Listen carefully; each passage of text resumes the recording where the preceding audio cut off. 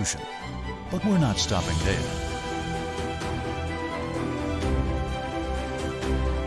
We're crafting an international brand and already have over 370 outlets in 14 countries. We are by your side, ready to embrace the future.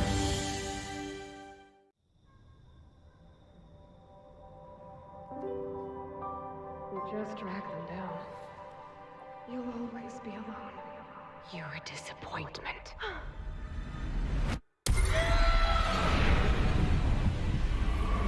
They were never your friends.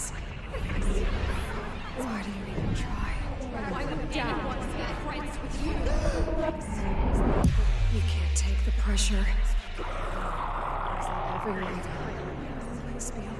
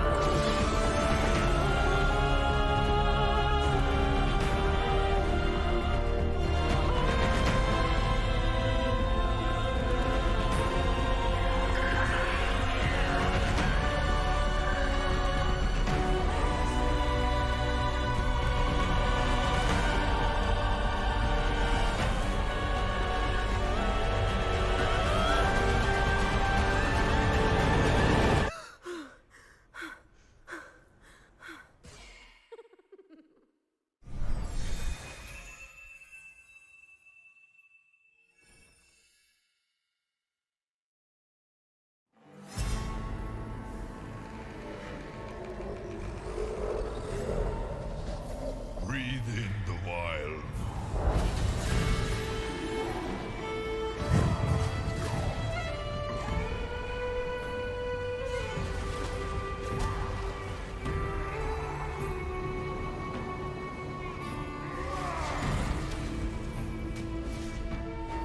With the strength of the bear.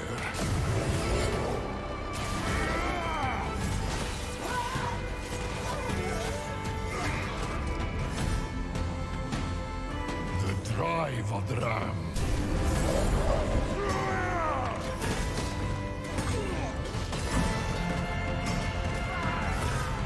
The will of the boar.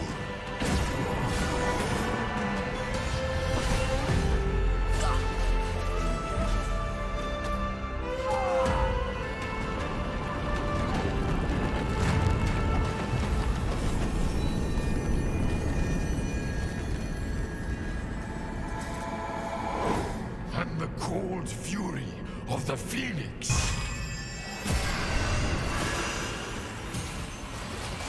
A storm rages through me.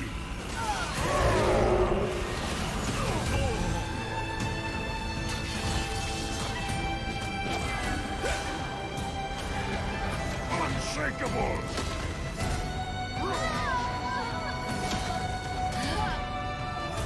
Breathe out the spirits and fight.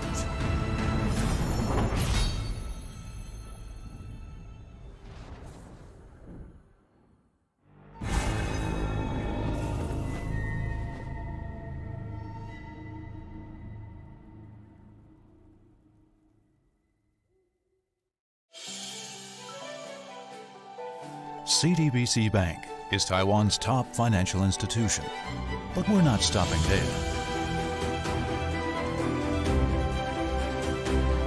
We're crafting an international brand and already have over 370 outlets in 14 countries. We are by your side, ready to embrace the future.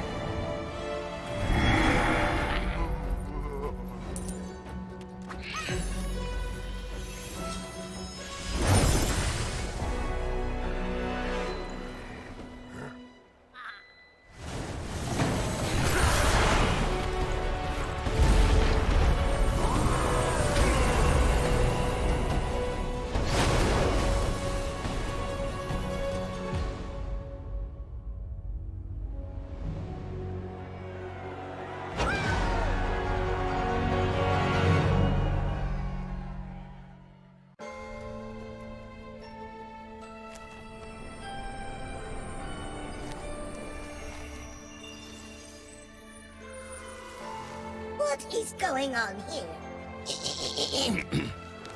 That's much better. Well, I suppose better is a relative term. Let me see if I've got this right. You looked upon the infinite cosmos, summoned me into this, admittedly rather adorable form, just so I could teach you about dragons. After all, there's none more qualified to teach you about the Dragonlands than me. Very well then, my bold little protege, I accept. We begin with power. The Dragonlands don't just have magic. They are magic. And where does this magic come from, you might ask? From dragons, of course. Each one powerful, each one an asset, if you are in the right place at the right time. The treasure dragon may offer you gold or ancient artifacts should you meet them. Just don't be greedy. One per lucky mortal customer. You understand? Of course, treasure isn't all that awaits as you traverse the Dragonlands. Make your way to the Draconic Shrines, and you shall be blessed with wondrous effects in battle, which you will no doubt need. Take Pandora's Bench, for example, which transforms champions into, well, other champions. Or Sacrificial Pact, which allows you to exchange experience for health and... well, yes. Visiting a Draconic Shrine indeed augments immense your abilities. But these are draconic augments, and thus are far more impressive than anything mere mortals could invent. And next time, raise your hand. Now then, where was I? Ah, yes. While some dragons roam the lands, others are tied directly to them. Astral, Ragewing, Whispers, Shimmer Scale, Jade, Mirage, Tempest. One dragon for each of the 7 major dragon lands. Starting off strong, these rather imposing creatures can be convinced to fight on your behalf if you can afford their services. As I'm sure you can imagine, each dragon represents a powerful magic, so you would do well to commit their names to memory. Astral, there really is no place like home. I mean we, are as numerous as the stars in the sky. If the heavens align, you shall receive celestial favor in the form of an astral orb, increasing the chance that an astral unit falls into your shop. Better get wishing. I know, fire and dragons, such a cliche. But you're thinking too small and too slow. The dragons of Ragewing don't just feel the burn, they channel it, building their rage meters into a frenzy of fast-hitting power. Do you fear dragons that go bump in the night? Well, you should. After all, the Whispers will steal armor and magic resistance from their enemies. It's always those strong, silent types you have to watch out for. And who said all that glitters isn't gold, The magic of Shimmer Scale can make things downright blinding. What with unique items that scale with your gold? I don't look it, but I am practically green with envy. It is dangerous to go alone, so why not bring an army? That is the Jade strategy, after all. Jade statues protect even while asleep, but attack them, and they are bound to wake up. If that is not enough backup, these statues grow in power the more Jade units you possess. No, your eyes aren't deceiving you. Mirage is the most mercurial of the Dragonlands, taking shape only when called upon. The only certainty is that Mirage units will change their approach from battle to battle, allowing you to adapt and bring your victory into focus. Now, where have I seen him before? Our final stop on this tour of the Dragonlands is Tempest. For lesser creatures, lightning never strikes twice. But for Tempest, lightning is a constant current, damaging and stunning your opponents.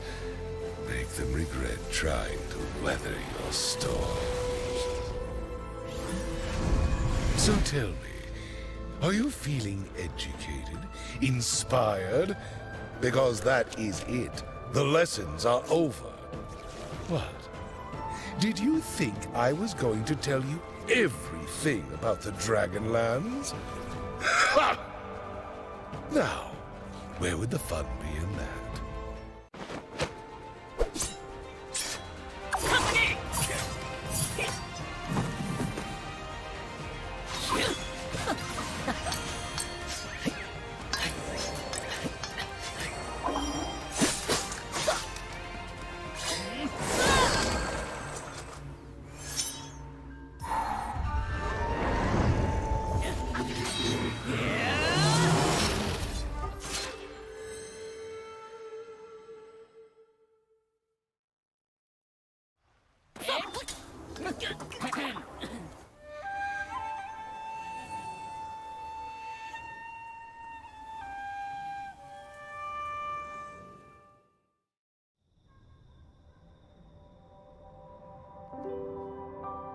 Just drag them down.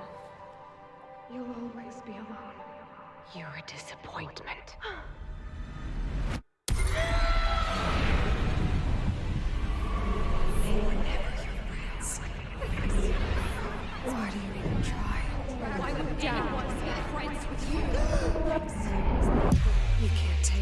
pressure. It's like everyone died. You'll always be alone.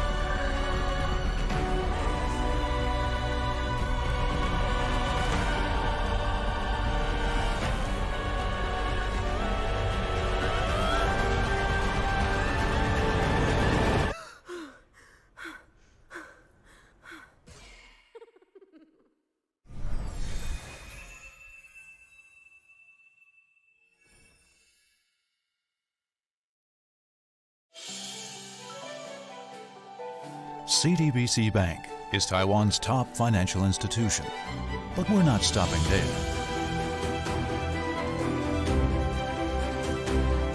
We're crafting an international brand and already have over 370 outlets in 14 countries. We are by your side, ready to embrace the future.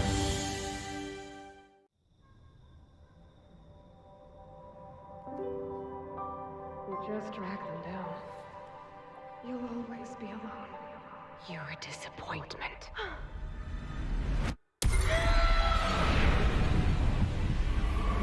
They were never your friends.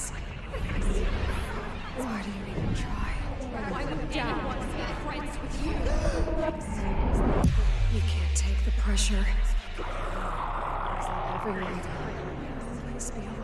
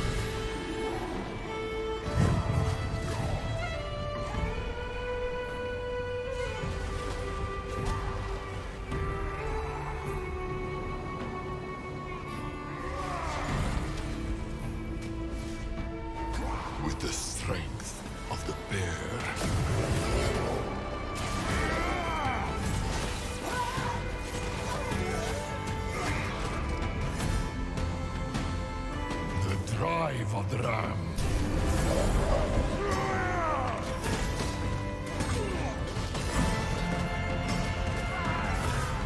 The will of the boar.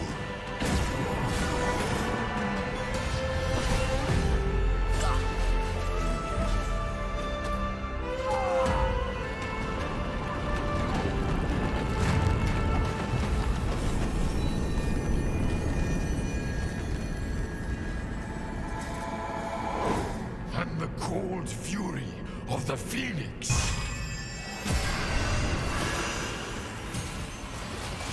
The storm rages through me.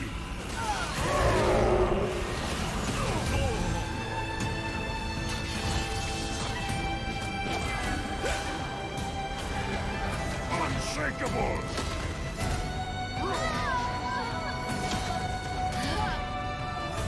Breathe out the spirits and fight.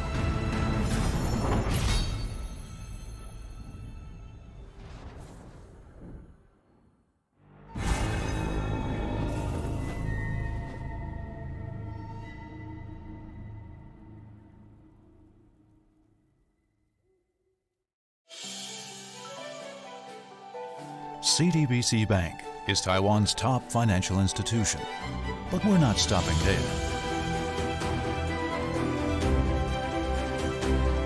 We're crafting an international brand and already have over 370 outlets in 14 countries. We are by your side, ready to embrace the future.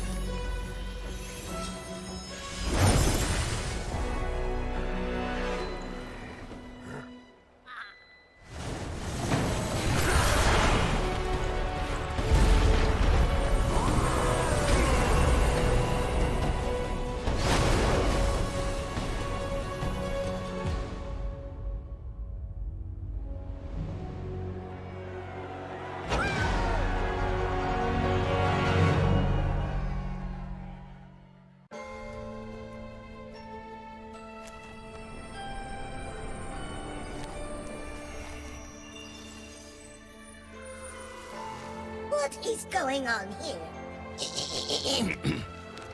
That's much better. Well, I suppose better is a relative term. Let me see if I've got this right. You looked upon the infinite cosmos, summoned me into this, admittedly rather adorable form, just so I could teach you about dragons.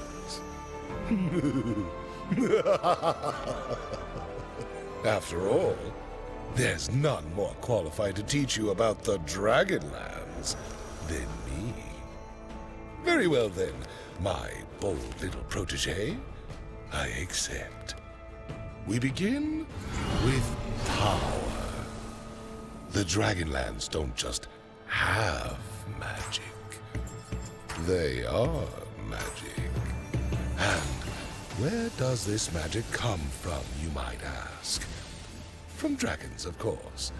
Each one powerful, each one an asset, if you are in the right place at the right time.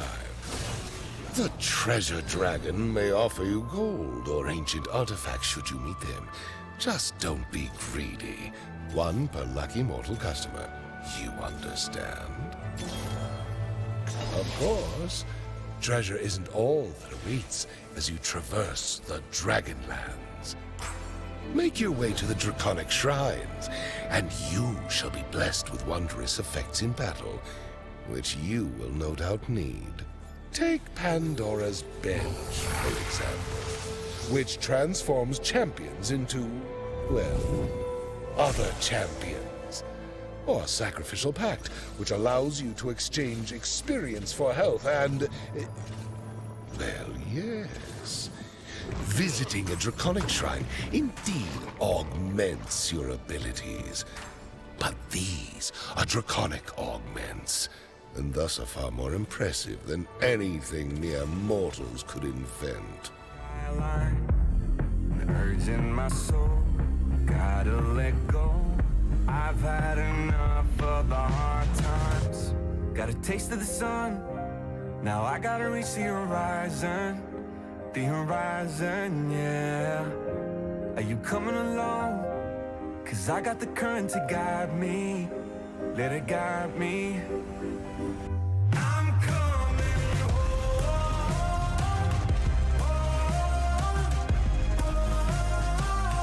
I'm coming home.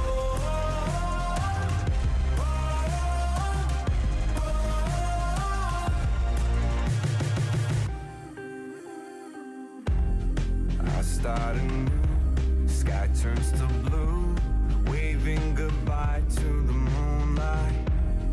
I'm gonna drive, follow the lines, leading me into a new life. Got a taste of the sun, now I gotta reach the horizon. The horizon, yeah. Are you coming along? 'Cause I got the current to guide me. Let it guide me.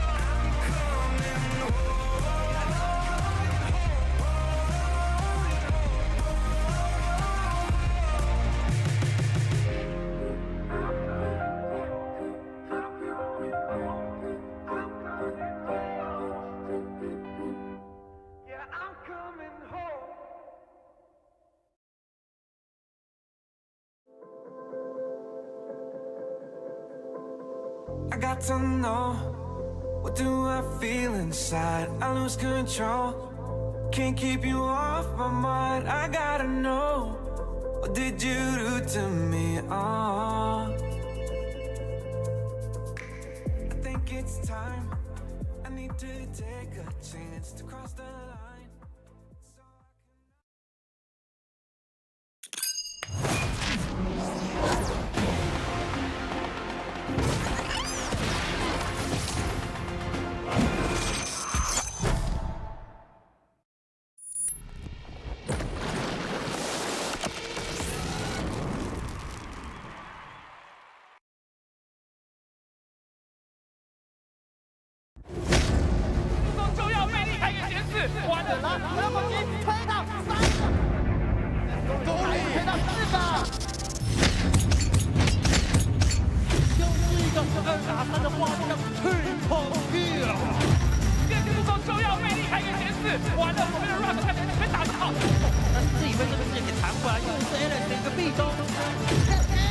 准备要在这一波向剑锋人全员冲掉。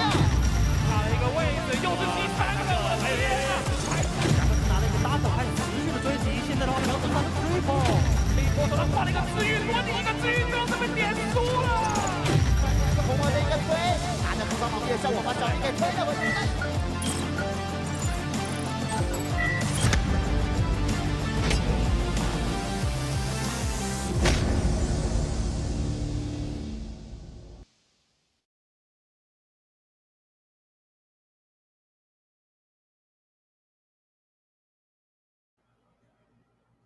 Hey everybody, welcome to the PCS Summer Split Playoffs. We are finally here after so many weeks of play. We get the best of fives, baby. I'm excited to see where it goes. I'm Pyrotechnics, he's Clement, and our sponsors joining us tonight, in addition to CTBC Bank, who's always been by our side, we're now joined by China Airlines. Thank you very much for sponsoring the PCS Playoffs. Now, Clement, I just got to ask you, how the heck are you, man? We've had a week off. We have been hungry. We've been ready. How are you feeling? We finally get to dive into playoffs in patch 12.14, excuse me. Get my numbers back. I could not be more excited because I think this postseason is going to blow a lot of our expectations out the water. If you've seen our predictions posted online, you know that people have differing opinions. There's a lot of non-standard guesses, and we're actually two of them right here sitting on the caster desk.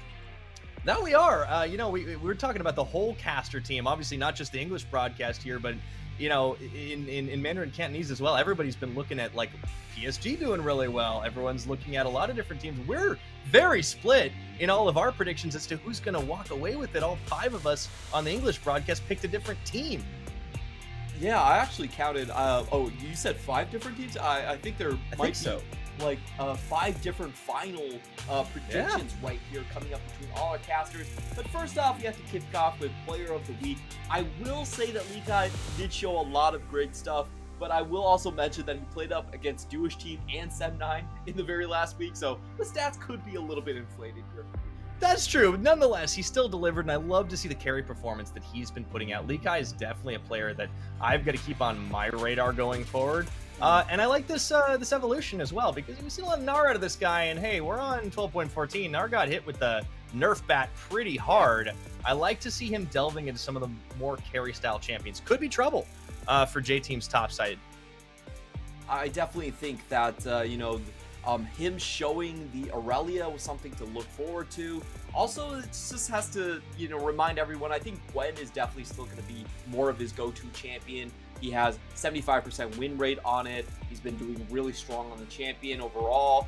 The Fiora is the one that personally I'm the most interested in, because Fiora is the champion that, if you look at the statistics, is the most prominent on 12.14. She got a bit of a leg up now that a lot of the big 3 usual blind pick champions in the game playing, the Gnar, have been weaker. I think Fiora has risen in priority. So, Lee Kai, Fiora has been an old champion of his. Let's see if he can carry it through the postseason. Yeah, really looking forward to seeing what he can do in that top side. Could be a big difference maker for Megabank Beyond Gaming. You talked about some of the changes on that patch, though, Clement. Some other things maybe you want to keep in mind are some of the changes from mid lane champions. LeBlanc is back, baby, and that's going to be a cause for celebration for both of our mid laners here tonight. Yeah, still not a tier A champion necessarily, but because of the exhaust going down and everything, I feel like both Uniboy and Minji do have that assassin gene in them. We could definitely see it come into play, and that's going to be our first series of the day. J-Team Beyond Gaming, starting off with your first best of 5. Absolutely. Of course, this is not a win, go on, lose, go home situation. We have ourselves the double elimination, of course. So the loser of this match will fall into the lower bracket, playing off against Meta Falcon team. That'll be on the 20th of August, this Saturday.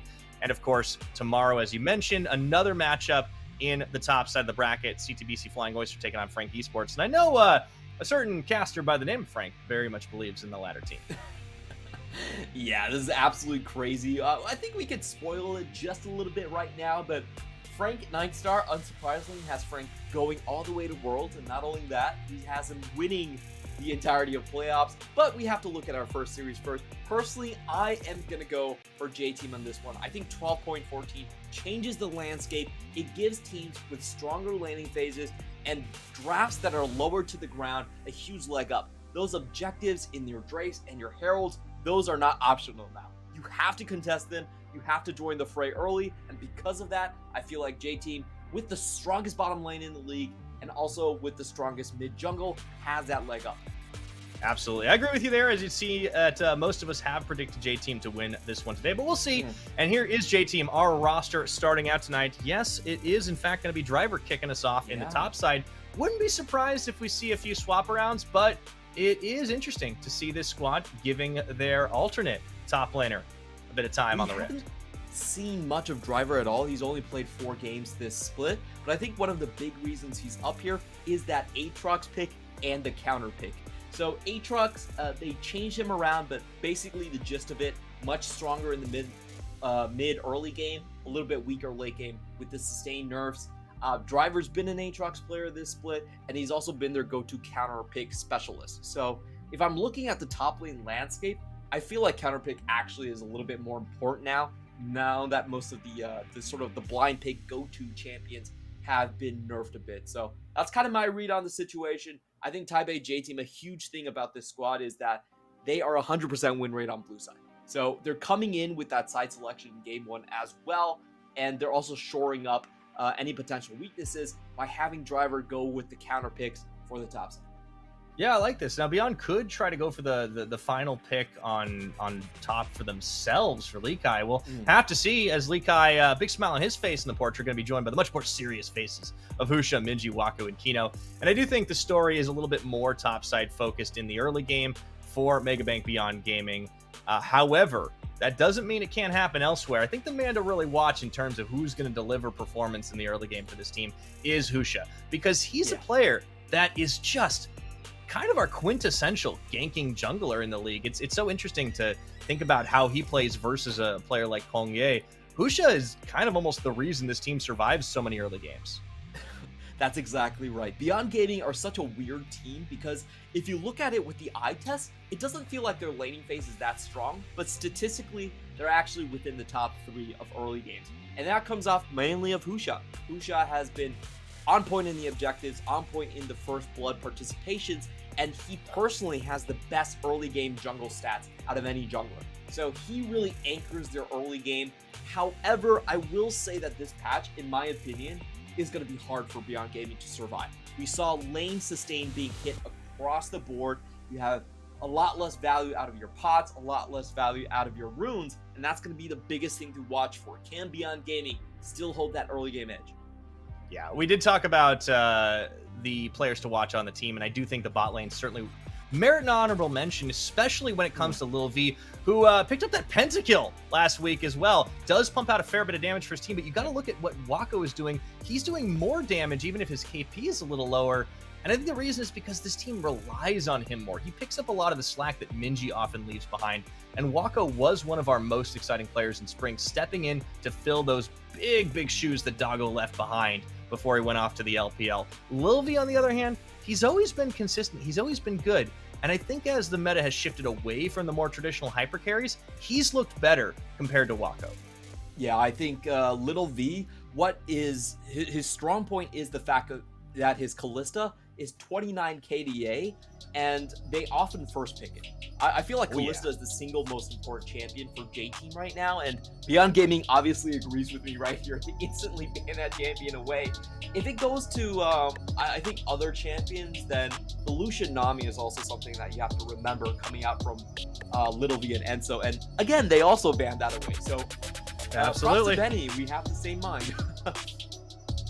Well, you know, Coach Clement doesn't ever really quite go away, does it? That's always good to see. Get the inside track, as the focus for J-Team is a little different. They're focusing a little bit more on the mid. They do ban that Gwen away from Lee Kai, so it does kind of signal that they want to give Driver a fairly good matchup. Poppy also banned out. Makes a lot of sense. Kongye has put it out a couple of times. But mid lane focus is pretty big here, and it makes a lot of sense when I think the biggest mismatch you've got in terms of skill is probably going to be in favor of J-Team in that mid lane. Absolutely. We were thinking, like, pre-game, what does Beyond Gaming actually do if Uniboy just gets LeBlanc? I don't think Minji actually has a good champion against the LeBlanc matchup. Of course, the Ahri is the much more standard one. I would say still stronger in the meta, and they take that away from Uniboy. Recently, Minji's best champion has been the Talia, so I think that's one that we have to look at. And, you know, obviously with Kalista and Lucian banned, no real surprises here. The Sivir is going to be locked up. Husha also gets his best champion in the Wukong earlier on. So J-Team right now, this is interesting. I think they have to take Zeri here. He's pretty much the only top tier jungler on the docket left here. But what this means is essentially that J-Team are going to be playing mid jungle, while Beyond Gaming are going to be looking more for that bottom lane lead, as LeBlanc might come through for Minji. Definitely a good matchup. He's going to take it. The Ahri, but it's the one that we haven't seen Minji play in quite a while. Yeah, I gotta see if he's gonna be able to dust those ones off. I was wondering that it made it all the way through early on, since it's come back up. I mean, LeBlanc has had such a rise, a fall, and a rise again, or at least it seems to be the case. So all assassins in the mid will be certainly keeping an eye on that lane and seeing how the junglers get involved. Beyond, don't want to let Kongye get involved as they ban his Vi away. Yeah, I think they probably will ban the Viego away as well, just to make sure he doesn't get the same sort of combo. And J-Team are going to be focusing on the engaged supports. This is a big reason I think Beyond Gaming will have a strong X factor in the postseason, is that tank supports are now back into the fray. They're much more commonly seen these days in 12.14 after the nerfs across the board to enchanter items. So I feel like, Kino does feel a lot more comfortable in those situations. Renekton is also a champion that I feel like has been buffed up a little bit, especially with the early game HP nerfs to champions like the GP and the Gnar. Your Renekton suddenly starts to look a lot better again. He can really play those early game team fights a lot better. And that's the general divide I see between these two teams. I actually feel like J-Team is a team that is much more likely to just kind of snowball and run away with an early game, while Beyond Gaming will be looking for more mid to late game pick-catch compositions or 1-3-1s. And that's something that I think we really highlighted as a potential pitfall here for Mega Man Beyond Gaming, is that this patch enabled a team like J-Team to go in for the all early game. So we'll see if they can still build a comp that works their magic across the lanes. I mean, that Zeri is probably going to come online a fair bit later, but you have to keep in mind the Ahri for Uniboy if it pops off, as that Leona is locked in for Kino. And now J-Team, they have to think about which jungler they want to go. I feel like they should be trying to snowball mid-jungle. Bot lane, it's very difficult for Zeri to get a lead in that lane. And also blind pick top is pretty weak these days. We have been seeing a lot more Ornn come back into the meta. It's usually between Ornn or Gwen right now, and it does seem like Driver is going to be going back to his old ways and just picking up the tank Ornn here. So J-Team actually, I think going a little bit of a different route than what I expected. They're not trying to run super early game. They're just trying to have a good mid laner, and then they have that scaling component with the Zeri, and of course the best front line that you could possibly have in this patch with the Ornn. Yeah, gives them a good front to back. I do think if they can keep Lil V protected, they've got a lot of tools at their back pocket to try and fight it out. But Beyond should feel fairly comfortable with the fact that they didn't put themselves in a situation where they can get super rolled early and toying with the Gnar despite the nerfs, but it ends up being Lee Kai on that Camille. At the end of the day, he's played it once before this split, not been his most played champion by a mile though, and I believe this kind of sets up a bit of a pick comp. Yeah, I think this is Beyond Gaming's composition where they're very comfortable with. Lee Kai has been an old-time Camille player, played it ever since the Machi days, and if you look at the comp, it's very clear what this wants to do. They want to have a winning side lane. They can play 1-3-1 because it's going to be hard for anyone to match the LeBlanc in the late game, and they could just run their 3-man with the Sivir into one of these sides and just chase you down, get resets, and continue to play through that way. However, this comp, as always with Beyond Gaming comps, not as strong into a front-to-back situation, so you definitely give those early 5v5s to J-Team here. I think the biggest point on the map we're going to have to look forward to is still going to be that mid lane, the LeBlanc versus Ahri matchup. Technically, this is in favor of the LeBlanc, but we haven't really seen it happen with within the Minji versus Uniboy matchup just yet. Yeah, that's going to be the big thing, right? It's not just about the champions, it is about the execution in that lane and also about the jungler involvement, right? Xin Zhao getting picked up by Kongye does mean he has at least a few options, some gap closes early on, and it's not a champion he's gone to all that much this split because his pool got hammered a little bit. On the other side, I feel like the Wukong, while he can get involved early, is not going to have nearly as much impact as he will once he gets to level 6, of course, compared to the Xin Zhao. So it's almost like the tables are turned a little bit. Normally we look at Kongye as a power farmer, right? He gets involved a little later in the team fights. I feel like he might be the one making the gank plays versus Husha, but we'll have to find out. J-Team, Mega Man Beyond Gaming on the Rift here for our first game in a best-of-5 series. The winner will move on to face Deep Cross Gaming in the second round of the upper bracket. The loser falls down to the elimination bracket, has to face off against Meta Falcon team. We'll see who it's going to be as we are on to the Rift for game 1. If I'm just looking at the drafts, I will say I feel a slight advantage for Beyond Gaming. This is a composition that they know how to run. They've run plenty of times before, and it suits a lot of their strengths. For J-Team, I think this is a comp where you're not going to get a straightforward snowball from start to finish. You have to play a lot more of these 5v5s front to back. And to be honest, we're just not sure the performance level that Driver is going to be coming in with. Again, he's only played 4 games this split. He is back onto those tanks, as we see in the early game here. You backpedaling already, Clement? Predictions? Nah, I'm just kidding. No, I agree. I think there's a lot of questions. A lot of question marks about this J-Team lineup and the pick ban. I think they've given themselves a little bit of a tough task. And Beyond Gaming are very, very good at finding fights they have no business winning. Yeah, if I'm looking at this draft, it does feel a little bit weird in a couple of locations. I'm really not sure about Kong Yue on the Xin Zhao. Typically, he has been great on champions that have high impact, Kiana, and things like the Poppy or the Wukong. He's done very well at, but I'm just not sure about this Xin Zhao. Xin Zhao is a champion that typically just plays to be a sort of backline guard into the late game. This composition very much is set around protection for Little V, and I really struggle to say that that's the best thing that J-Team have actually played around. Like, I would not say that that's J-Team's strongest suit, protection of Little V. I will say Little V is on a champion that does have a fair bit of self-protect if you're talking about the ability to get over the walls, and Spark Surge can really make or break a game. Zeri is just one of those champions that, despite nerfs, has been really, really high priority for a lot of people for a long time. And I do think Lil V, while he wasn't as big in the like Jinx Aphelios meta comparatively, I think he's a player with a lot of upside. That pentakill was not just a fluke, not just a one-off. He's an incredible team fighter, and I do think if they can protect him, that plays to his strength at least. Absolutely. I feel like Little V, we have to mention this. This is probably individually one of his best splits yet. He is, outside of the comparison with Shun, the second best laner in the PCS. Ooh. And a lot of it has come to the pieces that are surrounding him now. I think Kongyue does a lot of these jungle clears where he's just clearing the bottom side and then going directly into potential ganks there into the bottom.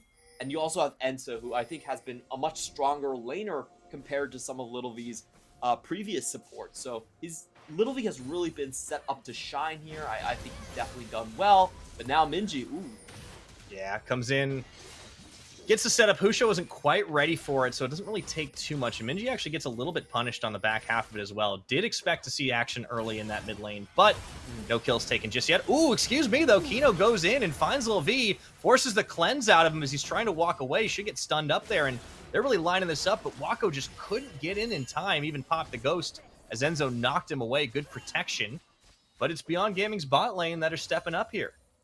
Yeah, and we do have to mention that pots give you a lot less HP now, 30 less HP per pot. So it's harder to recover from an all-in that goes poorly for your side here. That's gonna force the jungler to come down. Indeed, we do have Xin Zhao going into the bot lane. Husha will come top, and Driver is gonna feel uncomfortable, but he should be fine with the jungler spotted out.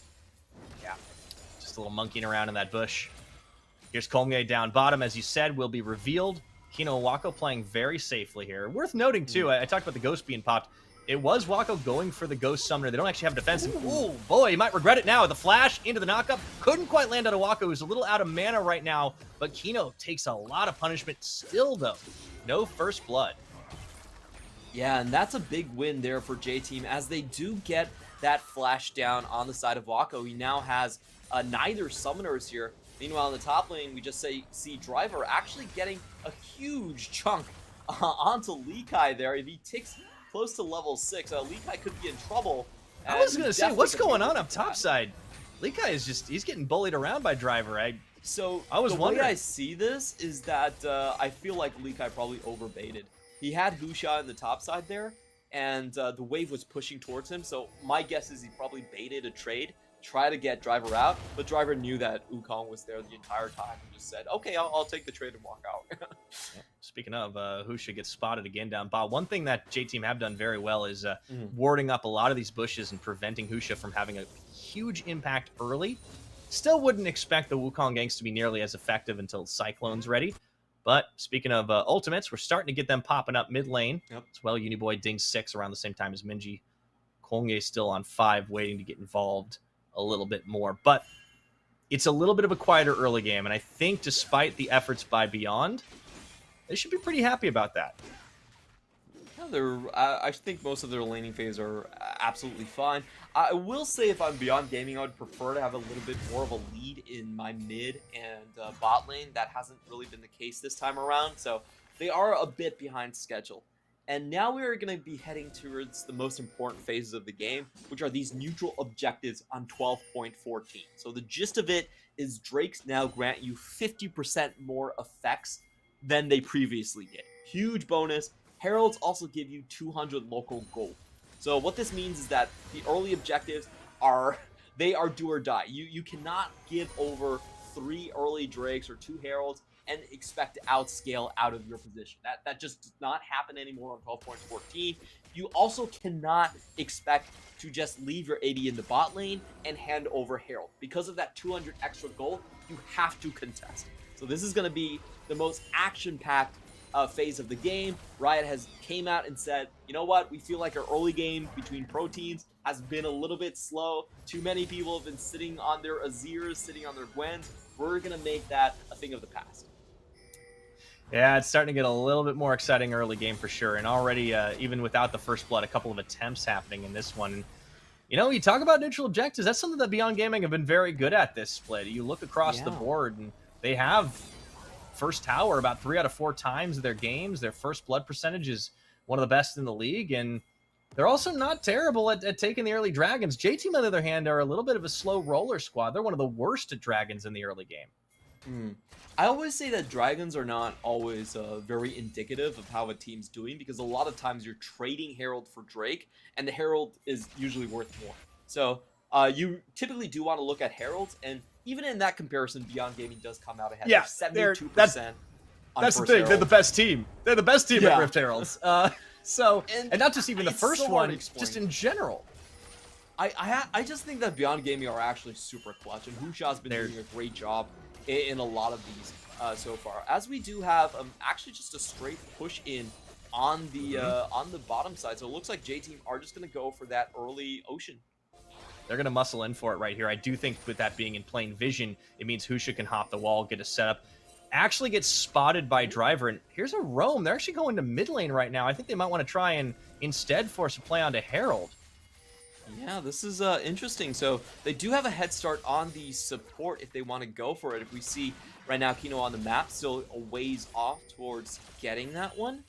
But no, they actually just just go up for a roam here, and just looks like they're securing vision in wait for those objectives to go down. Now we finally get some action. Yeah, Enzo going to be able to find out Kino here and gets the knockback. Whoa, that was a bit of a rubber band as they hop the wall. Lilvi forcing out the flash. Kongye slowed down by Kino's ultimate, and they will be able to walk away, but not for free. Still no first blood 9 minutes into this one, but certainly not for lack of trying, Clement. Yeah, that's actually quite well done on the side of J-Team. You know, they roam up, they let the push in, and then they come down to collect the summoners once more. That's 2 ultimates now burned on the side of Beyond Gaming. J-Team do have a decided lead in this Drake if they want to contest for it.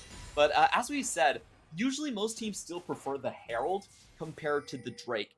Now, especially true for the Drakes that are not Hextech and Infernal. Those 2 Drakes after the buffs are just absolutely insane. You do a lot of teams would like those Drakes, but usually when it's just an Ocean or a Cloud, a lot more teams would actually still try to move their priority into the Herald and collect that extra 200 gold. And you can see the Vision game really reflecting that right now as teams have contested. For a while, I thought Enzo was going to join up with Kongye to try and make the play, but no, he just kind of handheld through the jungle, a little bit of a rotation and ward sweep, and you know, maybe he just misses the good old days of when he was a jungler. Seems so long ago now. Yeah, it could be true, but I really like this action. We've seen this a lot in the past from like Kai Wing and River, where it's just you leave lane and it puts the enemy in such an awkward position. Yes, they could push, but then you suddenly have the enemy jungler right behind you and you have to burn summoners to get away. So I do like this roam coming in from Enzo and Kongye. And if we remember kind of the general gist of how these teams want to play the game, you have to say that J-Team are putting themselves in a pretty strong spot to get that front to back. You know, that's much more of a late game comp. That's much more of a comp where you want to have the setups there and have your lanes even. And that's exactly what J-Team have accomplished. Yeah. Kept this one a little bit quiet, but they've been able to help Lil V to building himself up a little bit of a farm lead. The roam potential was matched by Kino, of course, as well, as he helped out Hushi. You can see he's still doing that, but great vision coverage means that J-Team have full info on what's happening here. Lil V can clear that ward brush away, and looks like the setup for the Drake is happening. This is going to be a late first one, as you mentioned. Not as much focus, but they will look for the fight first, and Husha getting stopped up for a second, not fooled for long by the clone, and he gets deleted. Even burns the flash. Insult to injury here as first blood comes through. And that doesn't mean without a smite, this dragon is about as free as it's going to be. Yeah, really nice usage of the abilities across the board right there. Enzo just goes directly in, starts the thing off, gets the glacial impact on everyone, augment, excuse me, and Little V even comes over the wall just to get the kill after the flash. So just great targeting here from JT. I like their preemptive moves here. You could see that Beyond Gaming were trying to fish around the periphery, try to find that kill, but Enzo just ends all of that. Enzo doesn't give them a chance whatsoever. They land, the wind becomes lightning slow, enabling the follow-up there as well, and everybody just dumps the damage on Arusha. Yeah, they can do the deep dives too. And oh, Driver, let's see if he's going to be able to survive this turnabout. Nope, no getting out of the Hextech ultimatum, but he does call the Forge God in. Can't send the Oran Horn back, unfortunately. So, maybe Beyond Gaming will get some revenge here, Clement, but they don't claim an objective off of it. Yeah, really nice find. Driver, most importantly, they do get his ultimate and his flash off of that one. But in the meantime, I don't think they have enough in the tank to take Herald there. It's actually kind of a close play. I'll be honest, I feel like if Driver was able to hit that 3-man, then you could have seen Kongye and Uniboy come in and just get another kill off of that one, but that doesn't happen. Nice comeback play here coming in from the side of Beyond. Yeah, that was the setup. Okay, he just didn't expect there to be 3 people jumping on top of him, and yeah, tried to get away. Nice catch on the Hextech ultimatum. You're right, it was inches away from connecting, and that might have been the difference maker, but as it stands, gold game just about to dead even. Dragon making all the difference here as we're starting to see mythic items completed. Everfrost up for the Ahri, Gore Drinker up for the Xin Zhao. It's going to be matched just down bottom by Wako Sivir and the Kraken Slayer. Excuse me, never mind. A couple Divine Sunders as well. You know, we got the 2 Divines in the top side right here. And this is, this is kind of a slow start for Beyond Gaming. I definitely expected their bot lane and their mid lane to have a little bit more oomph here. Hasn't been the case. J-Team now running the entire bottom side. And Beyond Gaming are actually just being forced off of their towers here. You know, they're being put in a rather awkward position. And in the meantime, though, this is strong for Beyond Gaming. They do get this Herald just kind of uncontested. One big thing about the neutral objectives is that even though Drakes have a lot more HP, Heralds are still the same. So a lot of times teams still prioritize the Herald a lot more than, say, the Drakes here. And, you know, J-Team kind of dropped the ball in this one. A little bit. I think timing window was sniffed out really well by Beyond Gaming. So it really, this first game of our series ends up looking a little bit more like a chess match, just back and forth, small trades here and there. And decent control by both sides. That charm doesn't connect from Uniboy, but him and Minji continue to duel it out. A little bit of a level disadvantage there. And we talked about how this mid-match would probably swing a lot of things, but after that first gank attempt and a few wistful glances towards the mid lane by each jungler, it has been quite a quiet affair. Yeah, and I think that's definitely going to be in favor of Ahri here. Usually, if you see the LeBlanc, it has to win lane, you have to punish the Ahri, and it typically is a strong matchup. Not this time around. Let's see if Kongye can just pop out of this one. Yeah, he has to flash, but does end up safe here. Yeah. Usually playing a champion that has some sort of dash through a wall that doesn't depend on targeting something. Unfortunately, this time not the case, as his Xin Zhao is forced to walk away. It is an interesting choice that he goes to the Xin this game. I believe it's the first time he's played it all split long. And it did surprise me, even with the pick bans. We know that Kongye's got more in his pocket. I thought the Lee Sin might be coming out. I thought maybe we'd see the Kiana flex. Maybe it's a little bit much for game one, but I didn't really expect the Xin Zhao to be the choice here. Neither did I. It's his first time on the champion this entire split, and usually when he's trying to play something more defensive for his backline and Lil V, he does go for the Lee Sin, like you said. You know, Xin Zhao is much more an early game do-or-die champion now, so I feel like what happened here was that J-Team wanted to preserve some chance that they could just snowball an early game lead here. But when it comes to the mid-late game, I would say I actually favor Lee Sin over the Xin Zhao. I feel like Lee Sin has a lot more playmaking potential in that regard. Maybe his How do you feel about a Wukong, though? Never mind. Enzo gonna get that pop-up onto Minji, but very slippery. Minji does get out, and Husha was able to distract a lot with Clone too. Yeah, I wanted to know how the late game of the Wukong is going to stack up to this Xin. So I definitely think that Xin, the reason you pick him is for that Guardian Crescent.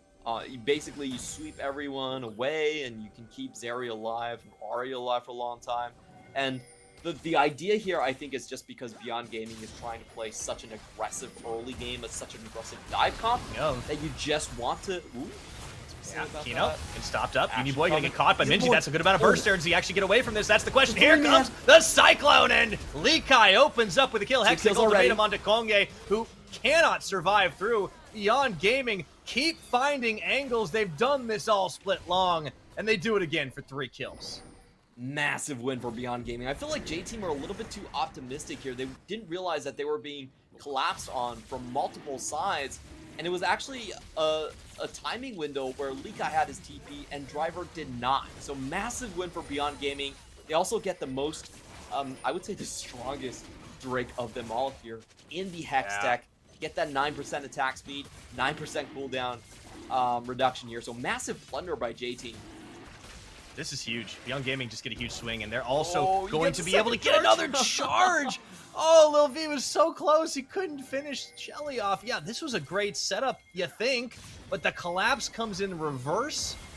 And watch the health bar of Uniboy just disappear in this fight. There were so many awkward angles for J-Team. Look at Uniboy. He actually has to walk through 2 champions just to run away, and he doesn't even get any damage down. Ornn also can't join the fight at this point. Beyond Gaming with Wako's ultimate able to chase down the rest of J-Team, and you know, this is a weird one, but J-Team just picked a fight where they were at a decided disadvantage. Yeah, and I feel like Beyond Gaming just always find fights that were like kind of shocked that they do. Not that they win, but that they had the opportunity, and that was a J-Team mistake for sure. Kills do go into the top side of the map. Yes. Lee Kai getting 2, that means he's going to be very accelerated. The Tiamat, I think that just buys it outright. And yeah, if you're Driver, you're not going to stop this Camille, even though you were able to outplay a little earlier on in the game. The LeBlanc doesn't get any kills, but the Wukong does, and he's building some damage right now. That is an interesting start to how things are going. The Executioner's calling. I think we'll see that Kempunk Chainsword pretty soon. Yeah, I honestly felt like J-Team really blew that lead that they had in the early game. They had sort of this smooth angle where they could just scale into a mid to late game team fight with Ornn and Zeri, and I think that would have been a fine situation. But with that fight, you now have Wako able to go into the mid lane. You now have these long side lanes where nobody can match here. Like, Uniboy's not going to be able to go too far against the LeBlanc. And then Lee Kai, once he gets the top lane narrow down, he's going to be able to transition bot lane. That's also a nightmare. So J-Team, they have to play this really, really closely and look for a big team fight win with the front to back. They've got to pick a fight on their own terms, right? They need good setup. Otherwise, Beyond can find them, can outplay them. The picks are there. Husha finds Driver. Even with the 2-level disadvantage, he chases him away, and Lee Kai is just becoming a tower-wrecking machine. Not to mention, They still got Wako to keep the waves pushed just about everywhere they want. Minji finding Uniboy and getting the outplay. This LeBlanc is becoming a problem. Yeah, and I'm not sure what the J team are trying to do right here. If you look at the trades here, it's far more favorable for Lee Kai. He gets the top lane tower uncontested. Bot lane, you know, it's true it goes over to Uniboy, but I don't think Uniboy actually matters all that much in the grand scheme of their compositions. Like, J team needs the gold on Little V more than anyone else. Let's see if Korea can find something here. Enzo does get a knockup. It's only onto Wako. Unfortunately, Lil V can't follow through. They really need him to get these setups, but he's not got the items to work with. I mean, he's just sitting on that Immortal Shield Bow compared to Wako has a Phantom Dancer already. Yeah, he's much further ahead in the build at this point, and you know, it's going to be up to J team to kind of break this stalemate. Beyond Gaming are perfectly happy to just play a drawn-out 1-3-1 like they are right now. You know, Wako is ahead. He can push in Little V constantly, and I feel like what J team need to do is they need to find some sort of a two-man gank, especially onto the bot lane would be my guess, but it's so hard catching up to a LeBlanc. Yeah, and you don't even need the kills to do it. It's just been able to make some big plays as well. Finally, the buy will come through. I knew Lil V had to be sitting on some gold. There's not a massive farm differential there, so PD is completed. And now at least able to match close enough to the Sivir, although you're still losing out a little bit in the form of the BF Sword. Sivir doesn't need those boots as fast, especially. Got Ghost and On the Hunt available. And Beyond Gaming are perfectly happy to just keep the stiff arm. Keep your eye on the Dragon Timer. That's when we're going to be fighting next. It will be an Infernal coming up, and we do have the Infernal Rift. That's pretty big for both these teams. J-Team would love to grab that soul, but it will be the late game if it happens. If they do find Wako, he spell shields the charm. That was clutch. And beautiful stuff. Didn't have the cleanse, but still survives. And that's going to make J-Team's life quite difficult here. Beyond Gaming has the decided damage advantage coming into this one. The question only is can they find Little V and the backline? Yeah. J-Team looking to set up on that Death Brush. They know Lee Kai could be around, and he is going to be walking it as he doesn't want to spend that TP unnecessarily. Wave clear pushes on, but it's not going to be able to siege into the Sivir composition, so they will rotate back over towards the Dragon. 15 seconds till it comes up, and keep your eyes on Minji on the wraparound. Ooh.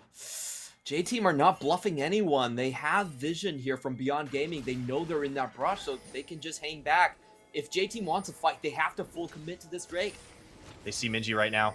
So, procced on the Dragon. Oh, does not land the charm. They want to get a pick before they set this up. They know it's going to be so much easier if they get somebody. And here comes the Ram Jam. Enzo. It's nothing. That's the flash. Everything misses. Minji, they open up, finding driver. Lee Kai splits the party on this one. And J-Team just don't have an execution. But they do know that a couple of key tools are down. On the Hunt, about to come back up.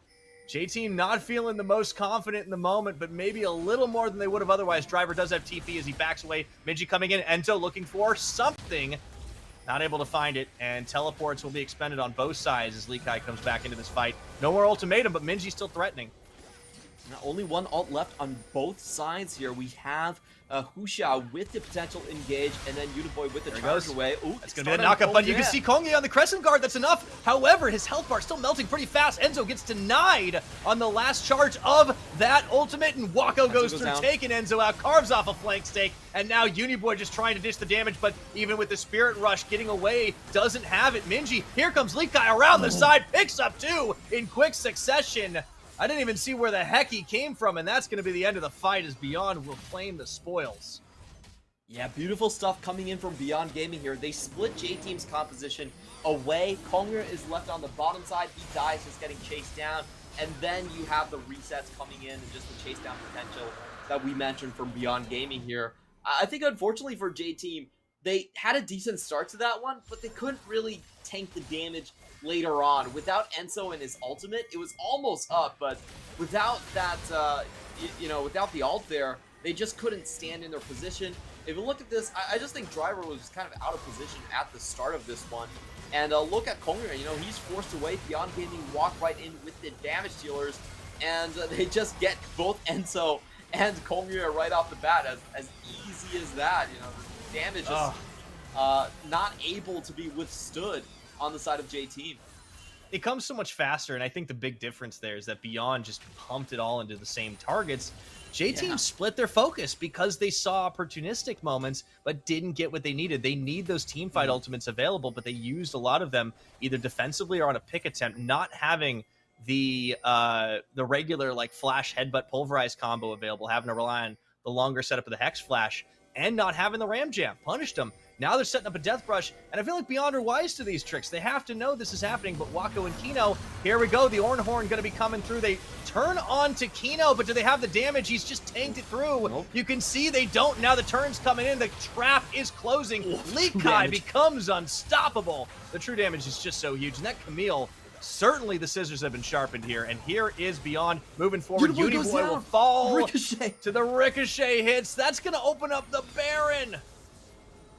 Oh boy, and J-Team, this Ornn has just not been working out for them. They have a front to back, but trying to catch these members from Beyond Gaming proves far too difficult. They only get the support in that one, and then the comeback kill from Likai was beautiful. It just cuts right through that damage reduction on the side of the Alistar. Kongy's got nowhere to go after this one. He has to flash out, but I'm not sure that saves him. Kino. Okay, they may not be able to chase this down for longer. Never mind. They certainly can. Kongye doesn't quite get popped, but after the Baron, after that fight, big dinner, they were looking for some dessert as well, and J-Team have just been left out in the cold right now. 26.5 minutes. The gold lead has opened up so substantially, Clement. It's 7,000, almost 8. And we're going to have to take a look at the replay right here. I understand what J-Team are trying to do, but so far they've just not been able to find these targets. You know, look at Kino right here. Everything lands on him, but he's already underneath the tower at that point. And watch this from Enzo. He just gets deleted by the true damage out of Likai. Nothing he can do right there.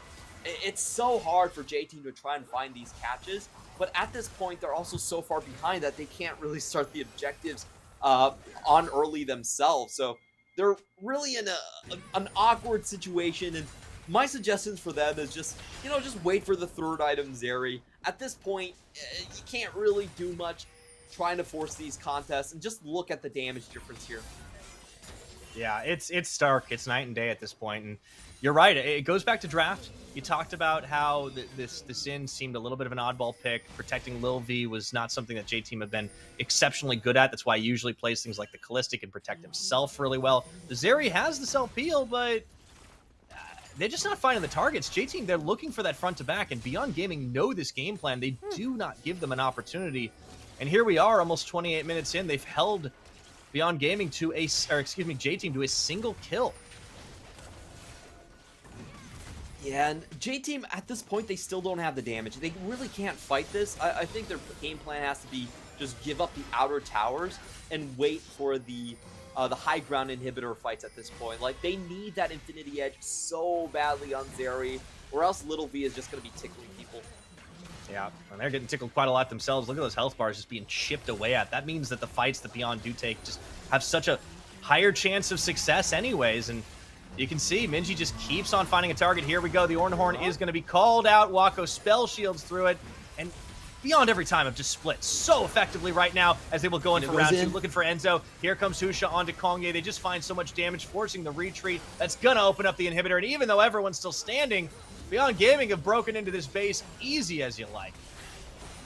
J-Team just have not been able to find any of these engages and try to punish. I don't really understand that attempt in the bot side. It basically gave Beyond Gaming 2 inhibitors that they otherwise would not have gotten. So, J-Team, I don't really get that. I feel like that was a wrong call on their part, and Beyond Gaming very happy to walk away the victors after he just basically understanding that J-Team have used all their tools.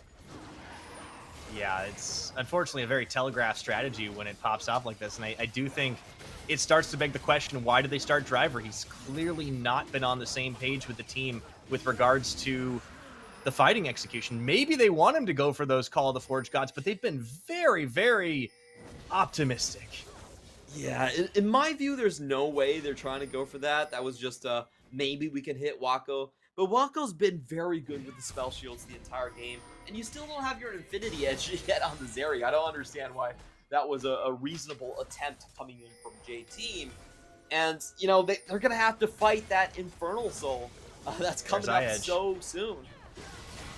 If there's Be their one chance. silver lining, the Infinity Edge now completed means that they should be in a better position to try and force a fight out. However, they got to deal with Lei Kai. This guy has just become a monster, and he is flying out from the flank and deleting somebody before they can even react. Crazy thing is, he can actually just start on the front line and still cut through. And can. so, But he's on the back again. Look at the wraparound. Okay, they respect it. Those outers, all those towers are going to fall. They do have to get in and clear the mini waves. There are supers everywhere right now. But I think we are close to the final fight. The hold, if it comes from J-Team, will be their last chance to turn this game around. Otherwise, we could be looking down the 0-1. Yeah, and we have to remember this is a really important game one because this is the game where J-Team had their side selection. This is the game where J-Team were supposed to get that, continue their 100% win rate streak on the blue side. But if they drop here, you know, that changes a lot of the calculus. Of course, they will still get game selection because of the loss going further on, but you really expect the higher seed to come in and try to make use of that game one. Yeah, a little bit surprising how this game has gone. I don't want to harp on draft too much, but that feels like one of the big parts of it. Just some of the choices have not necessarily been where you'd expect. I think Beyond have just identified that the strongest part of this team was going to be Lil V. And even though Zeri's still a pretty decent champion, she kind of needs a little time to get up to speed. And Wako didn't really have that same problem on the Sivir. 4 items, and he's just been flawless at dancing around the front-to-back attempts. And I think Beyond Gaming, you called it clutch performance. They certainly have, as Kongye runs face first into Minji and takes a full combo nearly zoned out. That Xin Zhao has just had almost nothing to do this game.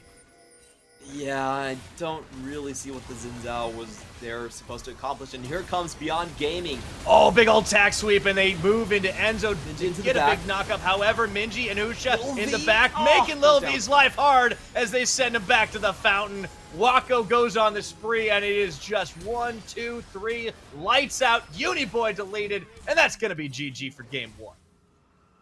As easy as that, Beyond Gaming catch J-Team right outside of the base. The jungler is already low. They have multiple flank options into the backline. And Zeri, even with double sums up, not able to survive this one. Beyond Gaming shock the higher seed in J-Team and take down game 1. Starving out, J-Team held to a single tower, a single dragon, a single kill.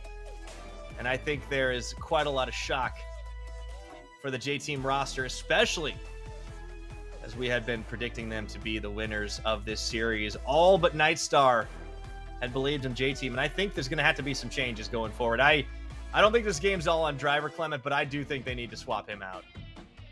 Yeah, his engages have been rather lackluster, if I'm being completely honest. I don't understand the engage on the bottom side. I felt like that was way too far of a reach, and it basically blew the game wide open with double inhibitors going over to Beyond Gaming. Sure, they were in a lot of trouble before then, especially with the play where they actually went in when Driver didn't have a TP. I'm not saying that play specifically was on Driver, but you know, that's definitely weird coordination coming in from J-Team. So I feel like this was a very underwhelming game for them, and if I'm looking at the draft here, I feel like they need a clearer direction. And are they going for late game or are they going to go for early game? Because I feel like they can play either one decently, but early game is where we want to see them at. I feel like if we look at the personnel that they have and the potential to just blow Minji and his champion pool wide open, then why not just get why not give the counter pick over to the side of Uniboy? Why not let Kongye actually play something that he's much more comfortable with and not throw out a debut Xin Zhao on playoffs? Yeah, it did seem like this was a team that was trying to experiment a little bit, but I think that experiment very clearly failed, backfired, blew up in their face, whatever you want to say about it. I would expect them to go back to what has found success for them in the past, or go all in on the early game. We talked about this being a priority on patch 12.14, being an option that this team could go for, and perhaps they've misread it. And if that's the case, that changes the calculus for this game, because that first draft, that was definitely a head scratcher. I don't think the Zarya was the problem, but they never really got to see it shine. Lil V didn't look nearly as comfortable. The Callista ban and the Lucian bans were on point. And big credit where it's due for Beyond Gaming. They managed to keep the J-Team aggression at bay early on. They didn't give them a lot of openings. and they made them really work for just about everything they wanted to do. The only thing they gave them was that dragon in the tower. They kind of took away the strengths of this J-Team roster, and I think this is another example of Megabank Beyond Gaming just having the clutch factor when it counts. Absolutely. I feel like they had much better coordination throughout this game, especially in the bot side, where we saw the game basically go out of hand with Beyond Gaming coming down, Lee Kai getting the 2 kills and opening up the 1-3-1. So we still have to be reminded here that Beyond Gaming is that team that has taken down basically everyone in the league. You know, they were able to take down DCG, able to take down J-Team within the final 2 weeks. They have beat PSG in the past. And they are that giant X factor. Whenever we look at a postseason, whenever we count them out, they usually strike us hardest. And you really can't give them the compositions that they're the most comfortable with. This is, I think, the biggest thing that we have to remember right here is that they gave them a red side draft, a 1-3-1 draft where they got not only the silver priority, but they also got both of their solo lanes in counter pick positions. So if you think about Beyond Gaming 1-3-1 and what they want to play, they basically got the perfect draft that suited their team. Yeah, 1-3-1 and a nice collapse too. I think Lee Kai just honestly excelled out of the laning phase. He wasn't challenged too badly by Driver. There were a couple of gank attempts up top that were sniffed out. I think J-Team had great ward coverage, but it was all defensive. They weren't being proactive. Yeah. They were held. And in terms of impact, it was so night and day between the two top laners because you saw the Call of the Forge Gods just going wide, looking for single targets, whereas Lee Kai was flying in like an acrobat and just deleting people. Became an absolute monster after that first team fight. And a lot of it started to snowball away from them once J-Team really whiffed on that fight down bottom where they set up a brush camp. And this is the trouble with J-Team. Sometimes they fixate on a certain strategy when it doesn't work. They double down, they triple down, they quadruple down, and it failed time and time again. And I think this team needs to be a little more versatile if they want to find wins in this series. I expect them to make some changes both in the draft and in the roster, but we'll have to see as this game done and dusted really got out of hand for them. And you could see about the point when it started tipping overboard. Yeah, right around that 16-minute mark, there's huge, massive misplay coming in from J-Team right there. They actually pulled the trigger themselves, so can't blame Beyond Gaming for that one. And they just kind of you gotta face the barrel away from yourself, man. You can't. You don't want to act. You don't want friendly fire. They don't really they just never got rolling. Shoot the gun there. And I do expect that in terms of the drafts, like if you're gonna ban Silas, then I feel like LeBlanc then becomes the highest priority for J-Team because you know that the LeBlanc can deal with the Talia, can deal with the Ahri quite easily, and it's also a champion where Minji isn't. I don't think Minji's Minji's good at LeBlanc, but he's not like S tier. It's not his best champion by a long shot. So I feel like J-Team could wait a little while longer on the mid lane pick and have a higher priority on the champion overall. Like, well, what I mean is like, okay, if you don't take LeBlanc here, you pick something else, then I can save that LeBlanc pick for myself. I actually don't mind if the Ahri goes over to the side of Ninja. Perhaps a bit of a trap, and Husha is actually going to be the one earning our MVP. I think it could have gone to Lee Kai, could have even gone to Wako, but Husha's definitely had a big impact. The ganks weren't as much in this series because of just how the early game went down, but his team fights, the Cyclones were clutch. He was finding the setups for his team, and that's what he always does. That's what Husha's able to do for his squad, and that's one of the reasons this team is a clutch factor. So he earns it with the Wukong once again. I believe his 9th game on the split on this champion. Certainly knows it inside and out.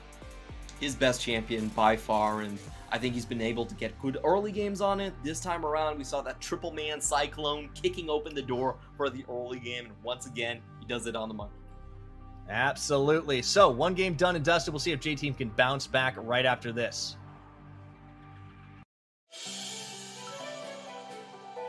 CTBC Bank is Taiwan's top financial institution, but we're not stopping there.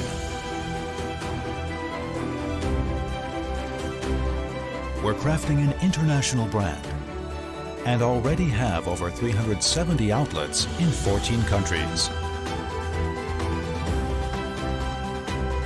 We are by your side, ready to embrace the future.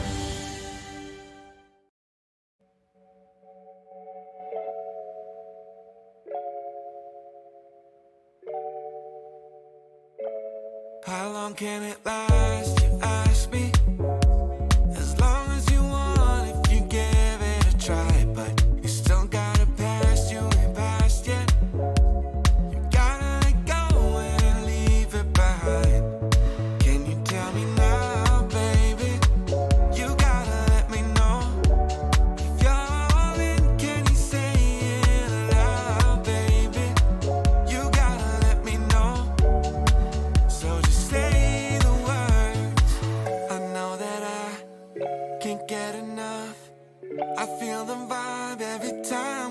touch. Oh yeah, you can decide. And who you trust. Give me a sign if it's right, then we can climb on waterfalls.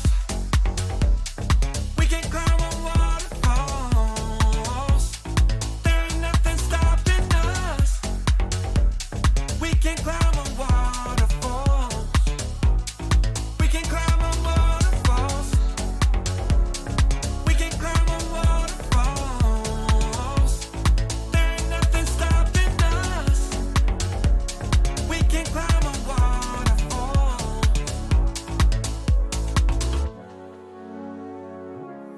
Leave all the confusion behind you. So many doors that are open wide. We'll start something new and exciting. Nothing to lose and no reason to hide. Can you tell me now, baby? You gotta let me know. If you're all in, can you say it aloud, baby? You gotta let me know. So just say the words. I know that I can't get enough. I feel the vibe every time we touch. Oh yeah, you can decide. And who you trust. Give me a sign if it's right, then we can climb on waterfalls. We can climb on waterfalls. There ain't nothing stopping us. We can climb on waterfalls. We can climb on waterfalls. We can climb on waterfalls. There ain't nothing stopping us. We can climb on waterfalls. We can climb on waterfalls. We can climb on waterfalls. There ain't nothing stopping us. We can climb on waterfalls.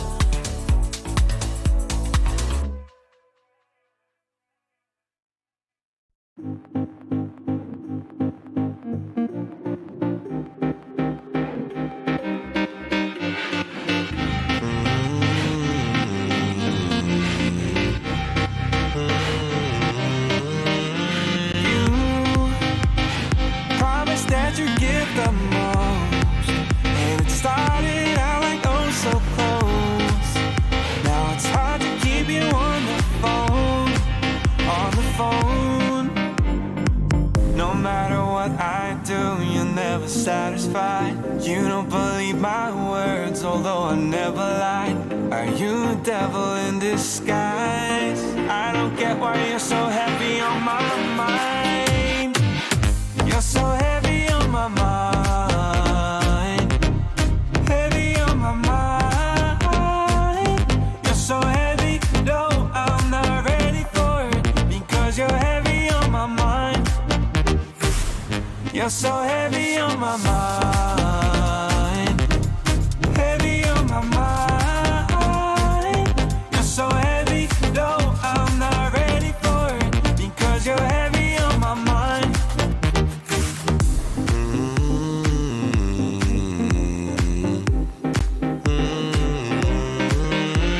You promise that you give the most. And it started out like oh so close. Now it's hard to keep you on the phone. On the phone. No matter what I do, you're never satisfied. You don't believe my words, although I never lied. Are you a devil in disguise? I don't get why you're so heavy on my mind. You're so heavy on my mind. Heavy on my mind. You're so heavy, no, I'm not ready for it. Because you're heavy on my mind. You're so heavy on my mind. Heavy on my mind. You're so heavy, no, I'm not ready for it. Because you're heavy on my mind.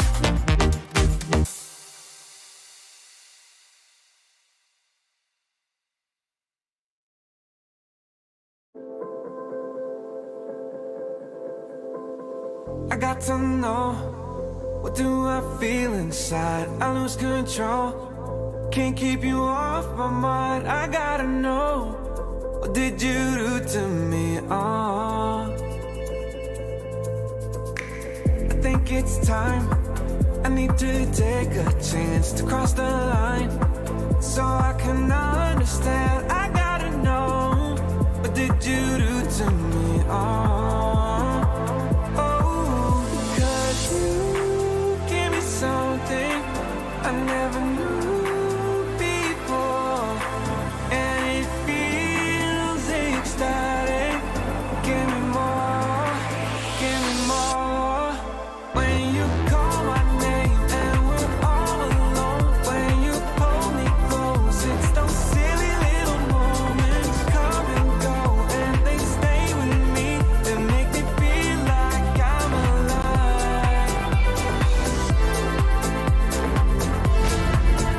都要被你开个前世，完了，那么你推到3个，终于推到4个，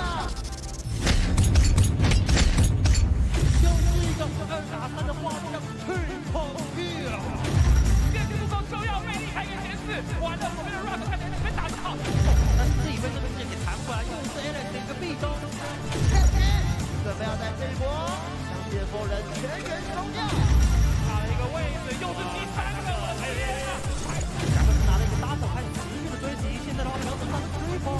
被波手他画了一个治愈，多你一个治愈，最后是被点输了。这个红魔的一个推，拿着不帮忙的效果把小林给推了回去。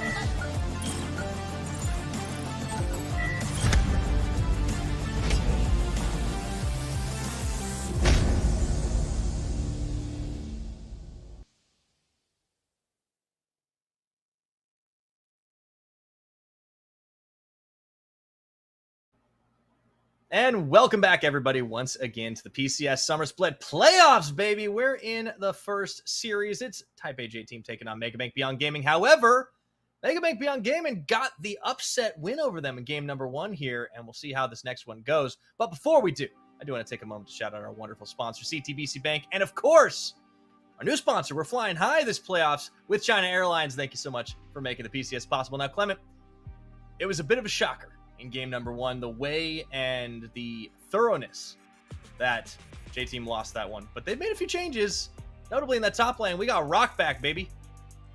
Yeah, this is a top laner that they played with far more in the split earlier on. And I'm very curious on what style he's going to go for, because throughout most of the split, he's been playing these blind side blue champions. The Gangplank was a special favorite of him, but the meta has changed a bit. And I do wonder if J-Team are going to go in a different direction. Like we talked about in the draft, we think that their best answer was actually to first pick Sivir in that situation, and then to pick up the LeBlanc later on. Now we're going to see Rock here with the squiggly sign behind him, stepping up to the plate.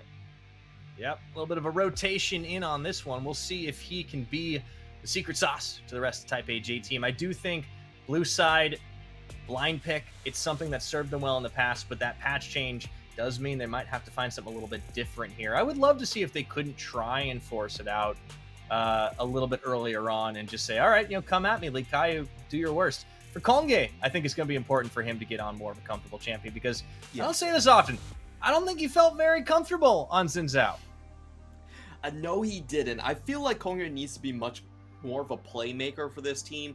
In the past, we just haven't seen all that many engages that have came from the top lane. Type AJ team have not played with Driver throughout most of this split. For the most part, it has been Kongye going in first, and Enzo has been playing a lot more of the enchanters. So I just feel like in terms of the initiation, they were starting on kind of an odd foot right there. Xin Zhao was much more of a counter-engaged champion meant to keep the LeBlanc and the Camille back. So maybe this is going to be something they're a little bit more comfortable with. At least I don't see them making the same sort of blatant TP mistakes that they had with Driver. Yeah.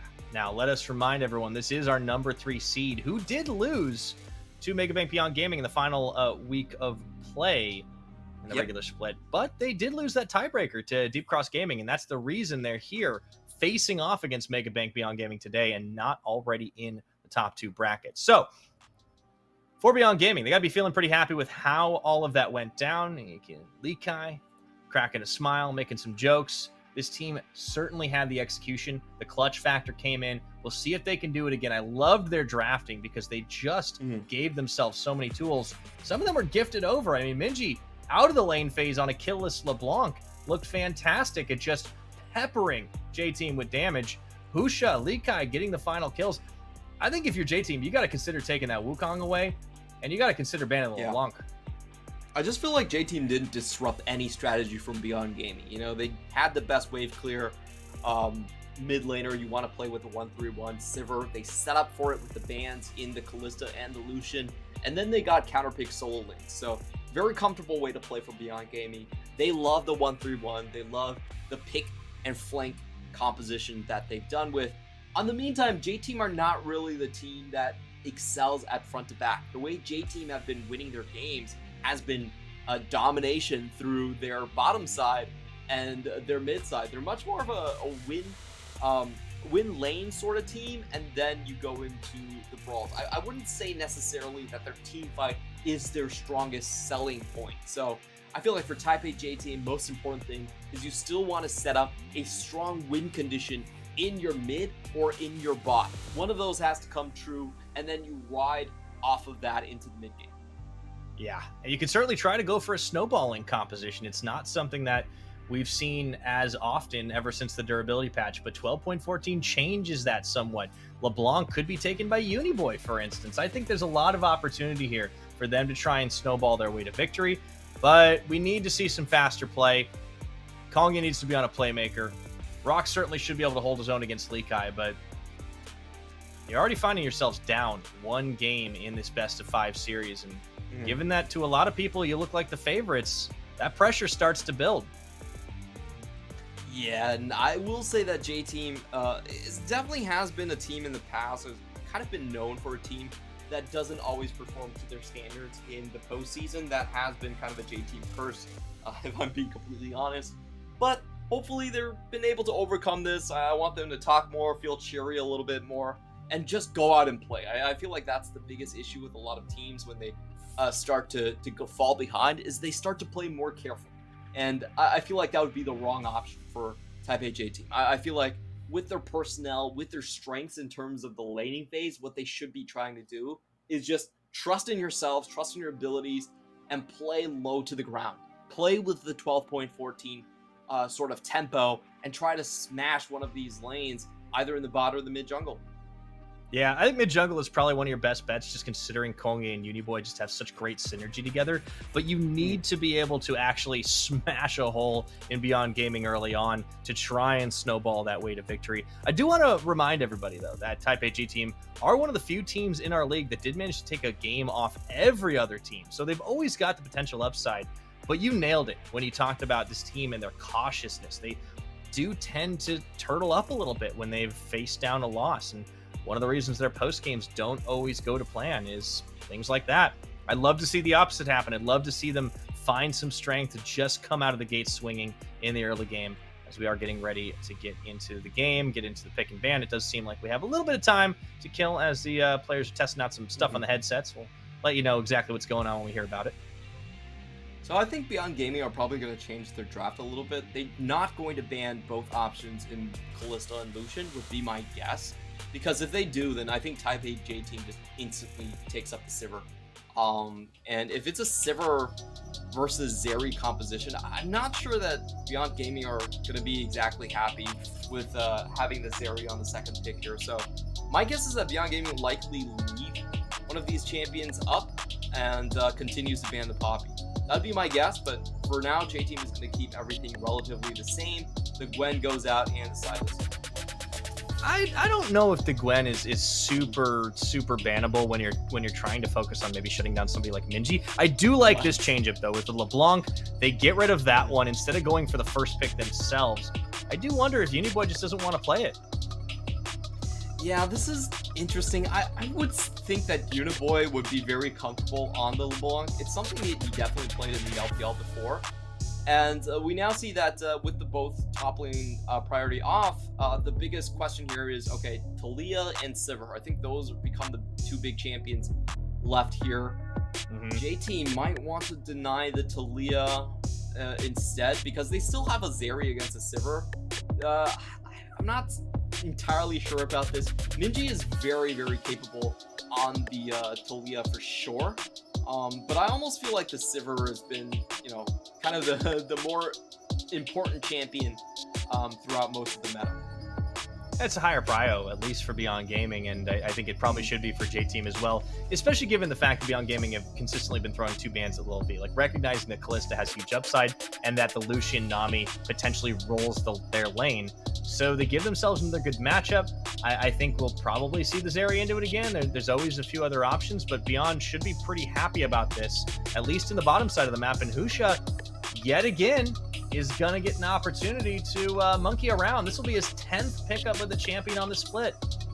Yeah, if it ain't broke, you know, don't fix it. So I feel like J-Team, they really need to have one of these strong side lanes here. I want to see what they have in store for the Sivir pick. What you want to do with the Talias, you want to roam bot, you want the back cut-offs here. So the Vi is going to be selected. And, okay, Zeri has to come in here. And for Beyond Gaming, this is interesting because they do have the Yone. I wonder if they go for that. That's a very strong pick against Talia. Also something Minji plays. I don't think the Orianna really cuts it, though. Yeah, I think they might just be holding that on the hover. Another thing never mind. Okay. I've been wrong so many times. I mean, like Orianna, here's the thing about Orianna, right? Like, she kind of can sort of just about fit into any composition, but she never feels like your first choice. Yeah, I think this is a very slow and actually very vulnerable pick against what J-Team has. You know, Talia hits one of those seismic shoves. Orianna could find herself in a lot of trouble. Orianna can counter back, but the thing is, her counter has to revolve around her ultimate, where Talia can kind of just, you know, once she gets a flick, then you're kind of just done for. I mean, it is a wombo combo, right? If you think about the Cyclone into the Shockwave, if you can catch 3 people on that, and then just wail away at them, you've got like you can certainly end fights before they begin. So there is upside there, but I mean, J-Team are gonna have to walk face first into that. Yeah, and you can see the support bans are already very much revolving around the bot side. J-Team taking away champions that can prevent that bot lane dive, while Beyond Gaming also taking away the Alistar, which is probably the strongest support against something like a Sivir here. I think, you know, Beyond Gaming would be very happy with something like a Nautilus, while J-Team could still be looking at that Yuumi. The Yuumi comp would fit quite nicely here. This guy playing around with some top lane picks, and no, not going to happen just yet. That Nautilus does come in. That makes a lot more sense. They'll grab the Nautilus away from themselves. J-Team, let's think what they've got left to try and pick in the support role. I mean, they could go for something less tanky. Renata Glaska's been up, and there it is. Ooh, oh, wait, I almost forgot about the Amumu. Oh, there's options. There's options here. Yeah. Yeah, that's Renata. Okay. I actually really like this. Renata, another one of those champions that actually has a really good tower dive. Like, once you can shove the wave in, then there's not a whole lot that the enemy can do. And you can actually force the enemy bottom lane to give up the wave just with the threat of the Talia roaming. So definitely works out in that way. And of course, Enzo has the most Renata games of any player in the PCS. I would say he's the best Renata that we've seen actually so far, despite only having a few splits on the support role. I like J-Team's comp. This one runs really smoothly. You know what they want to do. It's, you know, you run forward at your enemy, you try to get these picks early on into the bot side and shut down Wako. Makes a lot of sense, given that Wako kind of ran train last time around. So beyond the last answer is what's Lee Kai going to do? He's into a Sejuani. He can give himself a winning matchup. This Fiora is huge priority. They've got it. They've got a side lane threat, and that does give Beyond Gaming a pretty beastly 1-3-1 should they want it. But at the same time, or even 4-1 maybe, but at the same time, like, J-Team are okay losing this because Sejuani, you don't need to win the lane because you're going to be making impact everywhere else. Yeah, absolutely. You know, this is, I would say Beyond Gaming, this time they have a very much a late game strategy where the scaling from Sivir and Fiora will overwhelm the opponent in the late game. But I'm not sure how they plan to survive in the early game. What I see out of J-Team is once they hit level 6, you just run at Minji, you try to kill him, and then you save the Talia ultimate for the bot side. Like, the game plan is very simple for J Team to execute. Well, I don't think there are a ton of good answers on the side of Beyond Gaming to really prevent that early game power spike. So I feel like Beyond Gaming this time will be on more of a late game strategy than the previous game. Right, not to be riding out that early to see if they can survive. I would like to see what happens in this early game, especially as you mentioned when the ultimates come through. Kongye is going to be pretty active. I mean, we saw him on a Vi a handful of times. He had one bit of floundering attempt against PSG, but I think it worked out a lot better the next time around. And yeah. I think you've added some tankiness too, which compensates for the fact that you're not going to have as much of a tank support. I really like this draft at a J Team. I think that they have a lot of mobility. They have a lot of playmaking across the map. And the clutch factor to me is going to be that hostile takeover. Because we talked a little bit about the Wombo combo potential. Well, what happens if you start dishing out a ton of damage to your own team instead? And that is always a flip. And when Enzo's piloting this champion, you have to keep in mind. Yeah, it's a great counter to the sort of engage comp that we have from the side of Beyond Gaming. Now that I think about it, Renata does fit more and more. I was thinking about the Yuumi because we've seen so many Yuumi Vi sort of combinations, but Renata is definitely one of those champions where Enzo can feel a little bit more comfortable with. And, coming into this one, I'm really surprised with Lee Kai. I feel like Lee Kai in the back end of the split massively improved. His stats in the final week are absolutely bonkers, and he played that same Fiora against Rock in the final game there as well to a win. So this is a champion we know that he can pilot quite well. It's a high skill floor champion, absolutely, and we have seen a lot of Fioras just flounder early game against the Sejuani because it's so easy to just gank and kill you. But this time around, I feel like Lee Kai's definitely hit his stride, and something's happened to him. Yeah, I think so. He's certainly been leveling up as well. And Beyond Gaming as a whole have really gotten it together in the back half of the split in the second round robin. But I think Lee Kai's been a big part of that. We haven't really seen Liang come back in. And I mean, there's a reason. Because this guy is a boss, as Rock and Lee Kai just trade a little bit level 1. Just some love taps. Vitals, not going to be procced on the opposite side. We'll have to keep an eye, though, on the jungle. I think Husha will be able to have an impact a little earlier than Kongye will, but there's still that gap close. There's still the Vault Breaker. And Kongye, I think, could do a little cheeky level 3 gank here or there. You don't need to focus mid lane. It's an Orianna. Should be all about that bot lane or all about shutting down Lee Kai. And, we looking at Beyond Gaming, it's really about that Wombo combo that they can pull off. If they can get someone with the Shockwave into the Cyclone and have the Ricochet on at the same time, that's going to wipe out everyone, basically. So if they are able to catch that onto Zeri or Talia, that's almost an instant win in the team fight. That's going to be a huge moment for them. But in the meantime, J Teams, I think their game plan is much more procedural. It's about running down this bottom side with the Weaver's Wall, getting a big lead off of that bottom lane, or just killing Orianna over and over again. As we see Minji, coming in with the TP, doesn't have the cleanse right there. It's going to be quite easy for J Team to execute that level 6 all in. Ooh. It does find little V, but nothing doing to follow through there. And yeah, I like that you talked about how this is a procedural comp, because that is J Team's comfort zone. They are the A+ honor student, right? They're the team that studies. They're the team that builds the game plan. And as long as things go according to plan, it's good. Yeah. Contrast that to Beyond Gaming. They're the guys that stay up all night to study for the test and somehow pass it by remembering all of the answers at the exact right moment. Yeah, Beyond Gaming approaches to League of Legends. They're our clutch team. You don't really expect them to come out most of the times. You look at their drafts and you're like, well, this is so hard to execute. But they're still able to do it anyway.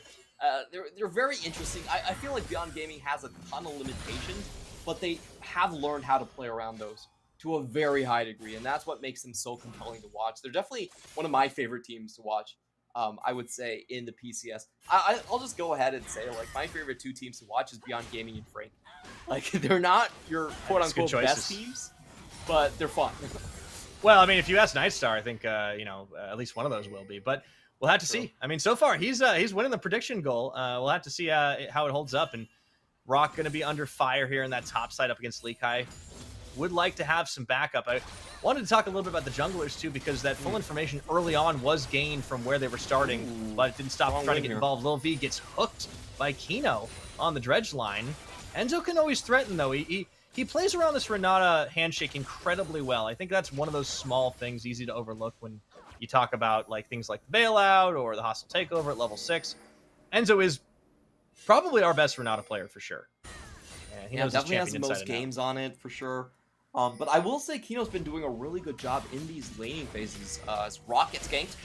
Yeah, he does. I think this is going to be first blood here as he tries to limp away, but going to be taken by Lee Kai, and Husha making the trip up topside nets results. And Lee Kai's off to the races.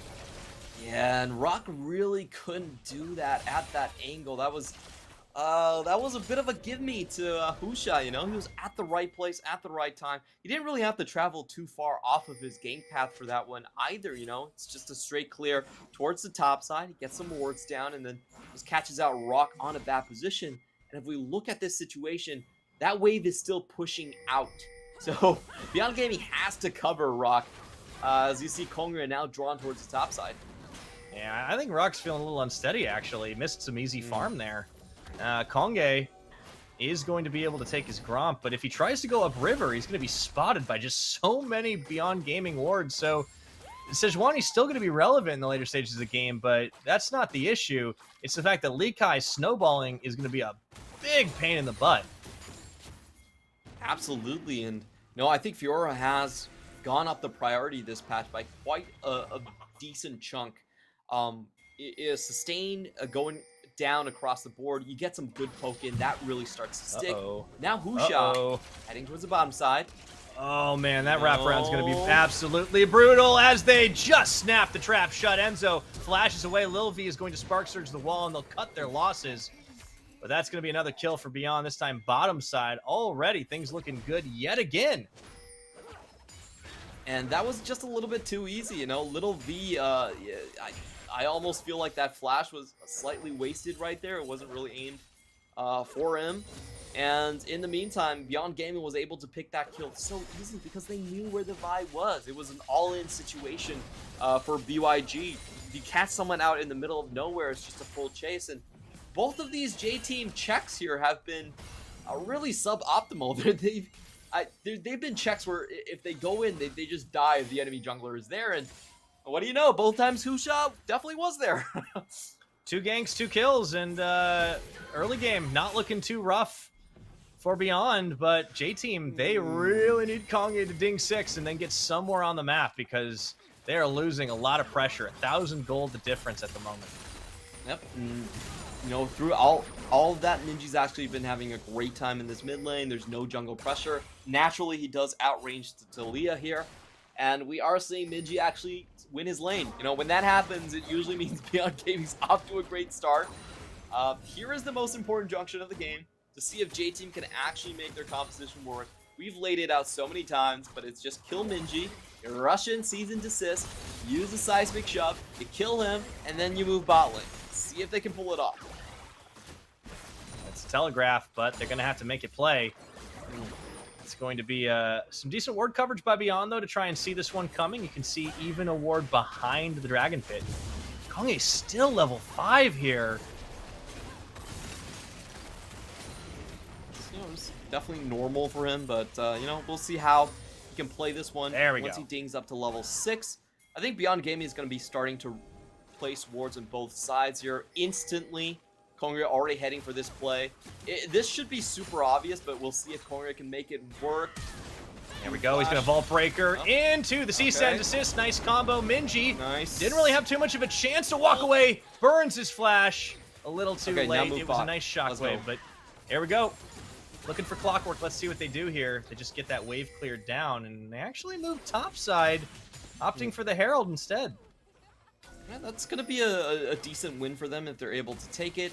However, Fiora is going to be coming down into the river first, and Minji does have a TP, so yeah, actually looking at the play, they weren't able to get anything done off of that. I almost feel like J-Team would have gotten more if they headed bottom side. Yeah, you can see that immediately J-Team started backing away on bot. Lilvi and Enzo going under tower. I think that was a full telegraph, too. It's like, oh, this is exactly what's happening. So, yep, they lose out on the pressure. Does mean that Husha can actually start this for free himself. Yeah, he's going to be super happy with this one. And we have to remember, Herald is big. So trading 1 kill for Herald, that definitely goes in favor of Beyond Gaming. 200 extra, a local gold here. So I feel like J-Team are just playing with a lot of jitters. I still maintain that they should have just went straight bot lane. Would have punished that pushing lane on the side of Wako. Instead, they go top. They do absolutely nothing. And Beyond Gaming actually comes out ahead. Yeah, jitters is a good way to put it right now. I think this is a team that should be looking stronger, should be playing with more confidence, but they're playing cautiously. They're trying to play for what should be a safe thing, but it's getting sniffed out. It's being seen by Beyond Gaming. Not only good ward coverage, but good game sense from the squad, who are just playing above, in all honesty, playing above the pay grade. But I feel like that's something that Beyond have always been able to do. They can match just about any opponent. And here they are again, off to a pretty solid start, especially with Lee Kai. Not only that, getting themselves the Herald that wasn't able to be secured by J-Team as they now shift their attention down towards this dragon.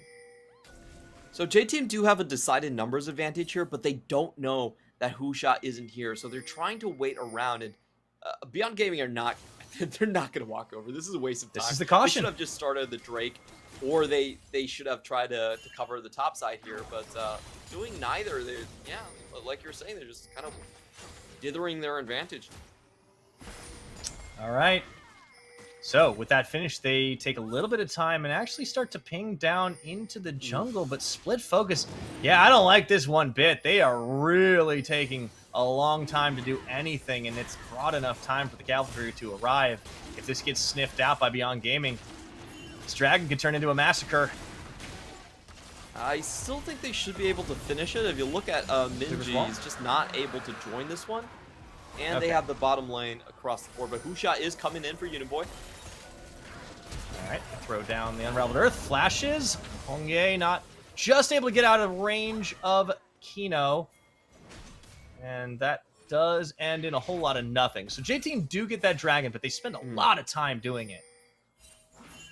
Yeah, they still find it in the end, mainly off of the bot lane push that they had here. Little V, is basically had an earlier back here on the board right now.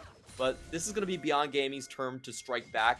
And it does look like they could be looking for a 3v2 into a Herald. So J-Team have to play this incredibly safe. And indeed, they are going to rotate a lot of members down. All right, they do that. This time, the safety pays off quite well. They're able to find a couple of wards, and Beyond knew this was happening. So chase away's there. Gold game's still in favor of Beyond by about 1,000 at this point. Wards have been making all the difference in trying to sniff the plays out.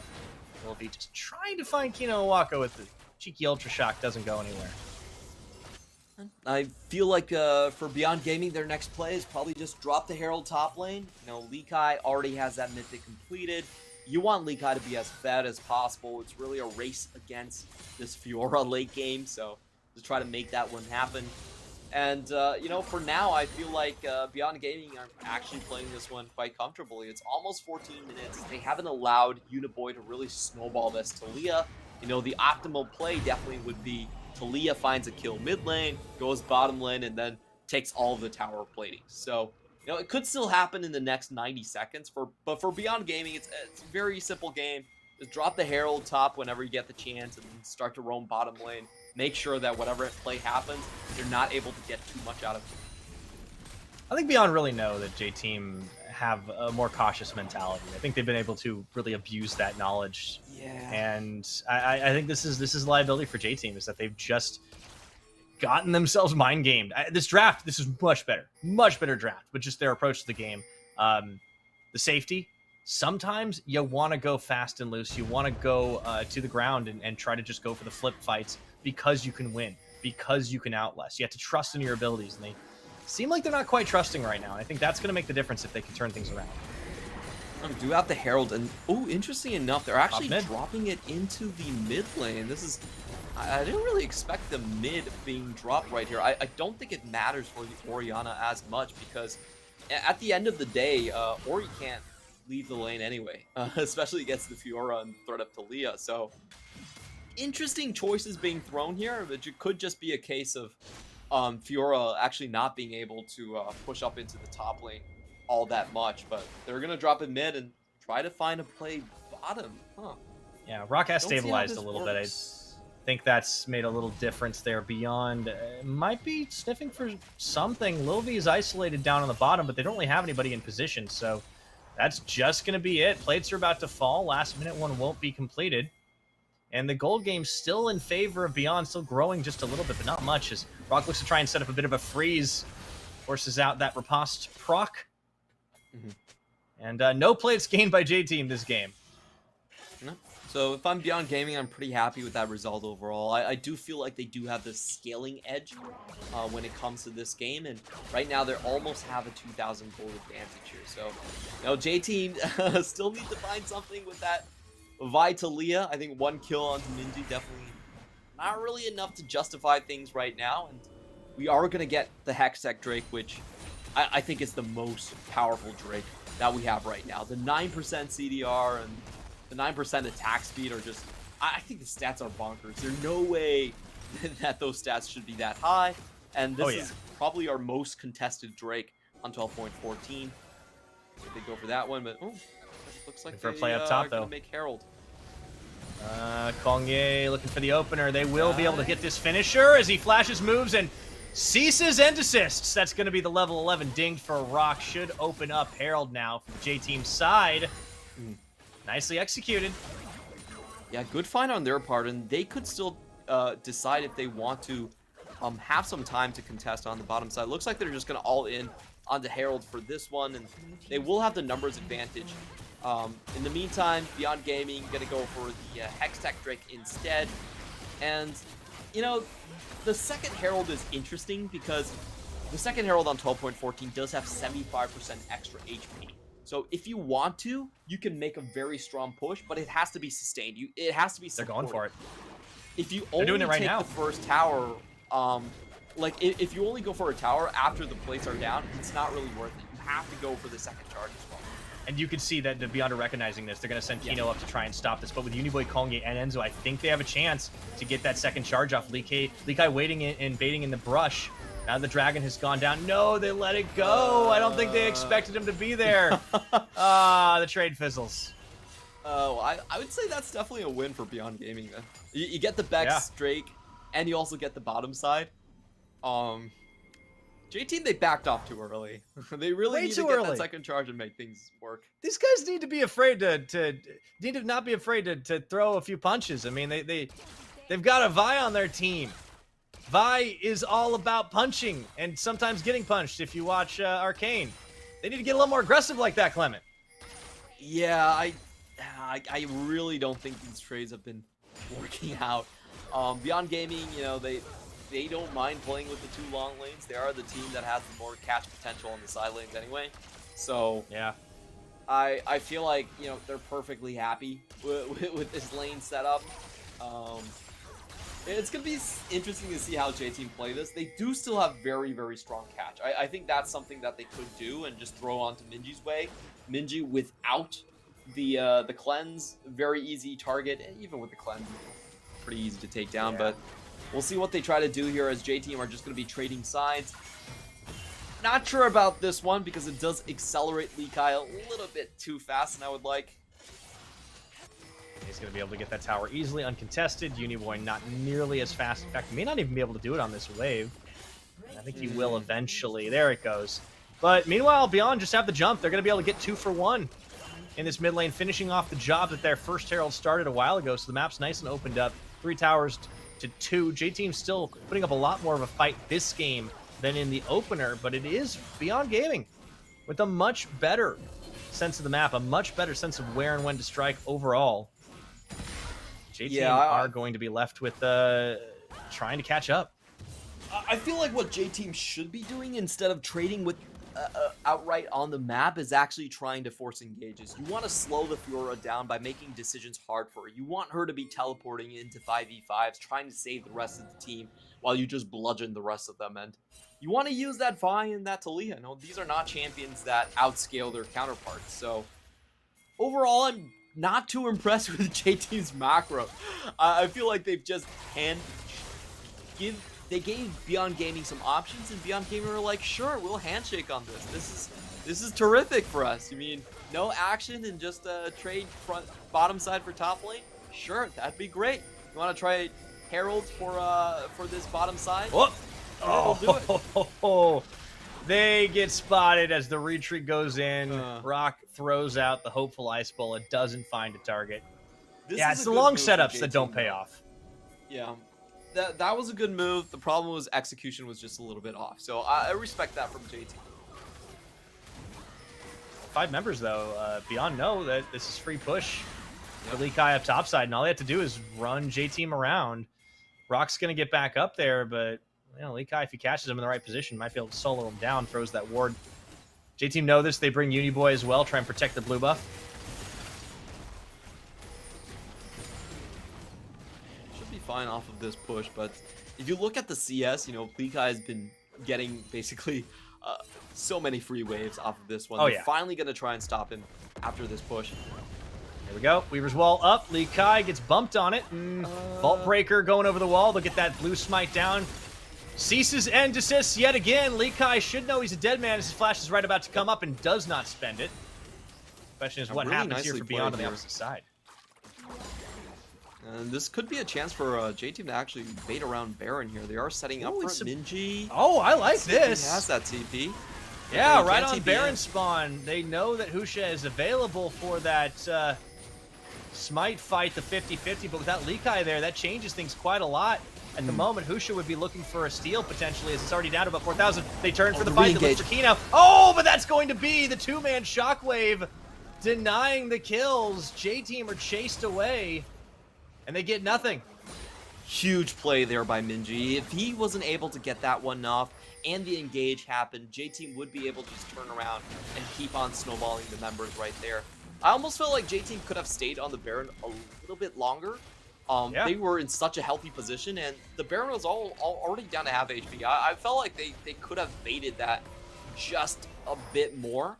But they went around, pulled the trigger early, and they weren't able to follow up after the Glacial Prison, which means, Beyond Gaming pretty happy to just take this one away. This is, yet again, an example of what we've seen in the J-Team jitters, right? Like, at the moment, they seem to be playing with a little bit underconfident, a little bit either too quick or too slow to pull the trigger on something. And I don't think they're like not on the same page. It's not a communication issue. It's just a confidence issue. You're the 3rd seed. You need to act like it. Absolutely. I do think they're just playing with a bit of fear here and there and overthinking things that I don't think they really need to be. They had that 5v4 around Baron anyway. Like, there was a chance for a smite steal, but you could hold it at 2,000 and then turn it around. So, kind of interesting to see J-Team playing this way. But now they really need to push things a little bit more. I feel like Beyond Gaming are on the cusp of just getting to that 2-item Fiora. It's going to be really difficult to stop. Same thing with the Orianna scaling as well. You remember, if you have that Ori just go in on the invisible Wukong and you one-shot Little V, that's the team fight instantly over. And it's very hard to stop that from happening. You can't really anticipate where Husha is going to be coming in from. So I just feel like J-Team, they do need to have a couple more fights where they win, where the game isn't already into the 35-minute mark, where if you lose just one engage, then the game could be over. So I think they need to get something off their fights. They need to actually get objectives out the back of it instead of just, oh, maybe will they, won't they? Yeah, they've been able to make picks, but not anything afterwards, which is, I think, exactly goes to your point here. And like, I want to see what they can do with Uniboy. He's had some really good Weaver's wall so far, but they haven't been frequent enough, honestly. I think they could throw a couple more Weaver's wall into Minji's way. He doesn't have a flash here. He's quite easy to pick off, and he is pushing far onto the top side. So JT, I either got to bait something onto this top side or just try to cut anyone off who's past river. Yeah, maybe they can bait the Baron out again, try and draw Lee Kai into one of those situations you're talking about, the uncomfortable situations. But without the, knowing that the Herald can, or the Skullcrab can sniff a lot of that stuff out. Again, J-Team get a little bit of cold feet. They question what they were going to do here, and Likai just continues to push down the line. Rock can hold him at bay for a little while longer, but that is the 2-item Fiora. And, you know, the 2-item with the Ravenous Hydra really starts to become the point where Likai can just shove without fearing the 1v1 against Rock anymore. He's always guaranteed to win that one. Of course, he still needs to be careful for the rest of the members. He does back off afterwards, but he's well on his way to just being able to solo split push and start to take over the game. Especially on 3rd or 4th items, it's not much you can do against the Fiora anymore. So J-Team are playing very much on a clock here, and they don't have the Drake stacking necessarily. This is going to be really tough. I feel like the next fight for J-Team, they need to have a big win here. Not just the objective. They actually need to get multiple kills. Yeah, absolutely. Here we go. Looking for that one. And, oh, Kino denies Kongye. How could you cease and desist when you are made of gold? Oh, I love that. What a denial. Even with the Zhonya's too. I will say the timing is actually not bad here from J-Team. They throw out a catch, they get the flash, and they're going to have everything up by the time the next Drake does come up. So if you wanted to try something like that, that was exactly the timing that you would go for. So all in all, not a terrible attempt from J-Team. Yeah, no, I'm glad they're making plays here, but they are starting to run a little out of time, and as they all back away, the Baron Pit gets crowded on by Beyond Gaming, who've just done such a stellar job of denying vision and getting their own. Like, yeah, Kino doesn't sniff that one, like, can't get 100%, but they have kept J-Team in the dark. And a J-Team in the dark is a J-Team that's scared. Absolutely. They've been playing that way for this entire series, I've got to say.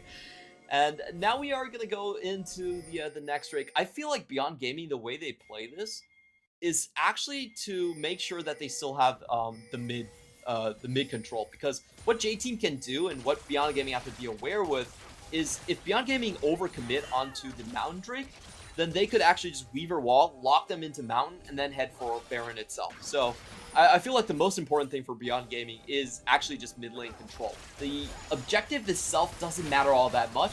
You just want to make sure J-Team can't trade away to Baron. You can see them waiting around the side. Both teams staring each other down. Lee Kai not on the side lane. This time would be committing for the fight, and he does back away. Dragon about to come up. Mega Man Beyond Gaming are going to try to draw J-Team into the river themselves. Keep your eyes on Minji for the Shockwave, on Husha for the Cyclone. That'll be the killer combo. As Wako gets caught into the big combo. Down. They get the shutdown, and here goes that hostile takeover. Husha gets clapped on by it as they just look for the finisher, but Minji takes Kongye out of this one. It's still anybody's fight as it turns back and forth. Lil V too low. Shut down by Minji. The second wind effort from Mega Bank Beyond Gaming is coming up huge as Uniboy forced to flash, trying to deny Lee Kai, but no, he will not be, as 3 kills coming from Minji, and they will claim the fight. Beyond Gaming cleaning it up. No, what was J-Team doing? They had a massive lead, taking out Wako on the other side. They had both objectives up, but Little V over chases. He goes alone right into the side of Beyond Gaming, and they just kill the AD Gary in return. As easy as that. They're going to take Baron off of this. That's huge. That's massive right now, and J-Team can get absolutely nothing off of it. They have a Sejuani and a Renata. You're not getting any more objectives. You can't flip on that dragon, and instead they lose everything. Oh, Clement, I feel like they're taking all the wrong lessons away from everything. Look at this. They finally get aggressive. They pull the trigger. Yeah. They find Wako on a bad move and pin him to the wall, and it's brilliant. What a combo. And then Lil V. What are you doing, He Little V? chases You don't need to go for the enemy jungle. You're by yourself. They actually just dropped 2 kills right afterward. That was completely unnecessary. You know, Kongre over chases on that one, and Little V too as well. They just lose their minds on that. And I have to say, this series has been so far underneath J-Team standards. I don't know what's wrong with them. But Beyond Gaming are going to be very happy to pick up the 3rd Drake and now move on to potential Dragon Soul. You know, I have long wondered what the J&J team stands for, Clement. I think it's jitters. Probably is. That's unfortunate. This team is looking not so confident. Let's see if they can get some of that back for themselves as they look to hunt down Lee Kai. Vault Breaker not going to connect there, and you can see they're just kind of a token effort. Beyond Gaming, they know they've got the Baron. They've got the opportunity to just pick up even more here, and they could be well on their way to match points soon. Oh boy, did not expect our 3rd seed to come out of the gates in this rough of a condition. Beyond Gaming, they're the scaling team composition. They've got 3 Drakes. They're up 6k. You know, all they need to do here is just keep on split pushing and take away the Mountain Drake. Either J-Team full commits the Drake, or Beyond Gaming, they get massively fed on the Fiora. Like, it's a no-lose situation for Beyond Gaming, if I'm being completely honest here. And Minji's gotten fed himself. Remember, that triple kill, that pretty much just straight up buys him the Everflame in that situation, I think, because he picked that up afterwards. He's just going to be doing a lot of damage as well. I mean, Orianna, you don't think of as a champion to just pop off, but the burst is still strong. And yeah, with a pretty fat gold bounty, going to present a very juicy target. It's going to be harder and harder for J-Team to deal with. Lee Kai can continue this 4-1 and just be a complete pain. J-Team has to in go J-Team's side. Just go now, J-Team. Come on. Got to make a play. They're not doing it. What do we put you in, Coach Clement? Put me in? Look, I'd be so bad as these players. Like, even if I made all the correct macro calls, we'd still lose the game. So, definitely not a good idea here, but what I'm saying about J-Team is because they're facing that Mountain Dragon Soul coming up next, it's actually in their interest to have a big fight here right now. You know, you win a big fight, you take back map control, and you wrestle a lot of that control back. You make sure you don't have to put yourself in a position where Lee Kai can split with the rest of the team and Beyond Gaming threaten Mountain Soul at the same time. Without them pulling the trigger, it's so easy for Beyond Gaming to set up a no-lose situation. Like, 4-man on the Drake, 1-man on top lane. If someone catches Lee Kai, it's fine, we get Soul. If someone doesn't go for Lee Kai, then Lee Kai gets super fed. Continues to go on to that death stance. No loss either. So, I really feel like J-Team, you know, they're being a little bit timid there. They had to go in that situation. They didn't go for it. And now Beyond Gaming, it's really easy for them to play the map out. Yeah, and credit where it's due. I mean, this, as much as we bemoaned J-Team just not taking plays when they should have and taking plays when they shouldn't have. There's a good chance.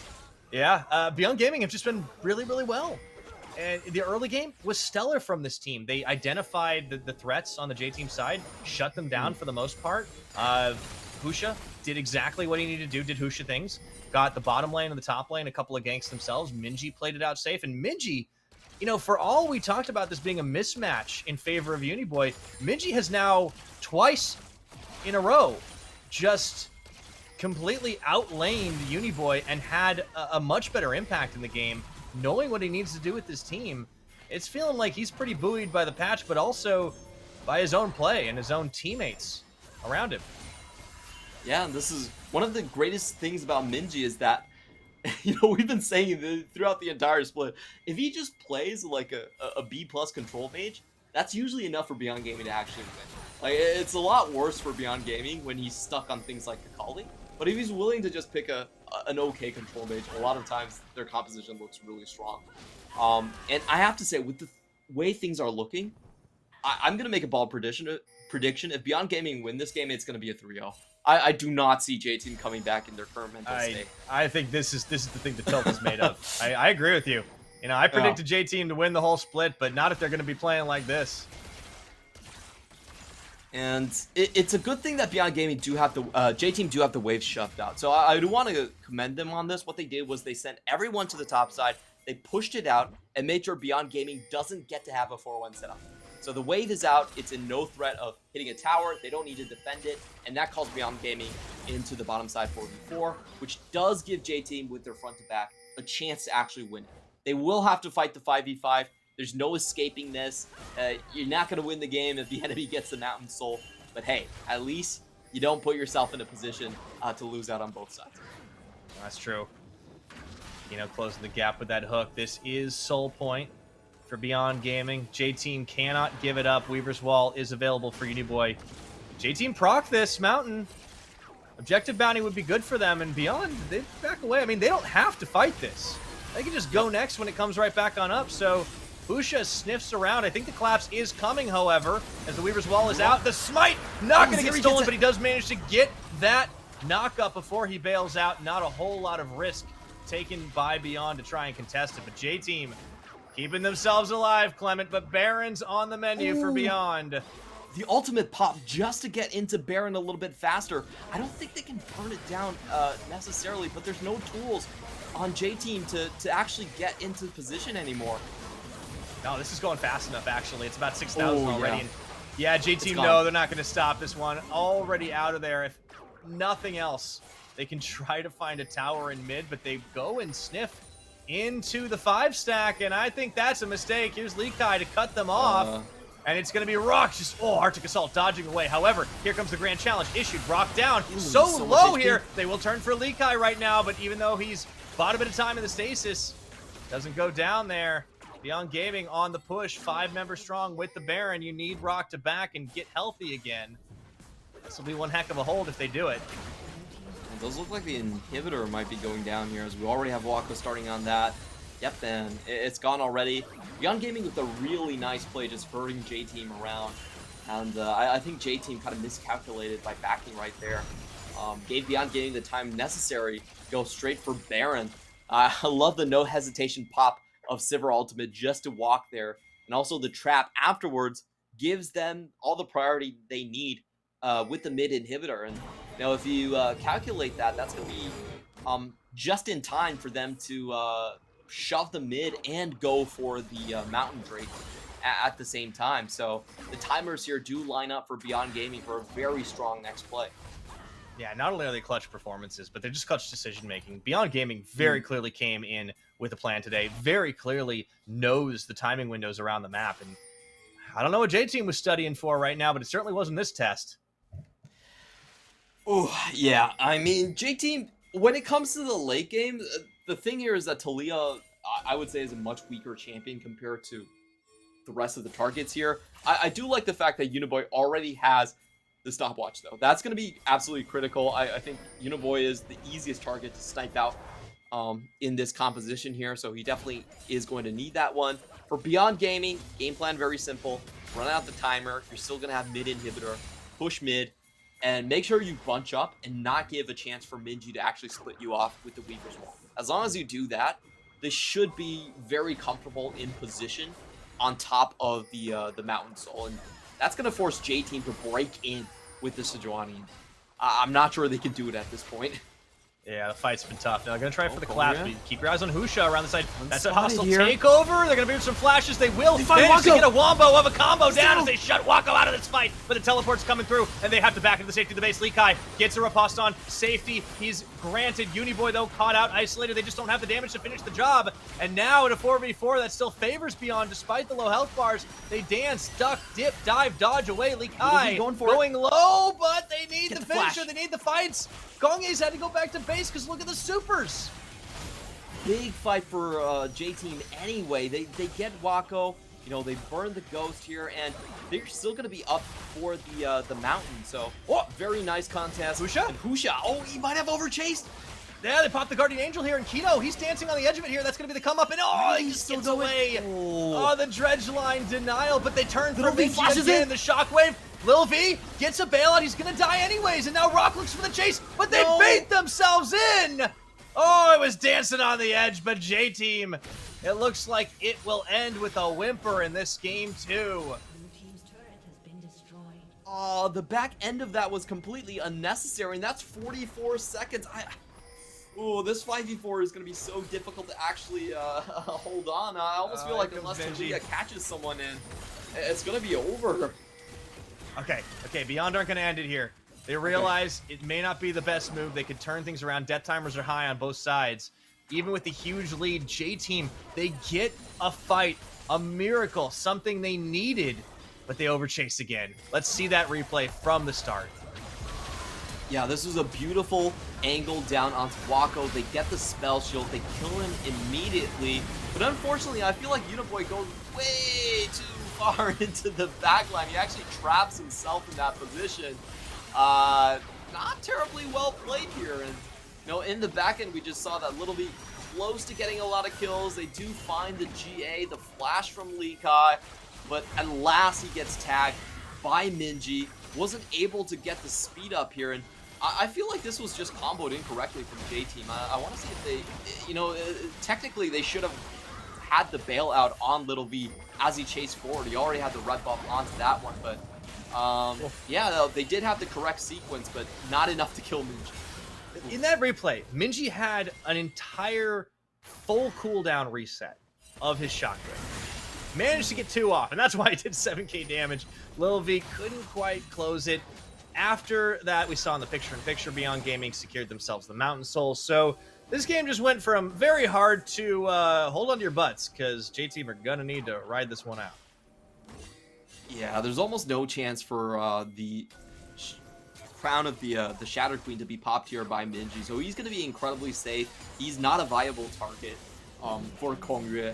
Kongyue once again has to find Wako, and to his credit, he's actually been able to snipe out Wako twice. It's just that both times, Little V dies almost straight afterwards. So, you know, if J-Team can actually clean some of these fights up, they have a really good chance. It's just, I don't know what's happened with Uniboy and Little V. They've just been, they've just not pulled their weight in terms of these fights afterwards. Now that has been the issue. Don't expect the team, some of the team stars to be underperforming the way they have been, especially after the last week of regulation. But Beyond Gaming, Baron Live, immediately make a beeline for it. This is one of the reasons, I think this game has been a masterclass in why Beyond Gaming have such incredible neutral objective control. It's because they just understand their timing windows so well. There's no hesitation here. They set up the forehand. And, you know, compare this to J-Team. I feel like J-Team like overthink a lot of their Drake plays. They try to fish for picks a little bit too much. They kind of hesitated on the Baron and on the earlier Drake as well. Wasted a lot of time here and there. Compare that to Beyond Gaming. They understand, okay, what's our objective here? Do we want to rush it? Sure, we'll rush it. Do we want to just herd J-Team across the map with this objective and go for something bigger? Sure, we'll pull that trigger as well. So I think, you know, if J-Team can play a little bit more like Beyond Gaming, we might still have a series on our hands, but it's looking really, really tough at this point with Beyond Gaming already 10,000 gold ahead of the curve. Yeah, it's a 41-minute game at this point, so it's definitely been a lot longer and a lot closer than the last one, but that isn't saying much. With the Soul, with the Baron, it does mean that J-Team just need to hang on, but the game plan for Beyond Gaming has always been run the clock out. It's fine. This Fiora may not have gotten snowballed out of control, but guess what? Minji did, and that is just as bad when you're trying to go into a 5v5. Late game Orianna, one of those champions that can absolutely destroy your day. If you look at the itemization here, Beyond Gaming are just making sure that nobody falls down. They already have massive amounts of damage coming from their composition. I feel like all 4 positions at this point do more damage, and they have GAs across on everyone. Even Kino has his Zhonya's. So J-Team not only has to kill someone, they have to kill them twice in order to equalize out some of the damage difference here. They're going in for it, starting on Kino. They find him. However, the turnabout comes pretty quickly here as all the tools have been spent. The teleport going to be procced by Lee Kai. The hostile takeover, they turn it around, but Enzo drops immediately as stock in Glask Industries is falling, and so are the remaining members of J-Team here. Only Lil V remaining in Uniboy, and I don't know for how much longer as that inhibitor gets taken down. The damage is real. The flash is forced. Weaver's wall comes out, but it doesn't cut off a darn thing here, as that turret will drop the Nexus Laid Bare. Beyond Gaming, an easy peasy end to game 2 as they go up to match point. Wow, did not expect this one. You know, everyone at J-Team as the favorites coming in here. 3rd seed against 6th seed. First round of playoff. But J-Team, I don't know. They had great starts to the team fights. We saw in both critical fights, they actually killed Wako before Wako even did damage. But both times they had key members, Uniboy and Little V, just going into the enemy comp and dying needlessly. You know, just making massive mechanical misplays. The objective fights have also just been disappointing from J Team. You know, they gave over the Baron unnecessarily in this fight. They didn't anticipate the other Baron being taken away on the other side of the map here. Actually, they gave over the Herald, excuse me. So I just feel like J Team, what they need to do right now is, first off, they need to take a very deep breath and they need to say, okay, Beyond Gaming, they're good. They are really a strong team, and we have to get on their level. We have to play a normal game, but if we play our standard best, we're still better than Beyond Gaming. I truly do believe. I had J Team all the way into the finals and actually representing as the first seed. That might have been a massive mistake, but well, I still do trust worse in than them. me, man.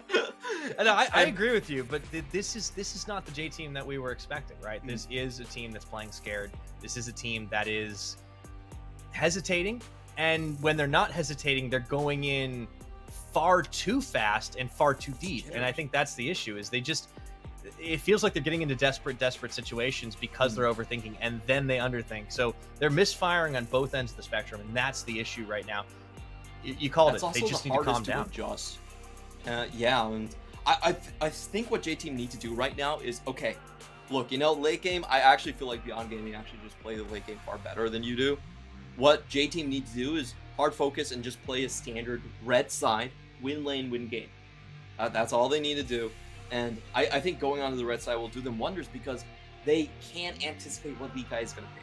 I feel like Rock, if he gets that chance to get a counter pick against Likai, he's not going to be suffering this much. You're not going to have that timer over your head. You see a Fiora come in, you just counter pick with a Jax or something. You don't have to put yourself into that position where you're working against them. I want to see that red side change up as well and see what we can do for game number 3. But right now, J Team, they need to get their heads back on straight. They need to just be able to execute, and they need to be able to play the early game more actively, and maybe take away some of these more impactful champions. Although apparently, you're not super worried about Minji anymore because he just plays the safe Orianna game. I don't think you're going to win through the snowballing mid, but you can certainly try to do something on the top or on the bottom. Beyond Gaming certainly came in with game plan that has just been so much more successful than what J Team have tried to bring here, and this was a much closer game. But as I said before, it doesn't really mean much in the end as well. So, Clement, for this J Team squad, I think it has been a surprise to just about everybody. But I do want to shout out our very own Nightstar, who had predicted the Beyond Gaming win. Perhaps he is in fact the prophet, the genius. I'm not bowing down just yet, but you know what? If this is 3-0 for Megabank Beyond Gaming, I think we're going to need to put that man up on a pedestal. So I just want to say, just because he got this one correct does not mean Frank are representing PCS to Worlds. I want to make that very clear, okay? I think that's still a massive long shot, but it does start from here. If somehow Frank gets every single prediction correct, it will start from here. Yeah, we got to see this again. The only one who believed in Beyond Gaming. We were all J-teamers at the end of the day. You, me, Rirachu, Hysterics. No, Nightstar's like, none of that. Throw that out the window. We're gonna Mega Bank Beyond Gaming this one up. And you know what? So far, he's definitely looking pretty happy. But yeah, I don't think we could have expected the way J-team were playing today. I do want to give a massive shout out to Minji though. I feel like Minji has been a huge reason why they're so far ahead, because he's basically been able to pull out 2 champions he never played in regular split and just go like, hey guys, remember, I actually can play this. It might not be my S+ tier champion, but I can still, hand in a B+ here and just be absolutely fine. And that's exactly what Beyond Gaming has needed all throughout the split. As we've been praising like Likai's development as a player and Husha's consistency in the early game and Wako and Kino just being solid in lane, I think Minji absolutely deserves a mention for his ability to just play safe against strong opponents. Like, he's effectively neutralized Uniboy's early game, and that's something that was a big problem for J-team opponents most of the split. Beyond Gaming really came together in the last couple weeks, especially that second round robin, and it really shows that they just are on the same page 100% of the time. This team may not always make the optimal correct decision, but they always do it together. They always have zero hesitation. This team has absolutely no latency between all of their brains, and that is brilliant to watch. I do think that that's what makes this team so strong. And that's why I think Beyond Gaming, if they get a late game draft, they will not lose. Because they're just way too coordinated at this point. It looks like their chemistry and their confidence is sky high. I don't think J-Team can touch them in that regard. So it does have to come down to hardwired muscle memory for J-Team. If J-Team want to win, they go red side, they go counter pick, and they just go for a standard win lane, win game type of scenario. They allow themselves to go wild and just style on their opponents. If you look across the board here, a couple of reminders everywhere.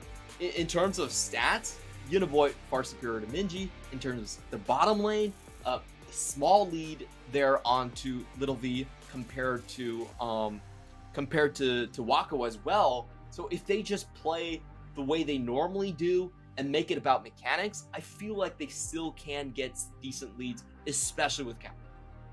I agree 100% of the way. There were a lot of chances for them to come back into this game as well, and it just got pretty out of hand after a while. And Kino's going to be earning the MVP award. We've been talking about Minji a lot, but like everybody is doing their job. Kino had a good one this time around, although I do think this could be a little controversial. I think there was a lot of different strengths on the rest of this roster at different points of the game. If there's one thing about I think Kino that he's been doing really well is that he's always found level 2 hooks onto Little V, regardless of the situation. I don't know how he does it, but that's just true. And it's good frankly, knowledge, that's man. a huge thing. J-Team has not been able to snowball bottom side, which is their typical strategy. Yeah, being able to neutralize that is quite massive. And now with the 2-0 match point, J-Team will have to find answers fast, or they'll be finding themselves in the losers bracket. Well, we'll find out what it's going to be right after this break.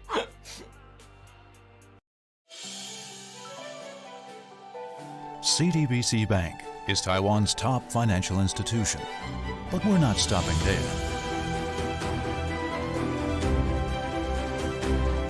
We're crafting an international brand and already have over 370 outlets in 14 countries.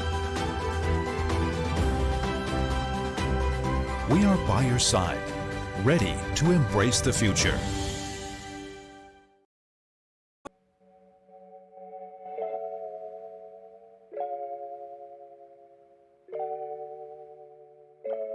How long can it last, you ask me?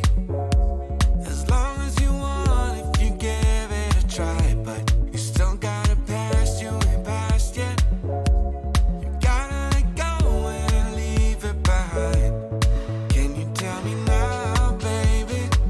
You gotta let me know. If you're all in, can you say it aloud, baby? You gotta let me know. So just say the words. I know that I can't get enough. I feel the vibe every time we touch. Oh yeah, you can decide. And who you trust. Give me a sign. If it's right, then we can climb on waterfalls. We can climb on waterfalls. There ain't nothing stopping us. We can climb on waterfalls. We can climb on waterfalls. We can climb on waterfalls. There ain't nothing stopping us. We can climb on waterfalls.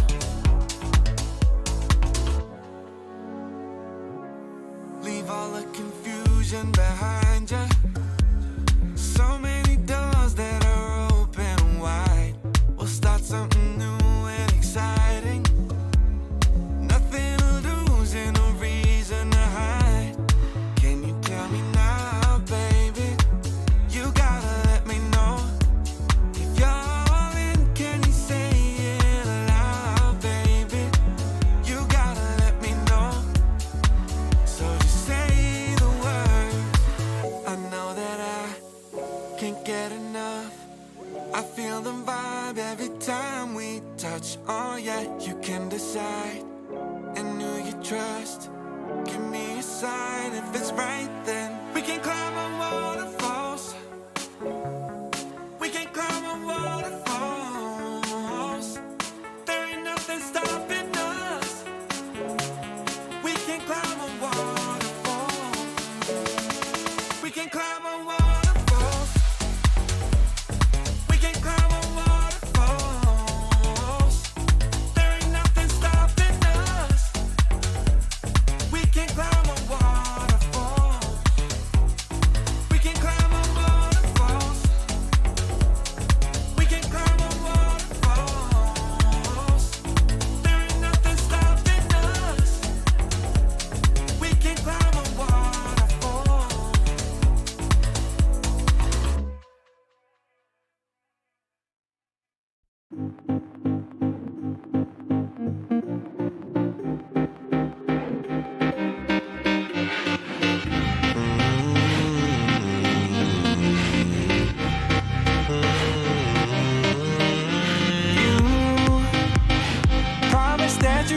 the most. And it started out like oh so close. Now it's hard to keep you on the phone, on the phone. No matter what I do, you're never satisfied. You don't believe my words, although I never lied. Are you a devil in disguise? I don't get why you're so heavy on my mind. You're so heavy on my mind. Heavy on my mind. You're so heavy, no, I'm not ready for it. Because you're heavy on my mind. You're so heavy on my mind. Heavy on my mind. You're so heavy, no, I'm not ready for it. Because you're heavy on my mind.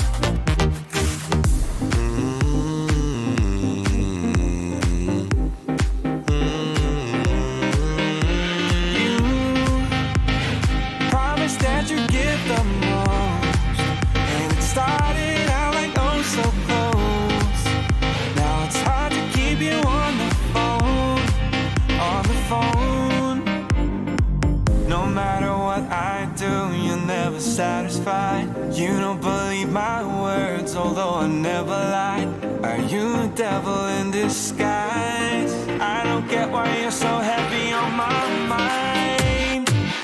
You're so heavy on my mind. Heavy on my mind. You're so heavy, no, I'm not ready for it. Because you're heavy on my mind. You're so heavy on my mind.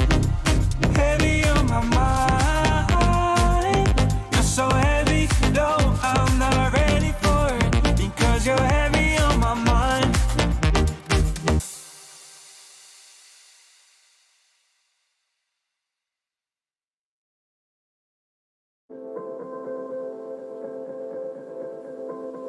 I got to know, what do I feel inside? I lose control, can't keep you off my mind. I gotta know, what did you do to me? Oh,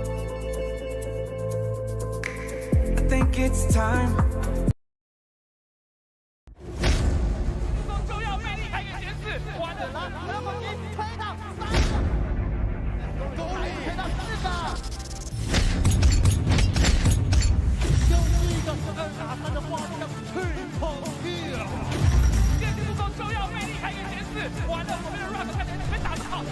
但是自以为这个事给弹回来，又是 Allen 的一个壁咚。准备要在这一波向巅峰人全员冲掉。差了一个位置，又是第3个，我的天啊！咱们是拿了一个搭手，开始持续的追击。现在的话，要得到的 Triple。被波头人换了一个治愈，多你一个治愈之后就被点输了。一个红魔的一个推，拿着不伤防御的效果把小兵给推了回去。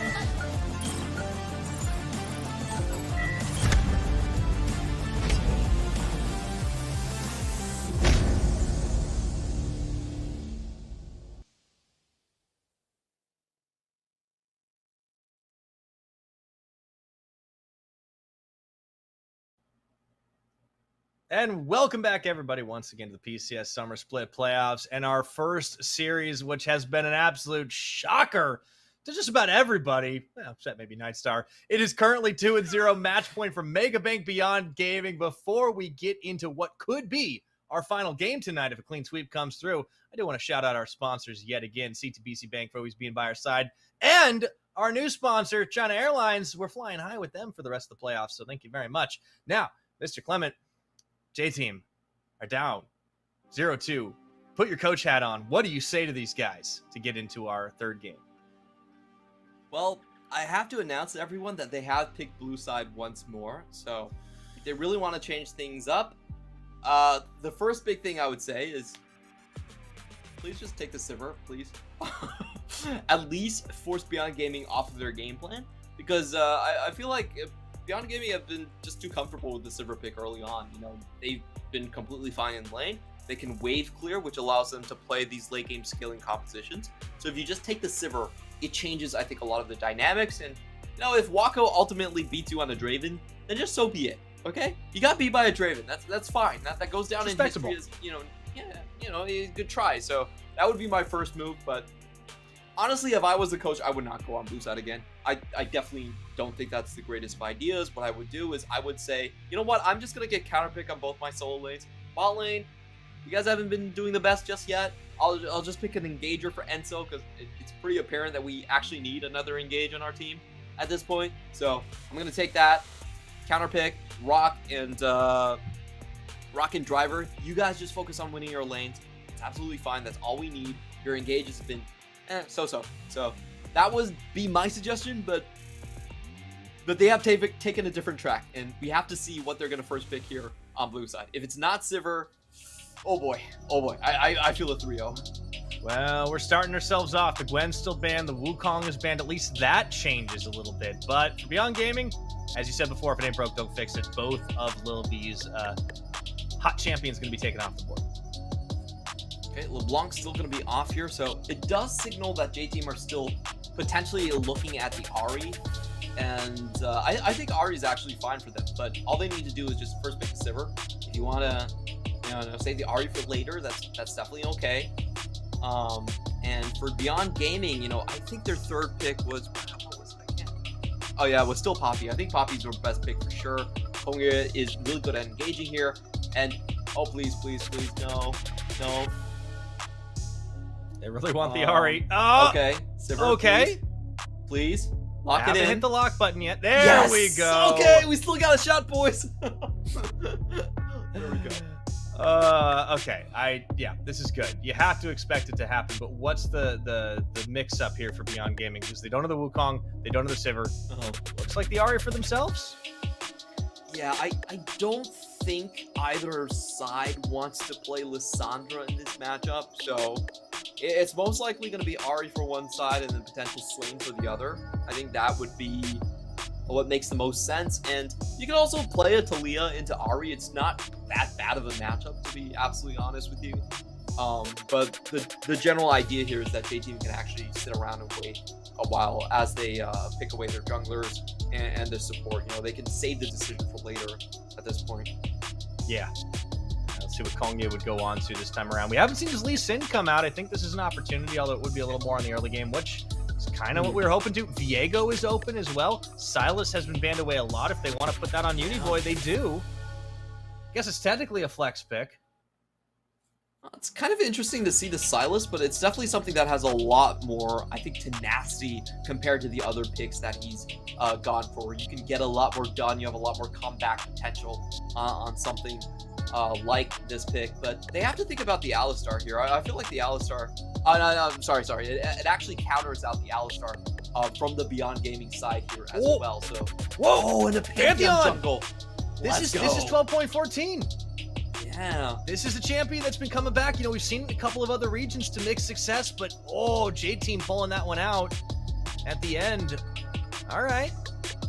And this just makes it possible for win lane, win game. You just jump at someone on the Pantheon and you have follow-up crowd control all across the board. Beyond Gaming, they have to ban the Nautilus. Yeah, they have to ban, I think, Nautilus, Leona, just to make sure that they can't be followed up on with the ganks. Yeah, Alistar could come up huge again, though. That's an opportunity for Enzo. I liked it. Also, Tom Kench is up, too. I mean, it's not as engagey of a champion. Maybe a little overkill in safety, but I don't know. You know what would be really fun? I don't think it'll happen. How do you feel about Sivir Yumi? Sivir Yumi, I guess it's fine. I wouldn't of speed. Dislike it. And you also have the fact that Nautilus is out of the picture. So, yeah, not a bad one. I do think J-Team have pulled out at least something they've prepared a little differently, and Rakan as well this time around. We'll see what Beyond are going to go ahead and pick themselves up. For the bottom side, should expect to see the counter pick for Lee Kai at the end. Okay, just I don't think it's going to be. You're already up 2-0. Yeah, I mean that would be some happen. confidence, but yeah, that wouldn't be the pick I'd be expecting in that case. The Leona is available. Takeaway makes a lot of sense here, and they lock it. Yeah, so Beyond Gaming going for a pick composition. It can snowball quite well. J Team, they have the late game, they have the Sivir, they have the Silas, and they also have just so much game potential from Pantheon. I love this champion. I think it makes the games so much more easier. You just pack with crowd control at this point. So J Team probably has to go for something like the Alistar or the Tahm Kench, one of those two, as you've mentioned here. Okay. Tahm Kench is fine. I actually like the Tahm Kench because it can take away the Season Desist here. That's true. And just make the Vi's life just miserable, especially cancel out the charms. For JT, I also like the Ornn as a blind pick. Absolutely, I agree with you on this one. You know, the Fiora is still up, but I think with J-Team, you have enough damage finally on this composition compared to what you had before with the Taliyah. There it is. All right, final composition for J-Team locked in so far. See if they're able to get one back for themselves and make it not so final. As Beyond Gaming might be looking to throw some axes out. Lee Kai's had such a great series already. Let's see if the Viking comes to play. Would be the first time across the PCS this split, but okay, there. Yeah, it's too tempting. It's too tempting. Every top laner that wants to fight it out, that wants to duel it out, loves to play Fiora, and why not? It's worked out well for Lee Kai so far. Yeah, I think Fiora does have a little bit easier time pre-6 against the Olaf, compared to the Olaf as well. You got that riposte, and there's also going to be a Ghost here. Interesting pickup, just to potentially chase down the lane with the Ornn with. It's kind of stickier that way. Yeah, it's definitely interesting. I think most times you still prefer the flash anyway to just kind of surprise the backline. This time they're probably trying to stick up to the Sivir after the ultimate. Yeah, I think this is going to be a real big test in the beginning. Like, you obviously want to not let the Fiora snowball, as was a big threat last time around. I think you're going early game. You've got to go hard. You've got to play with confidence. They have the tools. That's the big takeaway for me this time, is that J-Team have very clearly understood what they need to do in the draft, even though they are committed to staying on the blue side of the Rift. You know you give away top lane counterpick. You know that's a possibility of getting shut down. But on the opposite side, they've got a lot of tools to work with. I like the Silas. I like the Sivir. I like this Pantheon in Kongye's hands. We'll see if it can make all the difference, because it's going to need to, Clement. Oh boy, yeah. The biggest thing we need to see is if J-Team has actually regained their composure. That, for me, we can find out right in the first team fight. If they're able to pull off engages decisively, then yes, they still have that the spark in them, and maybe we can anticipate a comeback. But if the first team fight goes wrong, I feel like J-Team are so far down already that could just tip them over the edge. So I do want to point out this Pantheon coming up on 12.14 as an option. If I'm reading it right, this is Kongye's first career match on this champion. And it is nice, new, and shiny. So certainly be keeping our eyes on that man. He always makes a big impact for the team. He's been a little quieter this series. I think Husha's just been so much better at getting around the map quicker, and that is one of the advantages Beyond have been able to leverage. But here we are, third time, match point. Megabank Beyond Gaming looking to pull off the seeding upset and face off against Deep Cross Gaming in the next round of the upper bracket. J-Team would be shell-shocked to get dropped without it getting a single win.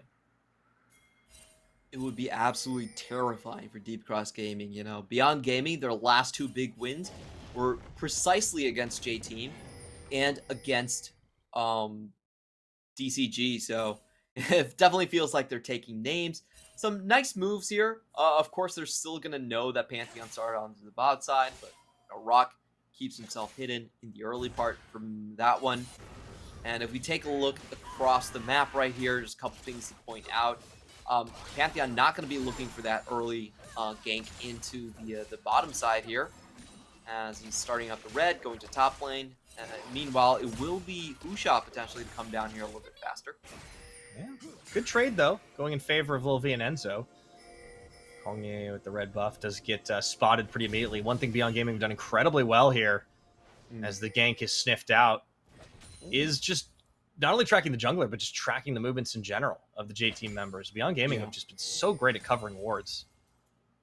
They've been able to play off of the first rotation from Kongre just flawlessly. You know, Lee Kai always getting the first ward down in, and after the gank into the top lane last time, they were able to force Kongre to go top and then track him again for gank into the bot side. So I think Husha's definitely been proving his chops as our best early game jungler so far. And now he's off to some mischief. They did spot out where the ward was dropped earlier.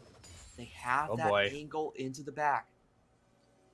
Well, Lil V gonna need that spell shield and the cleanse. Playing very safe with the summoners, but will it be safe enough? Mini wave is coming. It doesn't land the Zenith Blade. I think that might have made the difference. Okay, so the Gambit doesn't pay off this time around. That's a sigh of relief for J Team if they even know it. They definitely do. They spotted out the buy a little bit earlier, so they're able to stay safe here. Oh, great find onto Wako as well. As we've been talking about, lane sustain much weaker in this path, so the damage definitely sticks a bit more. And now Kongre has this top side open. You know, Lee Kai's going to be impacted by this one. Kongre could be flashing over if he so chooses to. He does! Here we nice go. stun, good combo. Oh, they need the kill though, Minji! Okay, he nails the charm into a minion, so the turnabout isn't as strong as it could have been, but Kongre nearly goes down in tower range, and the gank 1v2 gets turned. Yeah, it was a little bit unfortunate. There was a dear. earlier on, and the other side. Yeah, Husha knew immediately that he had the opportunity to turn that one for his own mid laner, and the worst possible outcome for J-Team comes to pass. Yeah, Uniboy does have his flash, but not able to react in time to that one. Husha with a great game coming into the backside here. Uniboy just decides to save his flash, come back with the TP. You know, things are not over just yet, but you definitely want to see that Pantheon apply a little bit of pressure onto Ari, pre-6. Guess that's not going to happen, and is that 3 for 3 first bloods on Husha's end? I know it was in game 2. Oh. I think it is, actually. Oh, boy. Beyond Gaming just doing an absolute masterclass this series. Just getting the early game ahead. And it wasn't for lack of trying. I liked the angle. I think the execution could have been a bit better from Kongre and Uniboy. Also, Silas not going to be able to burst quite as much in that early game. Does beg the question why this champion was the choice when you had something like Talia still available. Maybe your burst wasn't going to be that good there either, but Minji on the Ahri is pretty solid.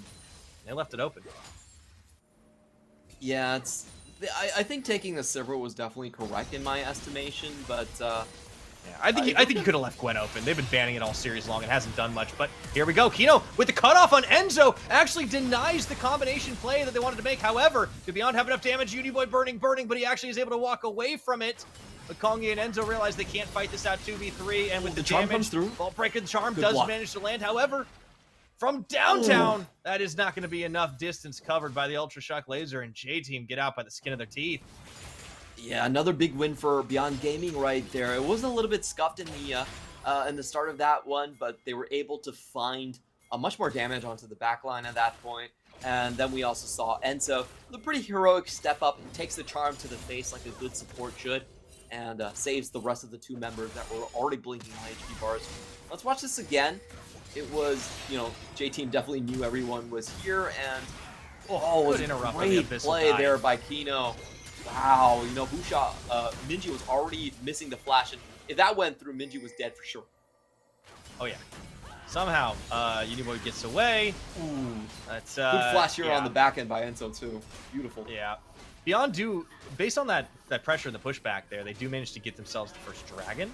It is an ocean, so not nearly as important for either of these squads comparatively, as you've talked a lot about, the changes that have happened, especially on the Hextech Drake.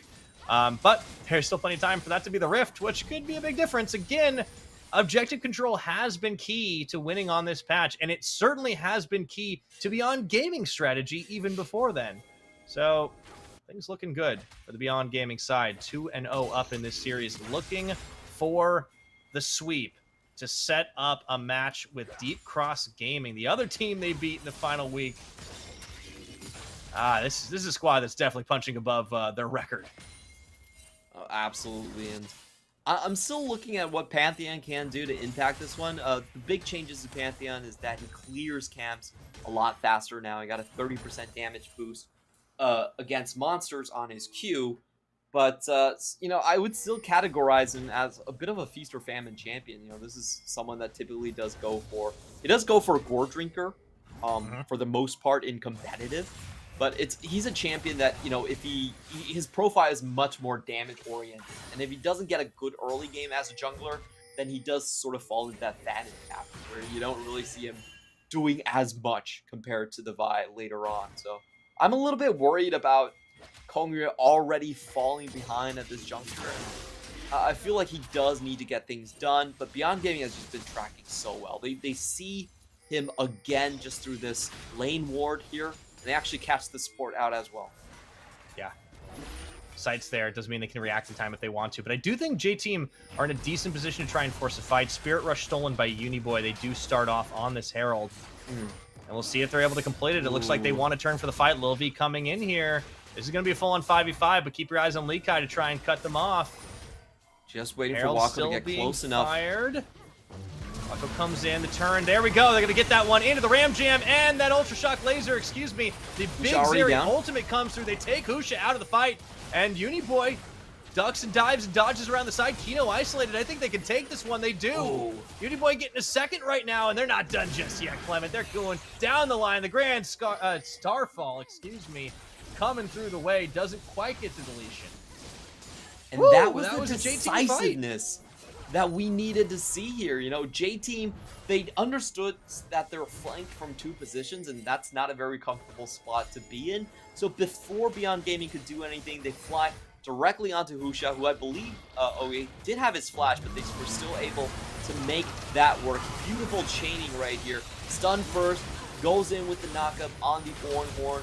Beautifully done. Uniboy plays enough of a distraction that forces everyone to scamper up the ramp, and then Kino as a Leona doesn't have much to do afterwards. Even going in for a little bit more of those cheeky flashes afterwards onto Kongre.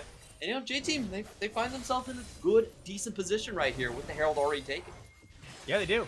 Husha did not get to do a single tick of damage in that last fight. They deleted him before he could press a whole lot of buttons. That was what we were expecting. Like the nice setup, the bait.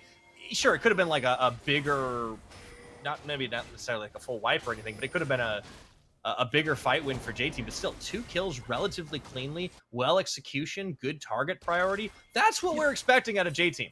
So they started to find a window back in. They couldn't quite get this tower. It looks like they did drop Shelly. So they got a charge out, but couldn't quite finish it. At the same time, plates are taken early on. That has to help. Lil V using those spoils to buy himself a 10-minute Kraken Slayer.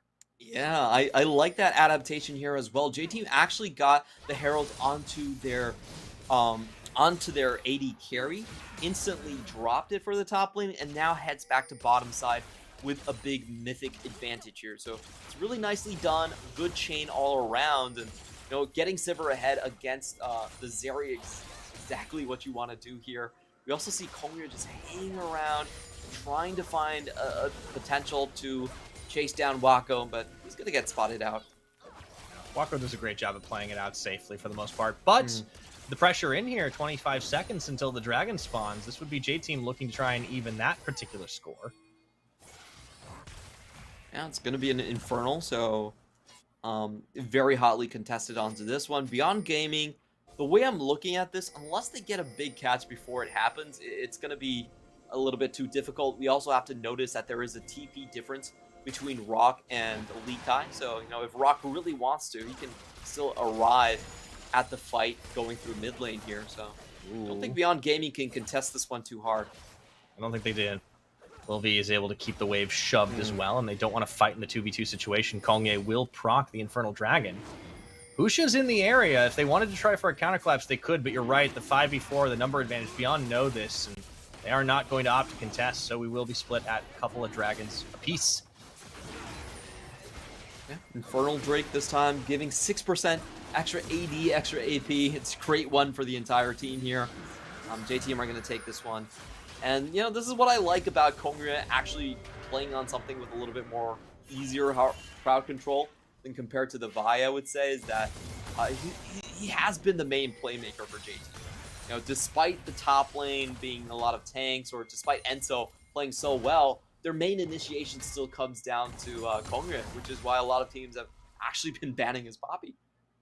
Yeah, I think it's a very smart adaptation from a lot of teams, and it's good to see that he's found at least another champion that can do this type of thing. Whether or not he can still have the game-winning impact is to be said, but it's a great time to find at the 11th hour in this series. You know, you're down 2 games. You are in danger of dropping to the lower bracket. Are you worried about Meta Falcon team? Probably not, but you certainly got to be worried about where your head's at if you go winless against a team that's 3 seeds down from you. Still plenty of game left to play, plenty of series left to play, of course, as they will have to be careful of Lee Kai too, as he gets his teleport back up and available, has a couple of levels lead on that Ornn, and he hasn't gotten the kills. That's crucial this time around. That difference is there as he completes himself the Divine Sunderer. Yeah, and I would say if you drop down, it's not about MFT you should worry for, but it's whoever comes down the pipeline between That's true. CFO and Frank. Because it's got to be one of them. Teams are easy. Yeah, yeah. No, you have to pick one of those two. And I feel like those 2 teams are probably the scariest teams on 12.14. So, you know, just my opinion here, the teams that I predicted to get the biggest boon are Frank Esports and G on 12.14. And the teams that I predicted to go down a notch were PSG and Beyond Gaming. Now, looks like I might have been wrong on that one, but let me explain my reasoning. I can't get everything right. Yeah, I feel like teams that rely on more of a late game strategy are going to fall down. I feel like teams that are, you know, habitually giving over the first 2 Drakes are going to find it a little bit more difficult to survive on 12.14.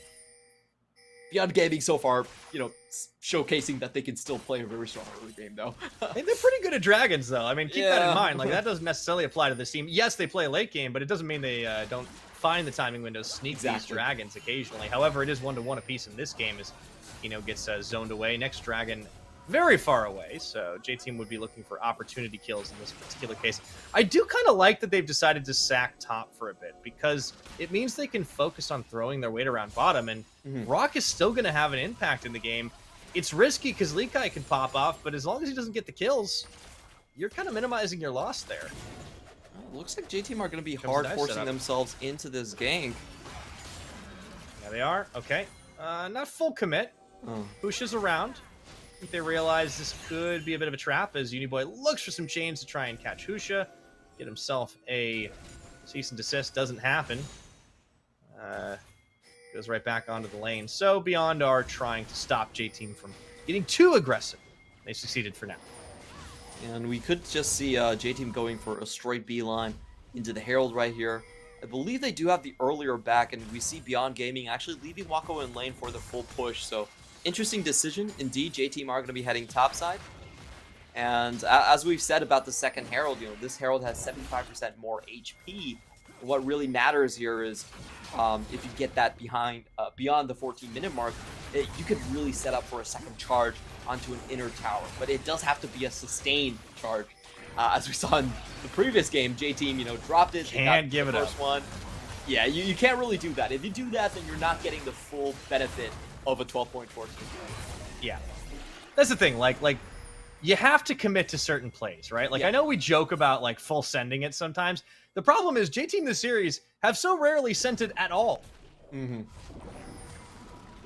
that's been their problem. Yeah. Let's see if they commit to this one. You do have the back away. They are going to lose first brick out to Wako, but they're not far behind here, and they have Lil V and Kongye in the area. Enzo is nearby. Lee Kai is hoping to get a catch out, but he gets pinged on the ricochet. It's weirdly one of the safest ways to push the wave, right? Yep. And they get that charge. Here. There we go. Okay, finally. And J-Team still have enough time to actually go into the bot side and contest this as well. So, you know, well done on J-Team's part. They lose the bottom lane, but it doesn't really matter because they still have the edge in terms of the fighting power that they're going to be sending here. 15 seconds into the clock. Well done here. Lee Kai has to decide if he actually wants to come down for this one. He can't just teleport to anywhere at this point, but it will take a while for him to do so. You know, that's a 6-second timer where J-Team could potentially find it engaged. Rock is going to be here first. J-Team are feeling a lot more confident right now. Watching this team move, this is I don't know what was said in between this game and the last one, but whatever it was very much clearly a lot more impactful than what had been said previously, because this team has definitely gotten themselves on a different level. Yet to be seen if they win this game, they stay alive in the series. However, they're making decisions a lot quicker now. Exactly, and I'm gonna venture out on what was said. DCG, FAK, or CFO. Take your pick. And the team was like, take your pick. You know what? I'd rather go against DCG here. Hey, man, that's all you got to say. It's very efficient. Yeah. Spoken like a true coach. I'll be honest, like, I also, feel like J-Team losing to DCG is a lot harder on their mentality. The other team. It would be, but like you'd much rather face them in the upper bracket than face either of those other teams in the lower. Like I feel like anywhere else. I do love what J-Team are doing here with the Sivir, is they're just kind of going for a little guerrilla warfare hit and run. Because Livy is fast enough. He's got 2 cleanses effectively. He has a spell shield and the summoner instead of Ghost for a more aggressive play like Wako's been doing. And yeah, I mean, he basically matches Lee Kai's pressure. That's going to get a lot harder as you start to look at inner turrets, but I like that they've kept Lee Kai killless and still managed to just funnel gold into their Sivir. So the Sivir win condition is alive and well. I think J-Team have much more of a late game to play around this time. Their early game still haven't accomplished all that much, but you know, they're decidedly in the lead. And I feel like for Beyond Gaming, their comp much more relies around that catch potential from the Ahri and the Vi, and so far they just haven't been able to find it here. So I think it's going to be a little bit tougher Beyond Gaming. I don't think they can take straight 5v5s around this point. I need to see them actually utilize this Ahri and go for those picks. I think going for the mid lane is definitely a big option right here, or it actually needs to be done, because if J-Team actually just group up, their chances of winning become much lower. So, you know, we'll see Beyond Gaming already setting up for potential picks. They have that top side of the ramp cleared out, so they know that there's no wards here, but they just don't find it. Yep. Playing it out a little safer, keeping the waves cleared. Having that Sivir does mean you just destroy waves. Absolutely. Here comes Pantheon. Channel doesn't complete here for Kongye. We're looking for that Grand Starfall to try and wombo up on the combo. Charm dodged out. Nicely done.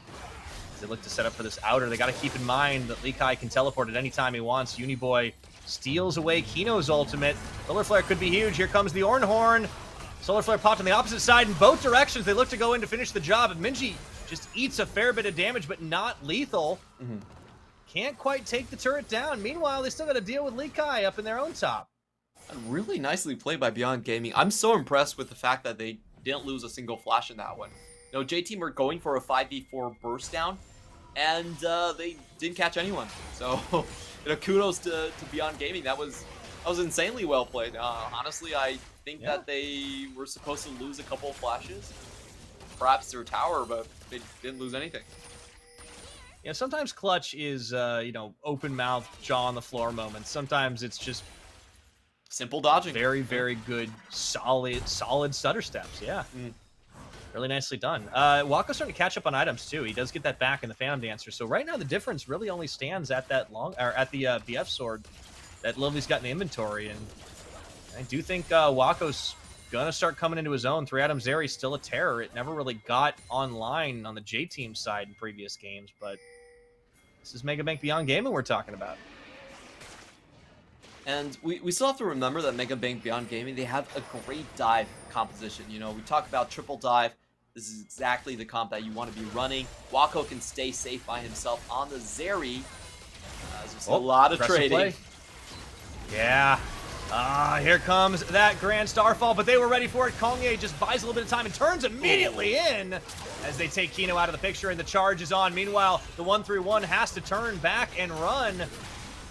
A big swing, gold infusion for J-Team. They open so much of the map up. However, Lil V stays around a little too long. They'll reconnect, stay together once again. And Lee Kai, he knows he can't break that phalanx. As they turn once again, do they actually have the damage to delete him? No, they chase him away. About 45 seconds to Drake. I think it's a bit better for J-Team if they still decide to back on this one. Yeah, they're not going to stay on the map with this type of HP bars. A great play from J-Team. This is exactly how you want to play against a 1-3-1. You want to burst them through middle, and they send all 5 members on it. They have the Pantheon man drop behind the tower, catching the support off. They come from different angles, just making Beyond Gaming's life that much more difficult. And, you know, this is how you want to play against a Fiora. You want to force the Fiora to constantly be moving in to defend terrain rather than split push. Oh, for sure. This time the timing is really good for J-Team as well. They're going to be able to get into position on the back of the pit before the Dragon spawns. Beyond are going to try to burst this down themselves. However, J-Team Cavalry have arrived, and all of a sudden Beyond look like they don't want to take the fight here. It's going to get started off. Could still be in for the flip, but J-Team know they don't want to give themselves up for a bunch of bursts. They do have the Dragon advantage at the moment. Going to reset into the pit. Konge starts it back up again. Chasing down. Minji tries to land that charm, goes just a little out of position, dodging Orbs of Deception. Great play on both sides. But I think the advantage is J-Team here, unless the smite is right. But they want the fight. Here comes the Ornhorn. It's going to be pushed away. However, as a cluster, they've lost a lot of health here. J-Team looking to back away, and you can see Husha can't quite find the angle. The turnaround, second wind on that one. Wako does get his ultimate off, but it doesn't really find purchase. And the Honey Fruit heal, it means that J-Team, they win the War of Attrition. Clement, this is gonna be Soul Point. Beautiful measure play from J-Team. They just keep their formations intact. They don't allow Lee Kai to ever find a way into the backline here. They cut him off on the ramp. Uniboy even shifts back to just stun him there. And they're able to just, you know, force Beyond Gaming, keep them at arm's length, and just take them down with the Ricochet. That was basically all Little V damage going through onto the other side. Very difficult to avoid if you're on the side of Beyond Gaming. They don't find any charms throughout that entire sequence. I think that was kind of a big reason why they weren't able to do anything. But this is the thing about 12.14 is that the Drakes are have a lot more HP. So even if you get on a Drake first, it usually doesn't mean that you can rush it down. The enemy team always has a say, and a lot of times when you're trying to rush, you actually give up positioning on those ramps for the enemy to come down here. So I actually feel like Beyond Gaming, their better game plan was keep on shoving the wave, but let J-Team get onto the scene first. Try to pick J-Team off as they funnel themselves into the Dragon Pit, which is much harder to avoid. And J-Team just not making the same mistakes this game. Like, something has definitely clicked for them.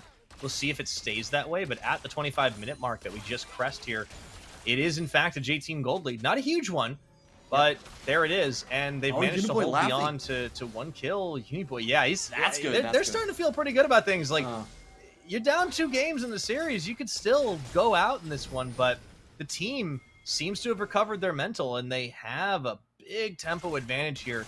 3 items completed first by Lil V as well, and Konge's had a lot of impact in this. They can get the chase on. They will isolate Wako, and he has absolutely nowhere to go. I think that was overkill, but that was gonna be Baron. Oh, man, that guy did not even need to, he didn't even get to live. He didn't even get to stay on the ground. He just got pinballed into the air, but this is still a flip if Husha wants to try and test the smite. He does have that angle, and he's actually unstopped right here. Let's see if he can flash over this wall. We have seen a lot of junglers fail this one. Oh, Minji, though.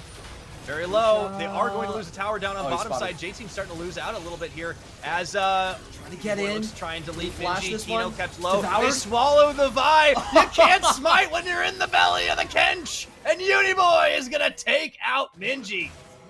Meanwhile, though, look at the base. Look at the base. Lee Kai. He's got it chased away. All right. And so trying to go for 3.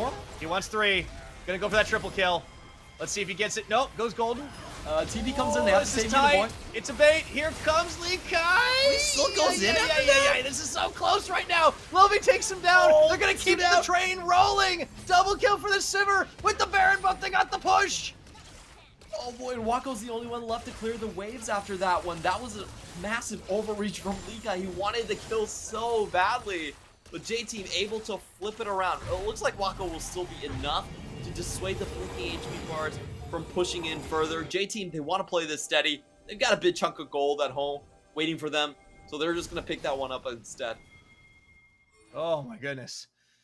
So many close calls in that case, but it does all go J-Team's favor. They extend the gold lead massively. Let's take a look at that fight. It seemed like they had the confidence that they didn't have to 50-50 this, but it was hairy for a moment.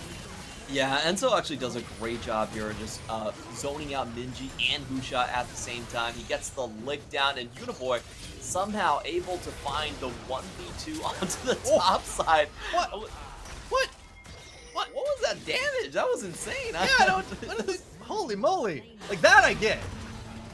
But the Kickstarter kill on Leona was okay. Yeah, for real. Like that was honestly more damage than I was expecting. I was looking at his build, like thinking, okay, where's your AP, man? Apparently, it's a lot. I mean, I guess he does get a little bonus from that Infernal Dragon on this patch, Clement. You can't underestimate it. You've been telling me all night. Yeah, and J-Team are going to push in very confidently with a 7k advantage right now. It doesn't look like... I'm trying to think how Beyond Gaming can actually win this one, but when they're the ones being pushed in... Yeah, looking for a miracle, but I don't think they're going to get the opportunity. They do lose a tower in mid, but I don't think Kino's it really going down. matters here. Kino getting chased down by Lil V. Lil V throws down that spell shield. Didn't even need it up against the optimistic charm of Minji, and with a gaping hole in their base, Lee Kai will try to flank for the hero play, but I don't know if it's going to matter. Husha as well. Uniboy turns on him. Team looks like they are a little bit split focused right now, but they'll take down the first Nexus turret all the same. Lee Kai zoned away, and they bring Pantheon right into the front lines, tagging in onto Husha. No chance for him, no shot at all, and Wako dancing, ducking, diving, dodging, and shocking with the lasers, but just not enough to get a kill on anybody, and they will stiff-arm Lee Kai yet again as they knock bop him and take him down once more. Enzo stunned up, but damage starting to run out here. J-Team, I think they might be feeling that they want to turn around. They do lose Enzo. Little V is also very low here. Call the Forge God to get one knockup, but Kino still frontlining here. They will be able to turn on the damage yet again, chasing them out of their own base. It's just Minji. Just Minji left. I think they're going to do it. Clement, J-Team are staying alive. Oh, the Heartseeker strike goes through, and it finds Wako at the very end here. It's still going to be a 2 versus 3 defend, but in comes the TP as well. We're going to go straight for and the they bring kill. Minji. Look at all that damage. Look at the knockups. That's going to be it. Oh, they even hit him with the G-Rex, and that is going to be J-Team coming back in game 3.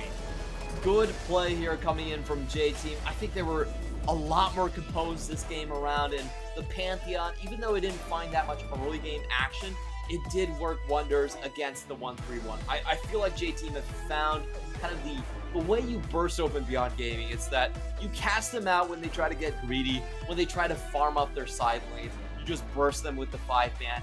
They're able to kill Kino and Wako repeatedly, just going for the mid lane towers here, and finally it awarded them the win. Kongye in his first career Pantheon game definitely makes a huge difference for the team, but they also just played together well. Decisive and confident play.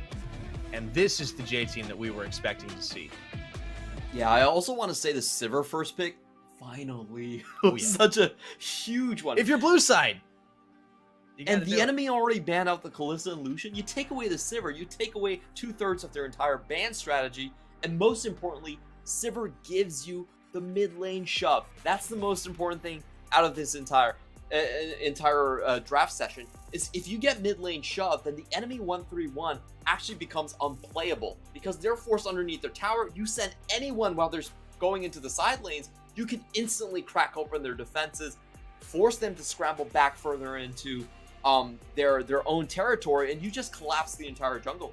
So I feel like J-Team finally heard my prayers. They were hovering the Ari. I was going, no, this is gonna be an 0-3, and then finally around 15 seconds they lock in the Sivir. So well done, Nash, good for you. Cold Ice, you done good. Yeah, this was a game. They're going to have to climb back into this one. If they want the reverse sweep, they need to win 2 more games.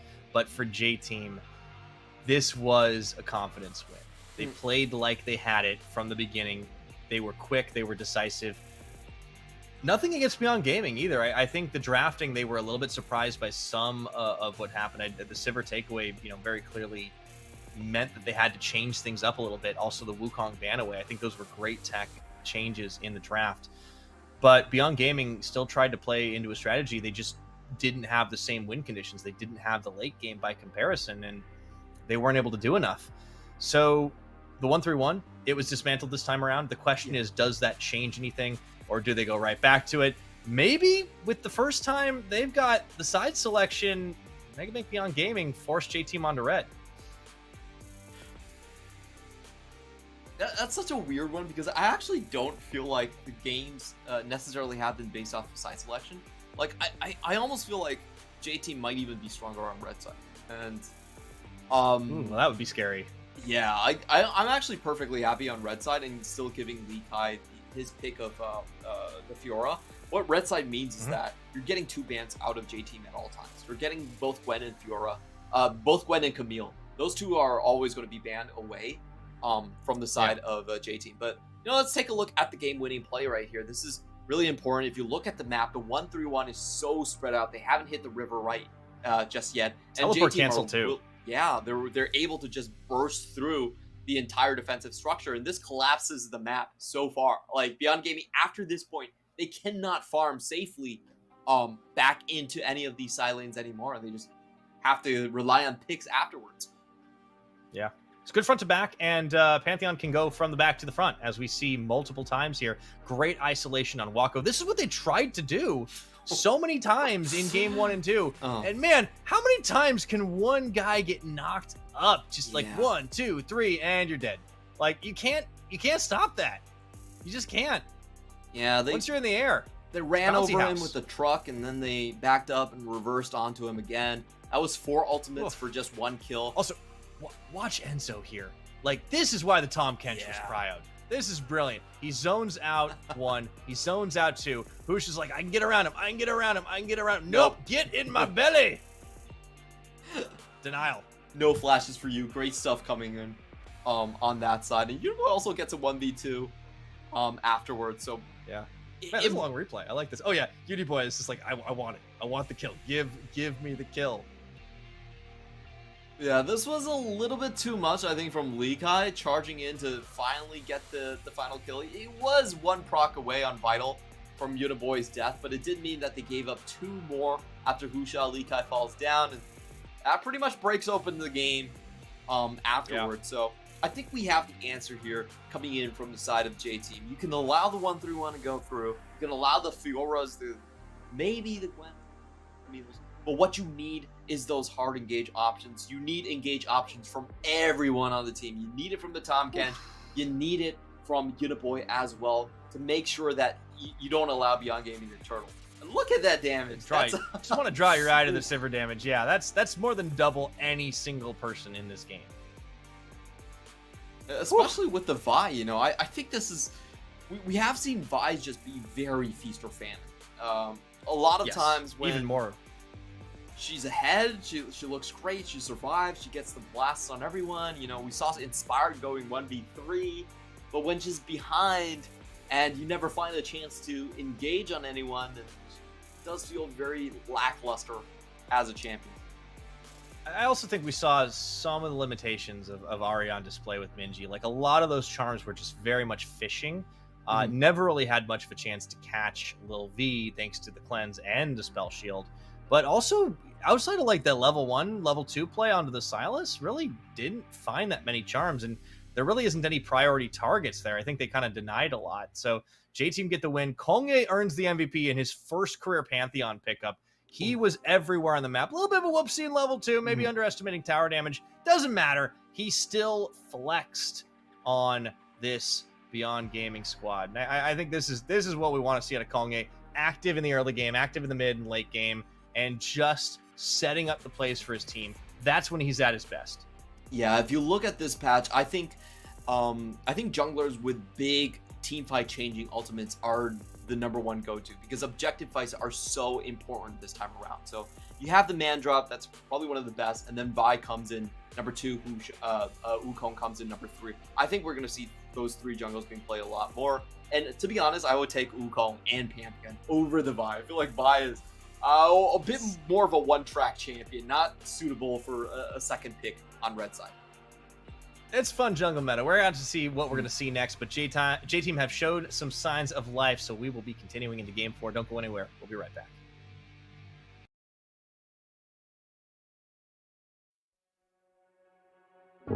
I've been waking up feeling like nothing you know. I've been running in a dream, but my legs have nowhere to go. There's a welcome sign on your doorstep, sunny but it's cold inside. I won't melt away, 'cause I know it's all alone. There's something I gotta know. Would you walk alone? Would you sell your soul? Would you wake up the voices for someone you love? Would you let it know? Or would you break your fall? I wanna know. We're not like other people. We revel in our pain and soak up the sadness. We're not like other people. We're never gonna change or turn up the darkness. I only go to weddings just to dance on my own. Give me all your small talk, 'cause I just pick it up as I go. There's a welcome sign on your doorstep, sunny but it's cold inside. I won't melt away, 'cause I know it's all alone. We're not like other people. We revel in our pain and soak up the sadness. We're not like other people. We're never gonna change or turn up the darkness.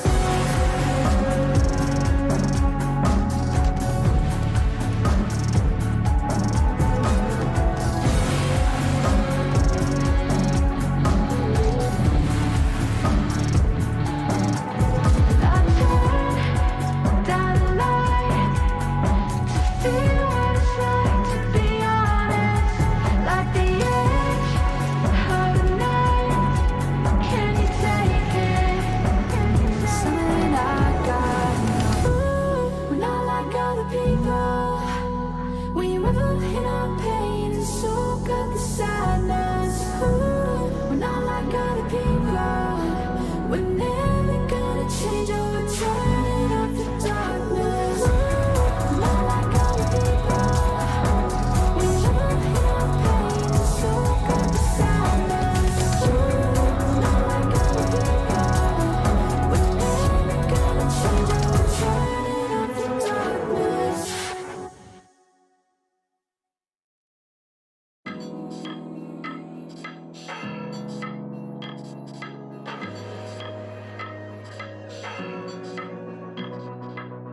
Got me open. Take my heart as dessert. You can choose my kind of falling. Spell unspoken. Lift me up, bring me down. It's not playing, it's not crawling. 'Cause it's the way you move, like I can see it, but it's not real. Webs all around me, and you call me. The things I say, that I'm in veins, and I play. Webs all around me, and you call me, and you won't let go.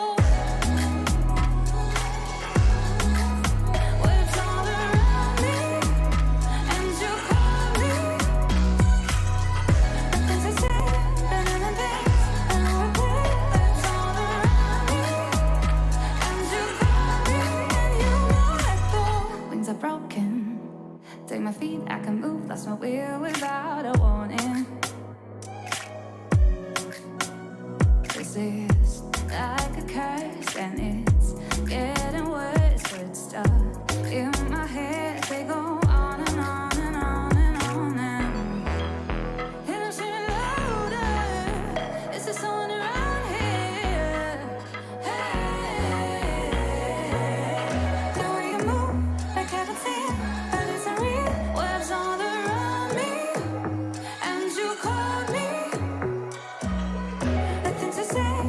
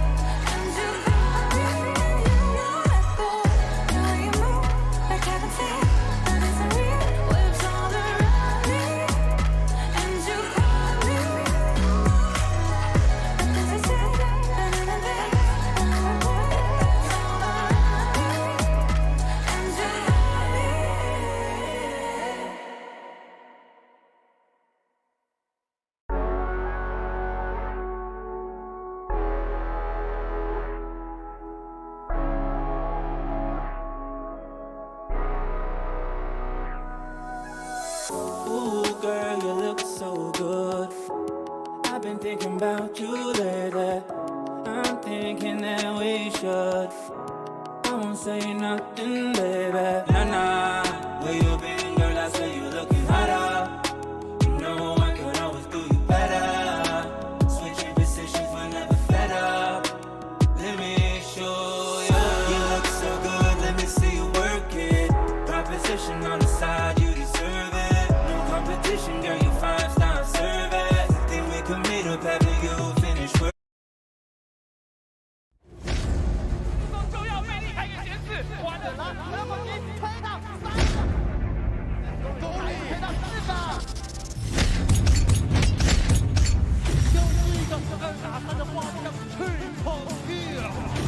电子手就要被离开一个前四，完了，我们的 Rock 看起来被打得好，但是自以为这个视给弹回来，又是 Alex 的一个壁咚，准备要在这一波将解放人全员冲掉。 差了一个位置，又是第3个，我的天啊！两个是拿了一个搭手，还有持续的追击，现在的话要得到的 triple， 被波头人画了一个治愈，落地一个治愈之后，这被点输了。再一个红魔的一个推，拿着不帮忙，也叫我把小林给推了回去。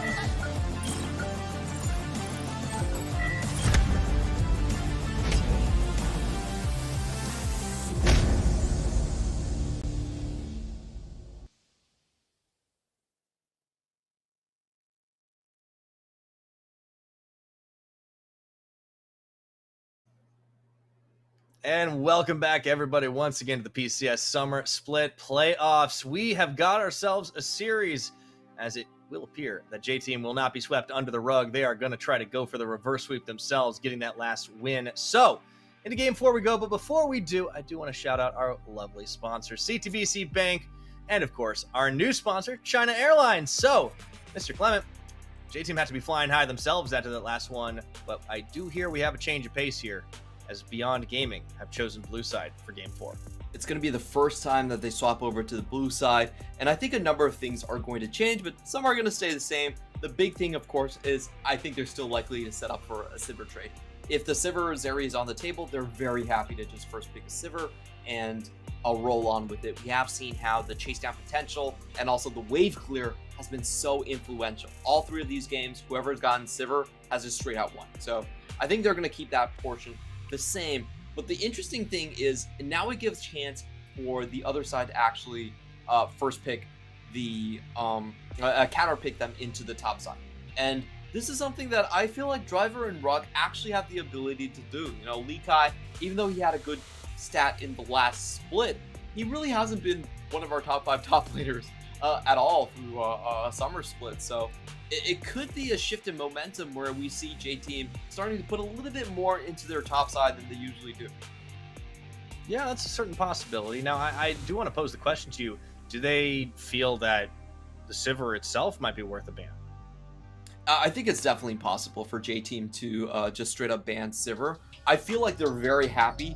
If I'm J-Team, I'm happy playing just the Callista into anything here. And it looks like Beyond Gaming might be opening up the... okay, they're still going to... They're actually still going to ban themselves. And oh this my is goodness, interesting. all right. Because Waco's only had played 1 game of the Callista, but J-Team are still like, well, this is patch 12.14. You can't let Callista. They are going to ban Sivir. Okay, there we go. So a lot of 80 carries hit. That's 3. They also see a Yumi ban coming through. The Pantheon banned away by Beyond Gaming, so Kongye will get another crack at that champion. What is the first pick here then? Is it just the Zeri? I think it has to be. I feel like Zeri is just good enough in most instances. Great late game potential. You can play a full rush comp without playing around the Zeri, and that's fine because she can survive on her own. I feel like Aphelios is a lot more situational in that sense, but Beyond Gaming actually gonna go for the Vi. This is the champion we're kind of talking about as, you know, probably not as strong as the other 2, but that being said, the other 2 are already out of the in the ban phase. Yeah, so that is, you know, kind of what remains, but is that first pick priority? I think that is a real question to ask. Husha is a big part of the Beyond early game, but we'll have to see. That Zeri gets locked in by a little V. Maybe they complete their bot lane here. Kongye on the Zinzao didn't work all that well last time. I feel like J-Team could go for a more late game oriented strategy given this set up. You know, they have the Poppy there, they have the Azir there, and that's still a perfectly fine composition. I mean, early game, yes, it is a little bit more difficult to play through, but overall the comp, you still see it being played across the globe here. But it does look like they want some more early game oomph there. They go for the Xin Zhao.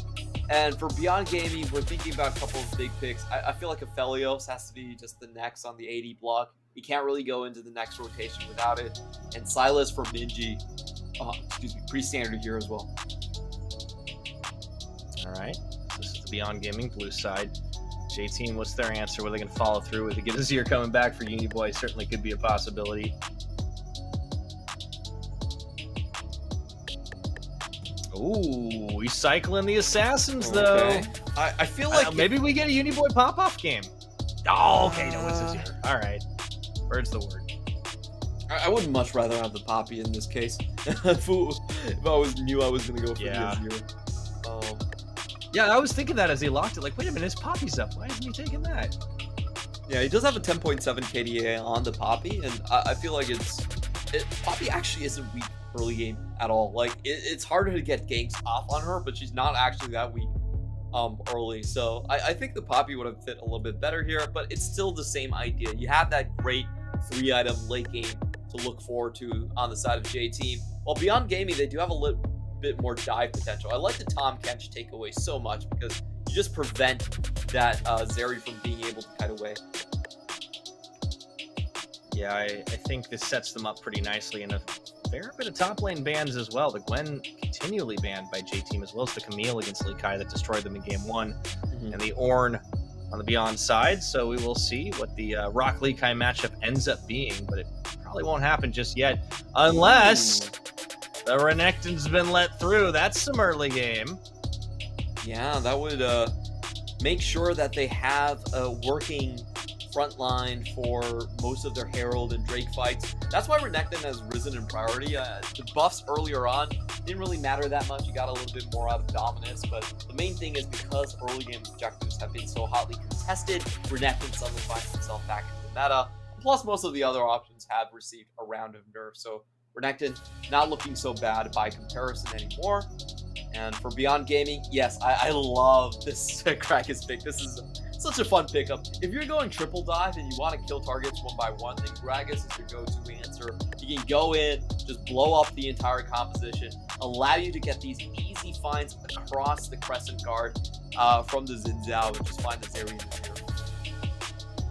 Nautilus comes to pair it up as well, so you want to talk about the dive, it definitely comes in handy. However, J-Team are potentially looking at some enchanters to try and save their bot lane's life. Zeri would be one of those. Or excuse me, the Lulu, but the Braum is also a big beefy frontline that can body block.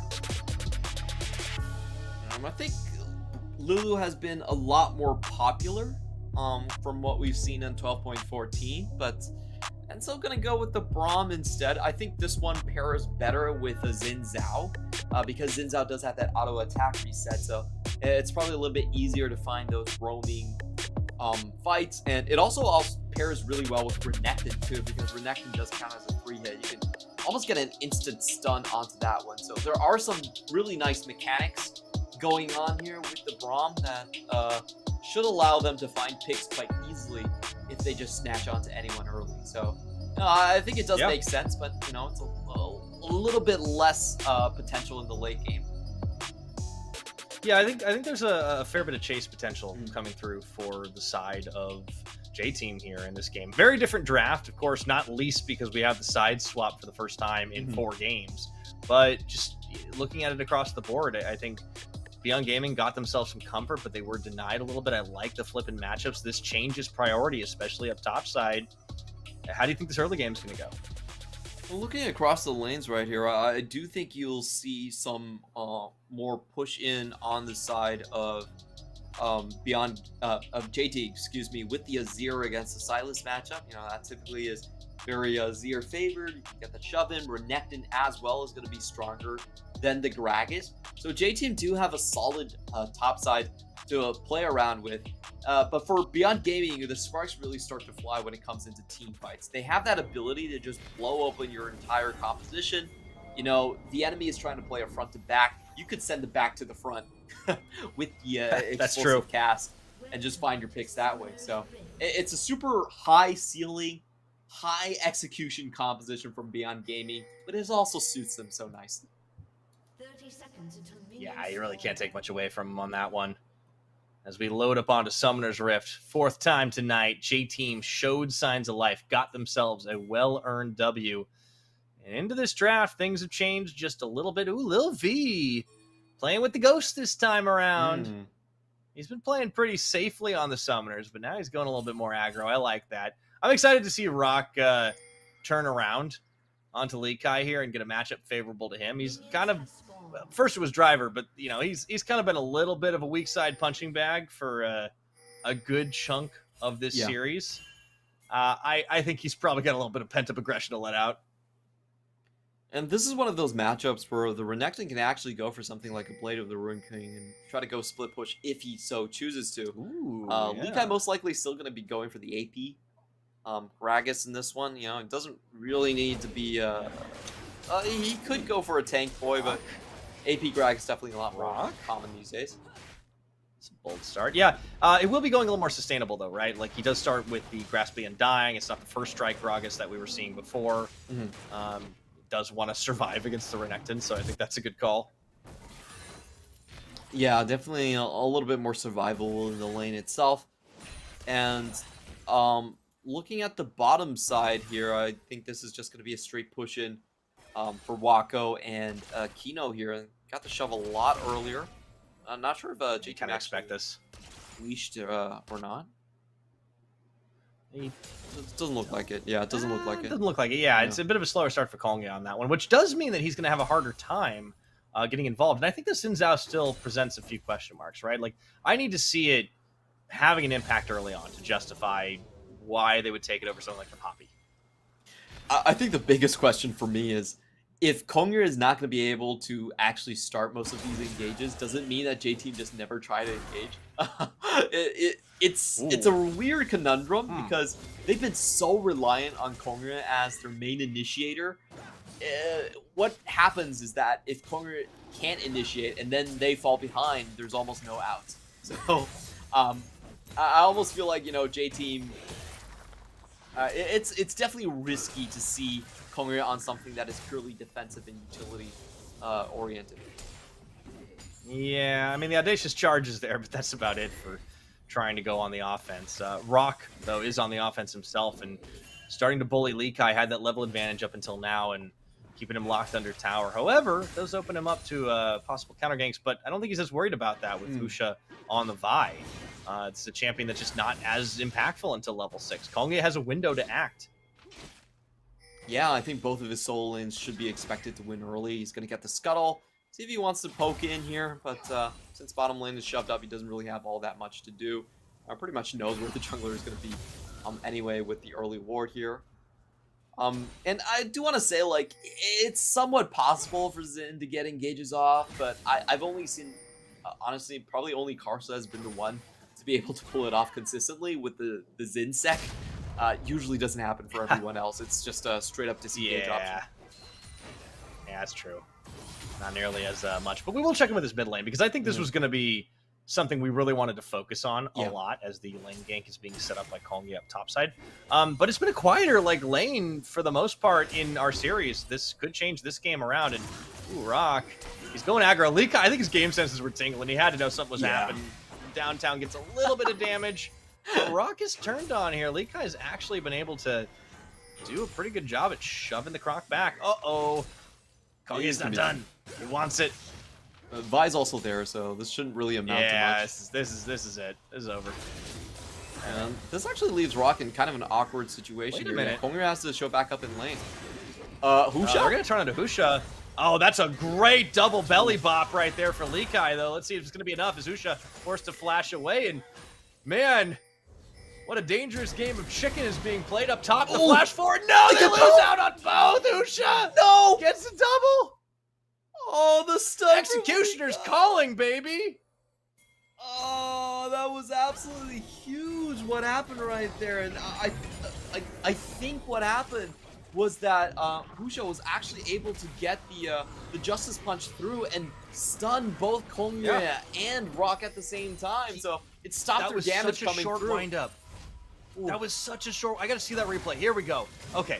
So he's like he has a Vault Breaker on right now, but obviously this is the first one. He goes through. He kind of baits everyone in. It kind of looks bad for Husha here, but Lee Kai gets a wombo combo that sets up this next play. Husha flashes out. It all looks bad. Let's see the windup on this one because somehow Rock and Kongye turn. The flash. No, there we go. Husha. It was the belly bop first into Husha. Yeah. Both of them were able to get their stuns off and prevent the damage from going through. But we do have to talk about why that play was so important. Both sides were actually fighting to. One side was trying to reset the wave. The other was trying to just keep it frozen there with Renekton at low HP. So it was a pivotal play that could have easily resulted in a kill if the lane position was preserved there by Beyond Gaming. So you saw J-Team fighting very hard for it. After they lost, they wanted to turn around, get the kill, and make sure that they didn't have to deal with this wave state. Didn't manage to do it, and that's absolutely huge for Husha, who could just be, you know, charging through a much more expensive chain sword, but a very early one nonetheless. Yeah, why not? You got some gold in your pocket, you might as well spend it. This is a good start for the Beyond Gaming side. They get themselves a little bit of a gold lead early on into this game. They have a tempo advantage. Enzo standing. Oh no, he walks forward into Kino and Waka, but actually that's what he wanted. As Lil V was right there to back him up. Turning around with a couple of chakrams. Doesn't really matter too much in the end for the trades as the unbreakable wall gets thrown up to dissuade any further push. That's still a good find though. That was a one summoner for 2 and a flash on Kino's side there. So J-Team with a solid win. Now Husha coming over. That line from Vi proving true. I always get to punch first. That seems to be the case here as J-Team actually going in for more. Throw a few punches themselves here. That's Kino using the dredge line to get away. Enzo a little low. Husha peels off of the Cloud Dragon that they've been eyeing. I think they'll finally be able to get it here. Yeah, we do have the level 6 here on Husha, which means that the turn is a little bit more powerful on Beyond Gaming side. Let's see if they still try to force this one. Yeah, with Uniboy pushback, there's no chance.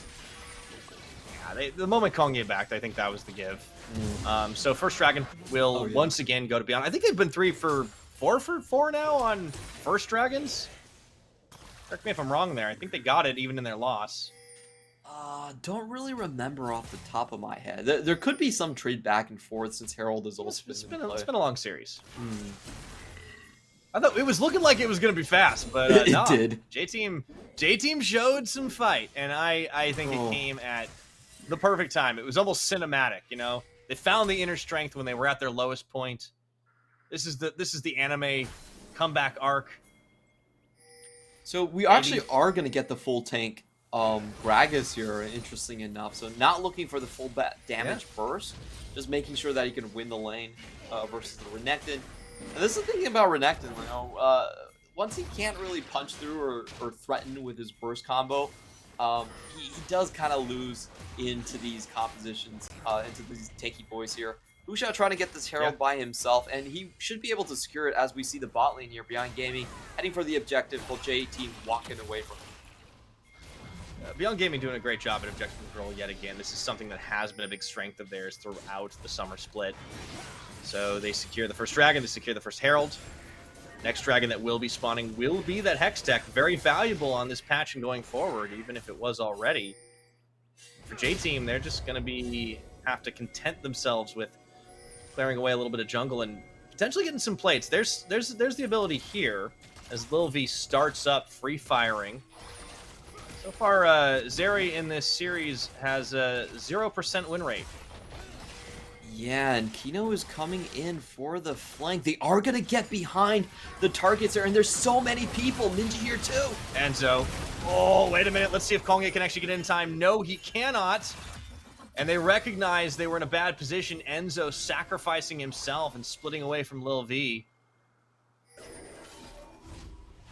Oh, good find here on Beyond Gaming, and this is really bad news for J-Team because they sort of gimped their composition to find some more early strength. with the selection of Xin Zhao and Braum over something that I would consider far more standard, like Poppy and Lulu. You know, those two combinations give you such a better late game. It gives you attack speed to go with the Azir as well. Instead, they went with something that's more early game focused, but, you know, it takes a lot of potential away from their late game, and they're not getting much out of it. Yeah, they're not even getting that ward. The observers. Yeah, I mean, this is I think J Team are losing a few steps right now. They were playing confidently earlier, but now that they've lost out on a couple of plays, oh boy, you see that gold starting to grow. Beyond are getting confidence back for themselves. Neutralizing Rock's Renekton seems to be the play up here, and Pusha with that early Kempunk Chainsword. Let's see what he can get done. Oh, Ninja gonna go in. Minji dashes. Wait a minute, that's Ponge. Uniboy, do they have the damage? Oh boy, they bring more friends as Minji uses himself as bait to take Konge out and even claims the kill in the end. Lilvi and Enzo arrive. Uniboy looking for that Shurima shuffle. Doesn't find it onto anyone but Wako, but is it going to be enough? The Moonlight Vigil comes through. Uniboy takes him down. Lilvi zoned to the back of the Dragon Pit, I should say, but they will have enough to turn the damage. That was something sorely needed for J-Team. Ooh, beautiful 1-for-3 trade overall in that one, and J-Team are able to get the kills, take all of the damage soak onto Little V, and Little V just goes across the wall like that. So well played on his part. I think Beyond Gaming overstayed their welcome there. You know, they could have been content with the one kill and just turned their heads around onto the support. Didn't want to do that, and they end up paying for more. J-Team now back in the lead with that hyper-scaling comp. Yeah, and they got the Azir 2 kills as well. That's what you needed. After everything goes so horribly wrong up topside earlier, this time everything goes so wonderfully right. Minji goes in. It looks like a brilliant bait at first. Konge looks like he's a dead man, but he's got a Crescent Guard. Takes a long time before they can kill him. Yeah, and you know, I don't know what Kino was doing right there. That was such an overstep. He even saw Little V and Enzo anyway, so I think he just miscalculated on the fight situation. They thought they had one extra member and that was going to be enough, but Little V honestly just plays this so well. Takes all the damage, gets out just fine, and able to turn around 3 kills. Alright, Herald was secured, gets popped in this mid lane. We'll get that charge off. This is just plates. It's about all you can get out of it at this point. I think Beyond just know that they won't be able to do much more. Dragon going to be set up, and both teams really want this one.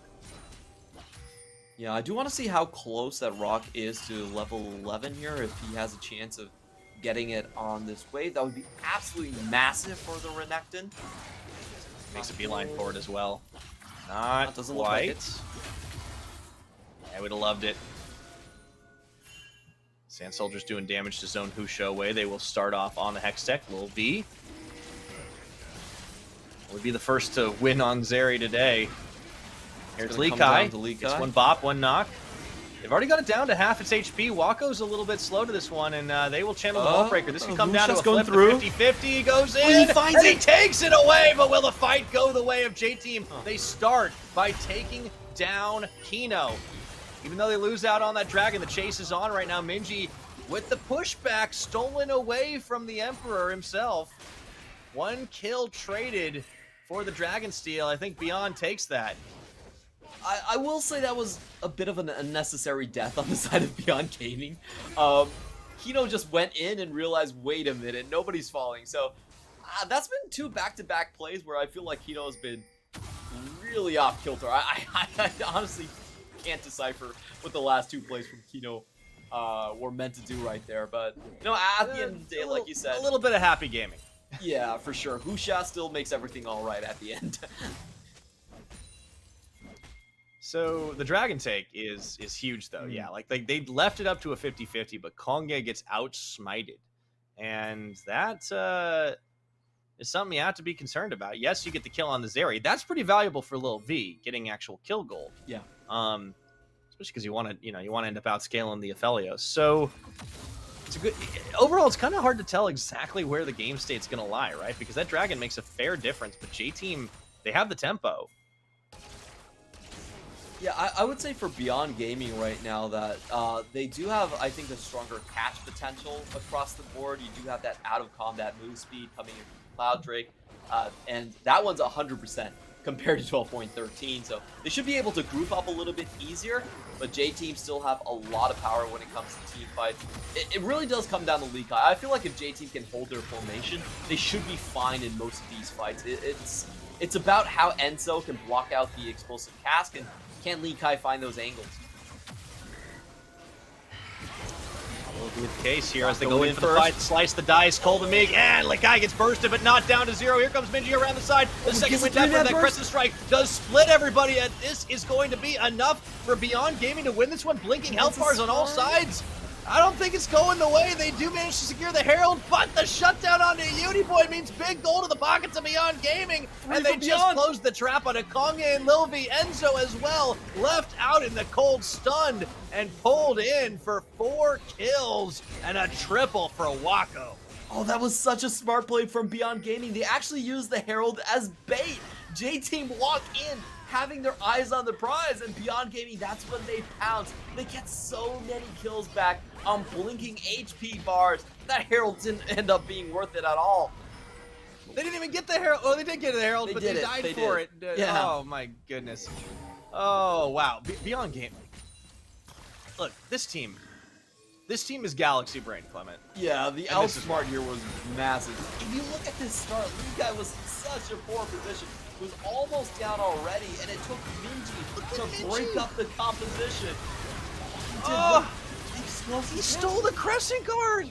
Yeah, I thought it was the explosive cast, but no, it was actually Minji that did it. And if you look at the HP bars here, there's no way Beyond Gaming should come out ahead this far, but they use it as bait, and they just block everyone away.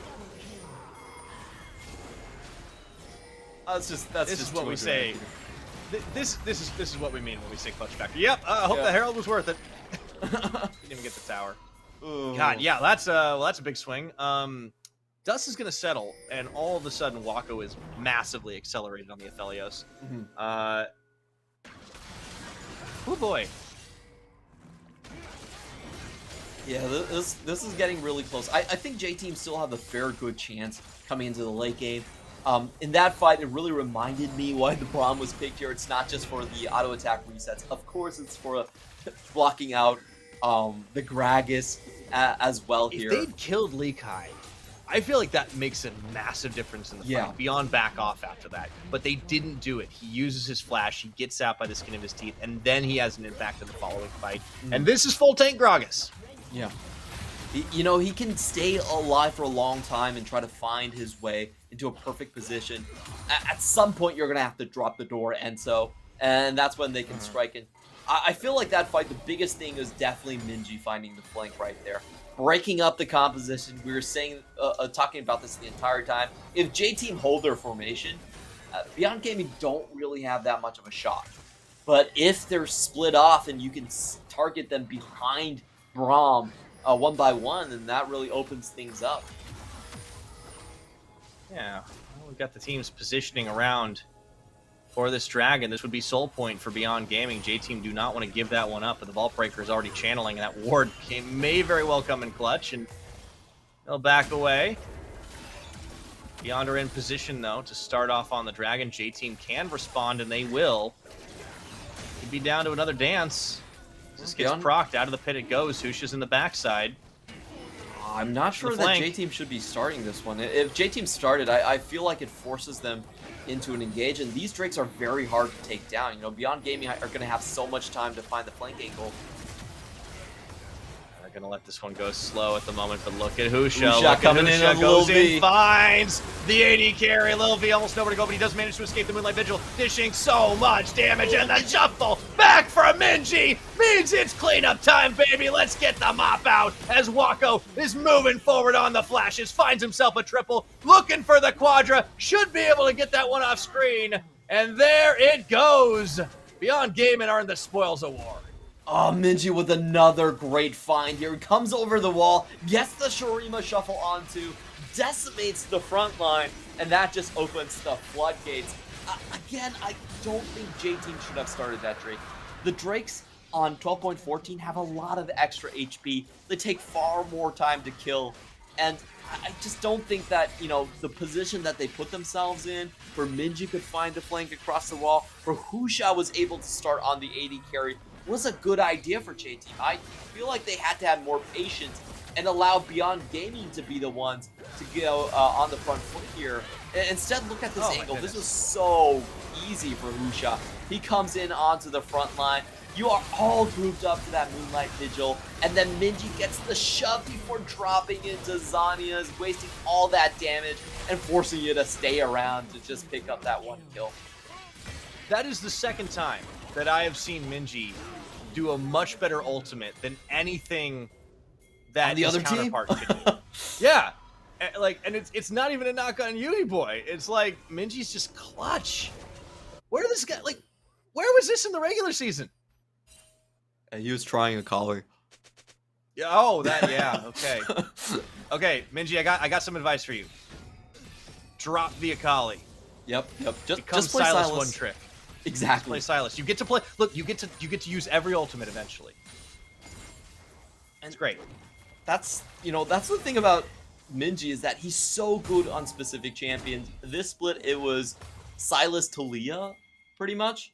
And once postseason comes, if he's able to just play a B plus LeBlanc, B plus Orianna, and win 3-1-3-1, then that's good enough. He's been one of the most improved players, I think, from regular split to this. Like of these 10 players, he's definitely looked.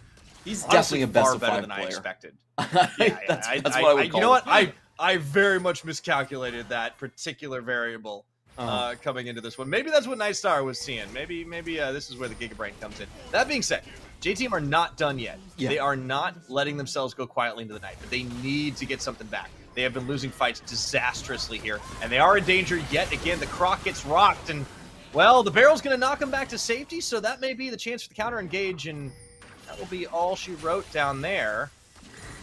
Baron's still alive, though, still be a threat from Beyond Gaming. Because Beyond Gaming only exhausted their engage tools, you still have to see Uniboy going back and joining the rest of the team. He doesn't want to give Beyond Gaming an opportunity to just start out here. But I do want to mention the build from Uniboy here. This is pretty much max DPS build. This is not about poke. Oh, yeah. This is just making sure if Beyond Gaming runs in at you and you somehow stay alive, you can clean up very easily. This is sustained build to the maximum. No Luden's Echo. A lot of attack speed coming through here. So Uniboy definitely eyeing on that angle where if he survives the burst, he can just clean up. Yeah, it's pretty disgusting, actually, as long as he keeps himself in this one. I do want to make a mensch for, maybe a Zhonya's. Yeah, he's trying to go for the max damage, but sometimes you need that reset. You need that second True. one. So we'll see if he ends up building that one afterwards. I mean, he's sitting on the Oblivion Orb right now, which means it should be the Morello's next, I want to say. I don't think he needs to complete it, to be honest. Like, he could kind of just sit on the orb. Yeah, he could sit on it, honestly. And if we look at the side here from Beyond Gaming, I also want to point out some really good itemization. Frozen Heart here is just massive amounts of value, especially when the enemy mage also is banking on attack speed here. So if Leakai can find himself in the front line. Second item collector for the Aphelios. Oh, that's confidence. Waka's like, I got this, guys. Don't worry. I got 7 kills on Aphelios. It's easy. To be fair, he started the game 2-1-3, so I think it's a I know, right? a fair one. Yeah, why not? I mean, Waka's been having a great series, especially up against the side of Little V, who, coming into today, I very much favored the latter in just a straight-up 1v1 mechanics fest. But Wako has certainly started to look a lot closer to his spring form, where I think he didn't have as much competition. Really leveled up in the bot lane over the last split, and I think Wako has managed to find a way to catch back up. Yeah, I feel like Wako's always had that profile, is that when he goes off, he's just unstoppable, does tons of damage, but also is typically the one very easy to pick off. That's kind of the Wako way, if you will. So he giveth and he taketh away. The flank is coming in. Beyond Gaming taketh something as well. He gets that bop on. They will steal Kongi's ultimate, and right on top of it, Minji just zones them off, but they can't quite get the kills by just battering and bruising them. This is going to be another dragon up, and J-Team can't give this away. This would be Infernal Soul. Yeah, Beyond Gaming just waiting for that Dominus to pass out now, and Rock is significantly weaker. I think they still might want to find a flank in this one. Yeah, and you see Husha immediately over the wall, going in from 2 different angles. J-Team have to... I still don't think that J-Team should lock themselves into this fight. They should let Beyond Gaming start it rather than use it as bait and let Beyond Gaming find the flank. But Rox is doing a good job at least keeping eyes on the Husha here. That's what they have to do. However, Beyond might force the issue. Minji steals away the Emperor's Divide yet again, rocking a split just a bit. There comes the Moonlight Vigil. Husha's in the picture. This could come right up to it. And Kino starts the fight. They open them up and knock them into the back of the pit. Competing Emperor's Divides. Lil V, though, chased down by Husha. The turn-in. He stays alive. Wako goes legendary by getting the kill. But will they have enough to turn on this one? No, they do not. They get that triple another time. And they're not done yet. Wako chasing down Lil V. Why are you turning back? Around. And that was going to be enough to get the kill. 26 minutes, they get the soul, they get the quadra, they rush it up for the Baron Beyond. They're looking to lock this one up in game 4. It looks like maybe Wako was trying to come back a little bit faster. That was kind of a weird one right there from Little V, excuse me. But great game sense again from Beyond Gaming. The way they just wrapped around J-Team, they forced them into the pit, dealt damage, and then followed up through the Drake ramp. It's just beautiful to watch. Even the AD carry just straight going for the juggler. So we'll watch this again, and I still don't think J-Team should try to force themselves into this position. Wako definitely made them pay tons of HP bar, and then Beyond Gaming come in from the top side. They section off the Renekton, go directly for the backline. You get that 2-man Shurima shuffle right there. Husha follows Little V, and finally Wako comes over the wall to collect another quadra kill. That's the second quad in this game already. Yeah, this is where Lil V kind of gives it to him, where he steps back. I think he misclicked. I think he misclicks. That's rough. Either way, it was still gonna be rough, but now it's even rougher. Beyond Gaming are looking to close this one out. This would be a 3-game win in 4. Man. They really came to play today, and I think J-Team got confidence back, but they made some critical mistakes in this game. It's not over yet, but it's a big lead. You got Baron, you got Infernal Soul, you got a massive gold advantage. Beyond Gaming can do this however which way they want. It is their game to lose. And J-Team, they still need to be very careful. If they walk into the jungle, that's just a straight up engage. They already have the Infernal Soul for Beyond Gaming on this one. I mean, J-Team, they still have... Yeah, it's so early as well. They have the champions that can go into the late game, but holding on is going to be the key for them. I don't think they can really contest on this tower anymore. Should just be waiting to let it go here, and it's a holding game for them.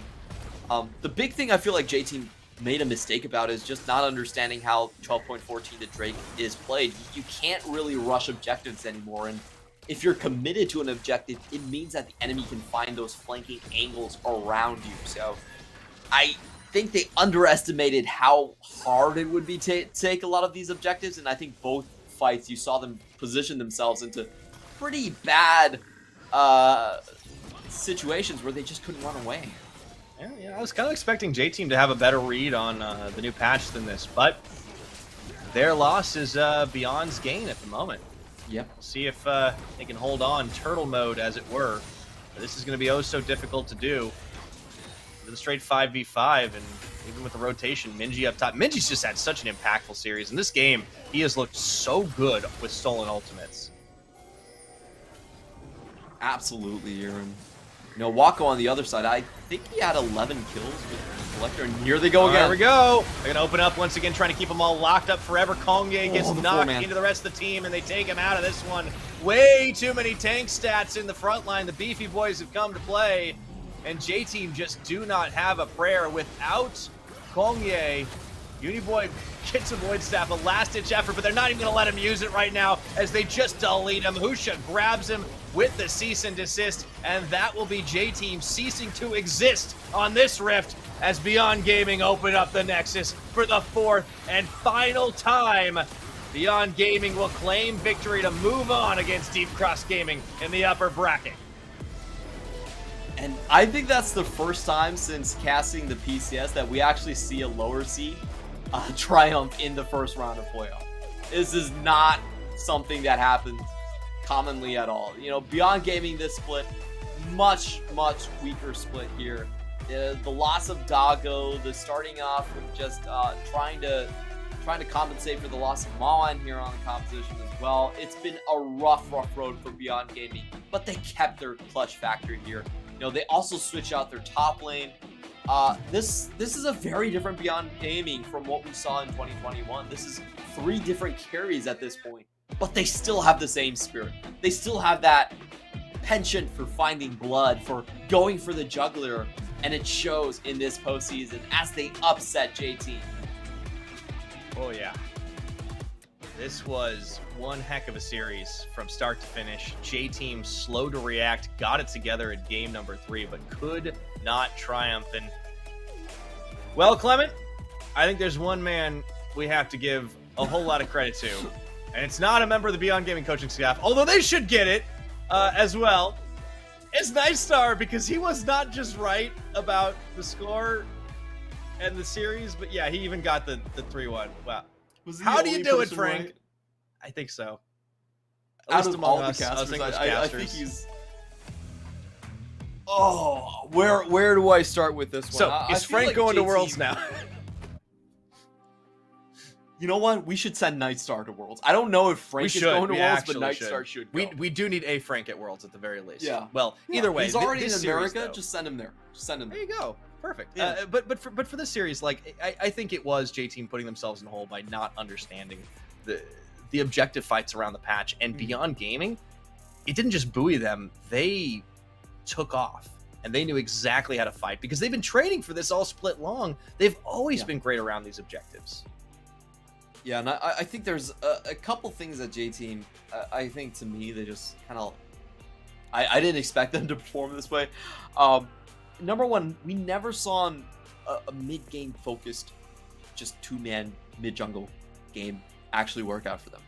Like, that was J-Team's biggest selling point, that they had the strongest mid and jungle in the entire PCS, and they didn't make use of it whatsoever. You know, Minji's not even in the top 5 in terms of coming to the laning phase, but he wasn't punished at all. Like, he was able to do whatever he wanted, and I think Husha is the real hero. Yeah, Husha was just so much more active on the map, and all over the map too. He made it happen up top, he made it happen down bottom, he was able to counter in mid lane a few times. I thought there were some great roams from Kino in a number of those instances to back him up.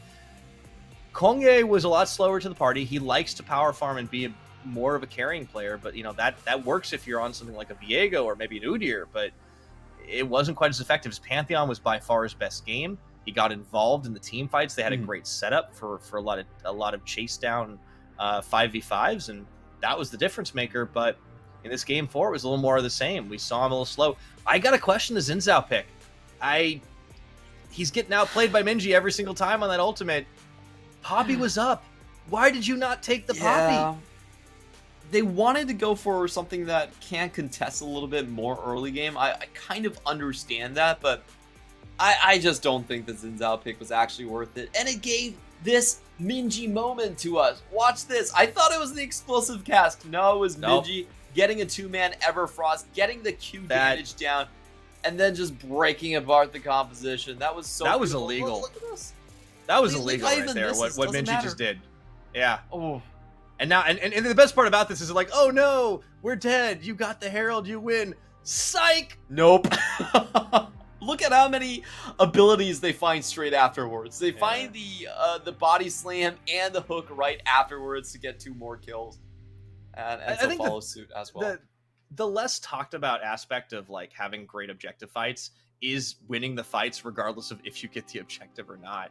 So Husha just had the angles to flank every time. He locks them up in place forever. Uniboy thinks he gets the divide off, but it doesn't matter. They knock him for ages, and Minji's like, I got this. Zoop! Into the rest of the team. What a brilliant play to just feed Wako these kills, and then he's off to the races. You'd think this man was playing Jinx. Look at how he's chasing people down. He's getting excited. Oh boy. I want to know how much gold he got off that collector, because I counted at least, I think, at least 8 kills just from the Quadras for the collector. So he got more than his fair share of the pirate gun right there. Very well done on the side of Wako here, and Beyond Gaming in general. I feel like they came in with this sturdy game plan. and it did not deviate all that much from their regular season game plan, which is, hey, we're going to be a 1-3-1 team. We're going to pick Sivir when it's available. And that's just what they ran. But if you contrast that with J-Team didn't look anything like their regular season self. They didn't play mid-jungle. They did not manage to snowball bot lane whatsoever. You know, from this series, you would not have been able to tell that Little V actually had the second best laning stats of any AD character. This dude got a pentakill last week. 2 weeks ago. I know.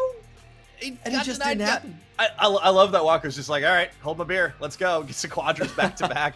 Zeri, again, I want to point out, 0% win rate in this series. Oh, boy. I don't think it's a trap, but I do think that if you can't get online fast enough to have an impact, I mean, it's a very different bot lane. Also, that Renekton was absolutely baited.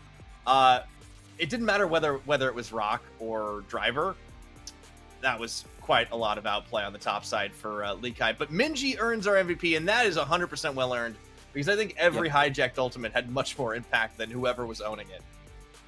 It was able to get very critical engages both times, and that's just the scary thing about Beyond Gaming. You look at their laning phase, I think it's all right. You know, it's mostly just held up together by Husha, and then Minji comes in the postseason. This is the scary thing about him. If you don't know his champion pools, if you can't pinpoint which ones he's super good at, a lot of times it's just kind of easy to have one or two slip your mind. Right now, I'm just gonna, you know, for the DCGs out there, they're gonna have to face Beyond Gaming. Right now, it's Silas and it's Talia. You keep those two off the board, I think you're gonna be fine. I think. But maybe this is the time for Deep Cross to just go back to the old ways and just not lane in mid anymore. Like, it's okay, Nesty, just go somewhere else, play Calio and Rome. But yeah, like I think that series is going to be fantastic. Now, we are going to have an interview with Husham here and after this, so we're going to go on a quick break, but don't you go anywhere as we hear about Beyond and how they won that series right after this.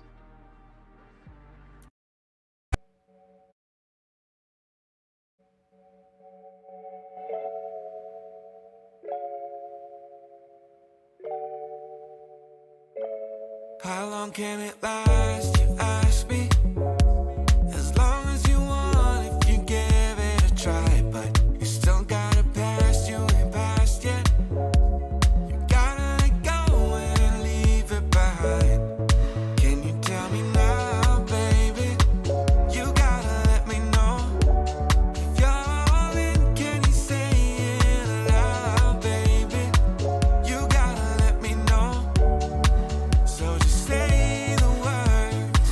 I know that I can't get enough. I feel the vibe every time we touch. Oh yeah, you can decide. And who you trust. Give me a sign if it's right, then we can climb on waterfalls. We can climb on waterfalls. There ain't nothing stopping us.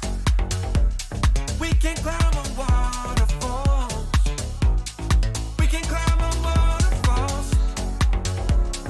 We can climb on waterfalls. There ain't nothing Hello，欢迎 stopping 来到赛后 us. 采访，我是主持人丽珠。首先恭喜 BYG 战队非常漂亮的拿下季后赛首场BO5的胜利。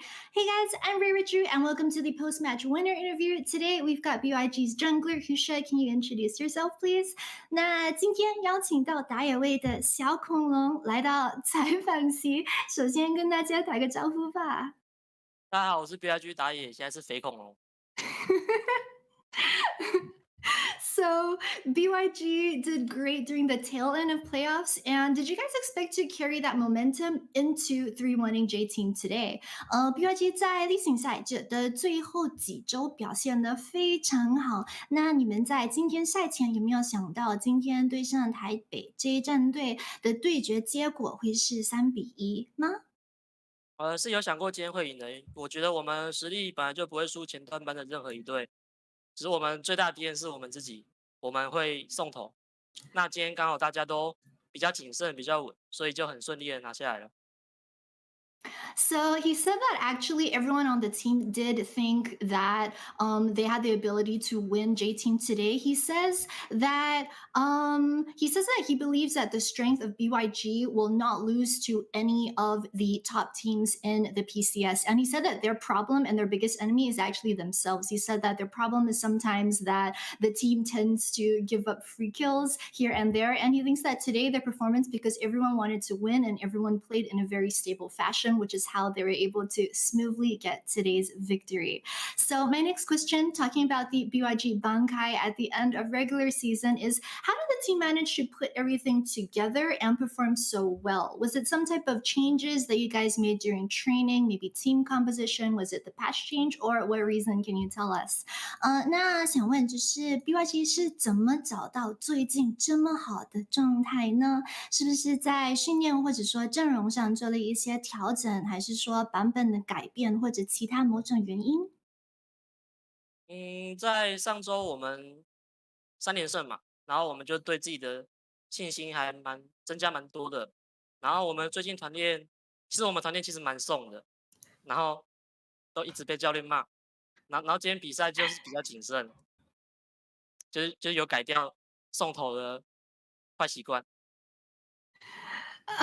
So he said that the fact that they got 3 consecutive wins at the end of the regular season really gave them a confidence boost coming into the playoffs. He said that actually, to be honest, their scrim performance lately has not been the best. It has not been great. They've actually kind of been feeding during their scrims. And because of that, their coach has actually been scolding them and asking them to get it together and just play properly. So he thinks that that was also part of the reason why when they came into today's series, they played it more serious and more stable. So I want to ask next about the consecutive Wukong as well as Vi picks that we saw today, because you picked Wukong twice and then you picked Vi twice. So is this something that you or the team have been practicing for playoffs? And what are your thoughts on Wukong and Vi right now, and why your team prioritized it in the pick ban today? 那接下来想问的就是今天连续2次拿下了悟空跟飞埃这2只英雄，是你个人在季后赛特地练习的2只英雄吗？能不能分享一下就你对这2只英雄的看法，以及为什么顺位比较高的原因？首先这2只悟空是我的拿手脚，然后飞埃是我最近季后赛才练的。这2只的优点就是他们前面碰撞就很强了，所以打物件什么的也都蛮轻松的。然后打到后期，他们团战那个大绝也很猛，所以在现在的版本是比较好的选择。So he said that as for Wukong, Wukong is one of his own personal champions that he's personally very good at. Vi, on the other hand, is a champion that he's actually just been practicing a lot for the playoffs. He thinks that both of these champions, the reason why they're so high prior right now is that they're very good early on in case like of meeting any other jungle champs in the jungle. They're able to fight and duel very well. And also come the late game during the team fights, they also have a very strong ultimates. And that's why he thinks that they're both very good to be picked nowadays. The next thing that I want to ask you is that going to a best of 5 format from the regular season best of 1 can be said to be a test of both your mental as well as flexibility in draft. So to a team like BYG, who has in the past been criticized for not having a very deep champion pool, how has the team tried to overcome this in preparation for the playoff long series? 那接下来想问的就是，从例行赛 BO1 换成季后赛的 BO5，可以说是蛮大的改变。然后对于 BYG 战队来说，曾经分析师也有提到，就是 BYG 个人的角色池也不太深。那 BO5 可以说是对于心态还有角色池的一种考验。那你们是做了什么样的准备，或者说打算在季后赛怎么应付这个弱点呢？其实中路角色池的话，其实我觉得是没有问题的，因为现在的版本角它也都是有机会打，所以这边我们不会很担心。然后 BO1 到 BO5 的话，我个人是比较喜欢打 BO5，因为 BO1 很容易失误一波，然后就突然被以下克上，所以 BO5 就是比较有多种受率，所以我蛮喜欢打 BO5 的。So he said that they're aware of the criticisms. He said as to criticisms about their mid laner Minji's champion pool, he as well as the team are not very worried about that. He thinks that especially on the current meta, he thinks that Minji is able to play a lot of the champions that are good on the current patch. He says about BO1 versus BO5, he said personally he prefers to play in best of five, like the longer series, because he thinks in best of ones, it's very easy to have the game be flipped on its head just by one fight or one mistake. He said that he prefers playing best of fives because there's a greater room for error and there's just more room in case you make those mistakes for you to come back. So the next question I want to ask is that today the caster said that BYG won because it was a combination of your team doing well and then JT underperforming. So what are your thoughts on this? Also, can you rate J Team's performance today? 直播台也有提到，就是今天这场比赛是 BYG 表现的非常好，以及台北 J 战队没有发挥好实力。对于这个护蛇选手有什么感受呢？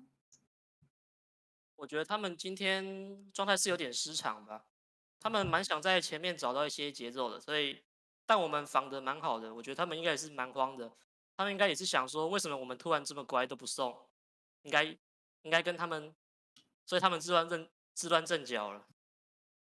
So he said that he thinks J Team probably got a bit anxious, and the J Team we're trying to be very proactive in the early game to try to look for opportunities early on. However, Husha thinks that BYG were able to defend against this very well and play very stable. He thinks that that probably caught J Team off guard and on the back foot because he thinks J Team were probably thinking, why are they feeding today? What's going on in the early game? And that probably made J Team even more anxious.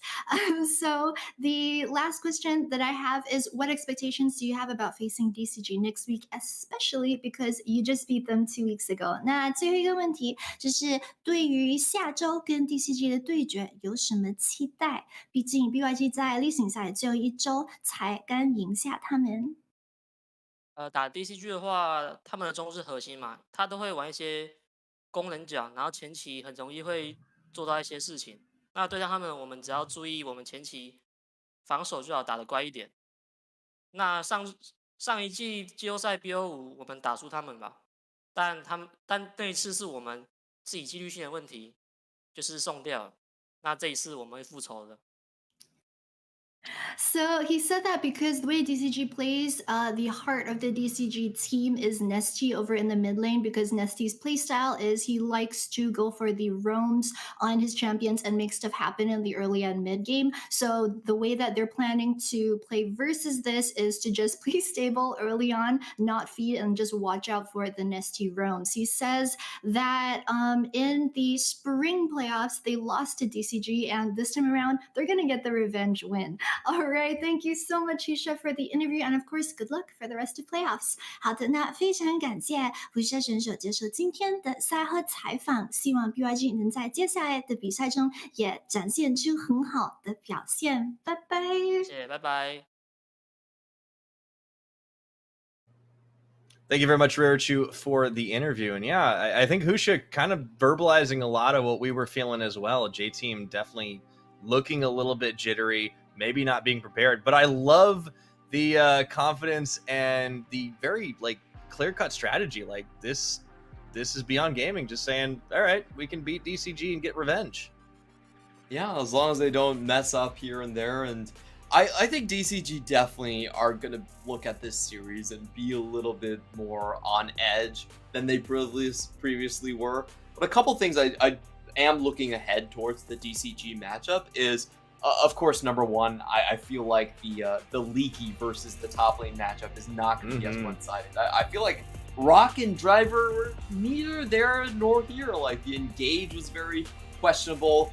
And taking a look at the roster here, of course, Beyond Gaming, congratulations to move on to DCG. That's going to be a very hard-fought one. And as a reminder, they did win their previous match versus DCG. On the other hand, J-Team have to drop off to MFT, though we're not really going to be, I think that's still solidly should be a J-Team win. But the big problem is then they have to face off with the loser of M6, which is between PSG, CFO, and Frank. That one's kind of rough. Yeah, no matter who it ends up being, I think that gets a lot harder, and they won't have the double elimination cushion any further. Yep. So J-Team could have a rough ride into the finals, and I may just have to eat my bracket out the window if that happens. But for the rest of the teams, I really am looking forward to that DCG Beyond Gaming matchup. And tomorrow, CTBC Flying Oyster taking on Frank Esports, and that is sure to be a banger as well. We have already had some unexpected results, and we'll have to see if the surprises, the shock and awe continue. So far, out of all of us English broadcasters, only Nightstar has been correct, so we'll have to see as he predicted Frank Esports to go the distance. I don't know, Clement. We've got some stranger things happening for sure. I just read the entire prediction. There was 20 casters that gave their predictions. Right. Only 2 of them had Beyond Gaming going forward, and that was Chris. You know, he's a genius. Good job on you. And Nightstar, Established. our very own Nightstar. So that was a 1 out of 10 estimation. Oof.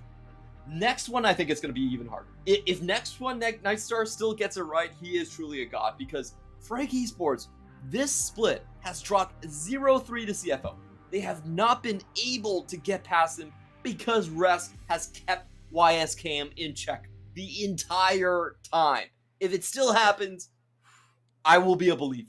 I will get down on my knees, pray to the Lord in the sky, Frank Nightstar, and I will believe in Frank, okay? But not until then.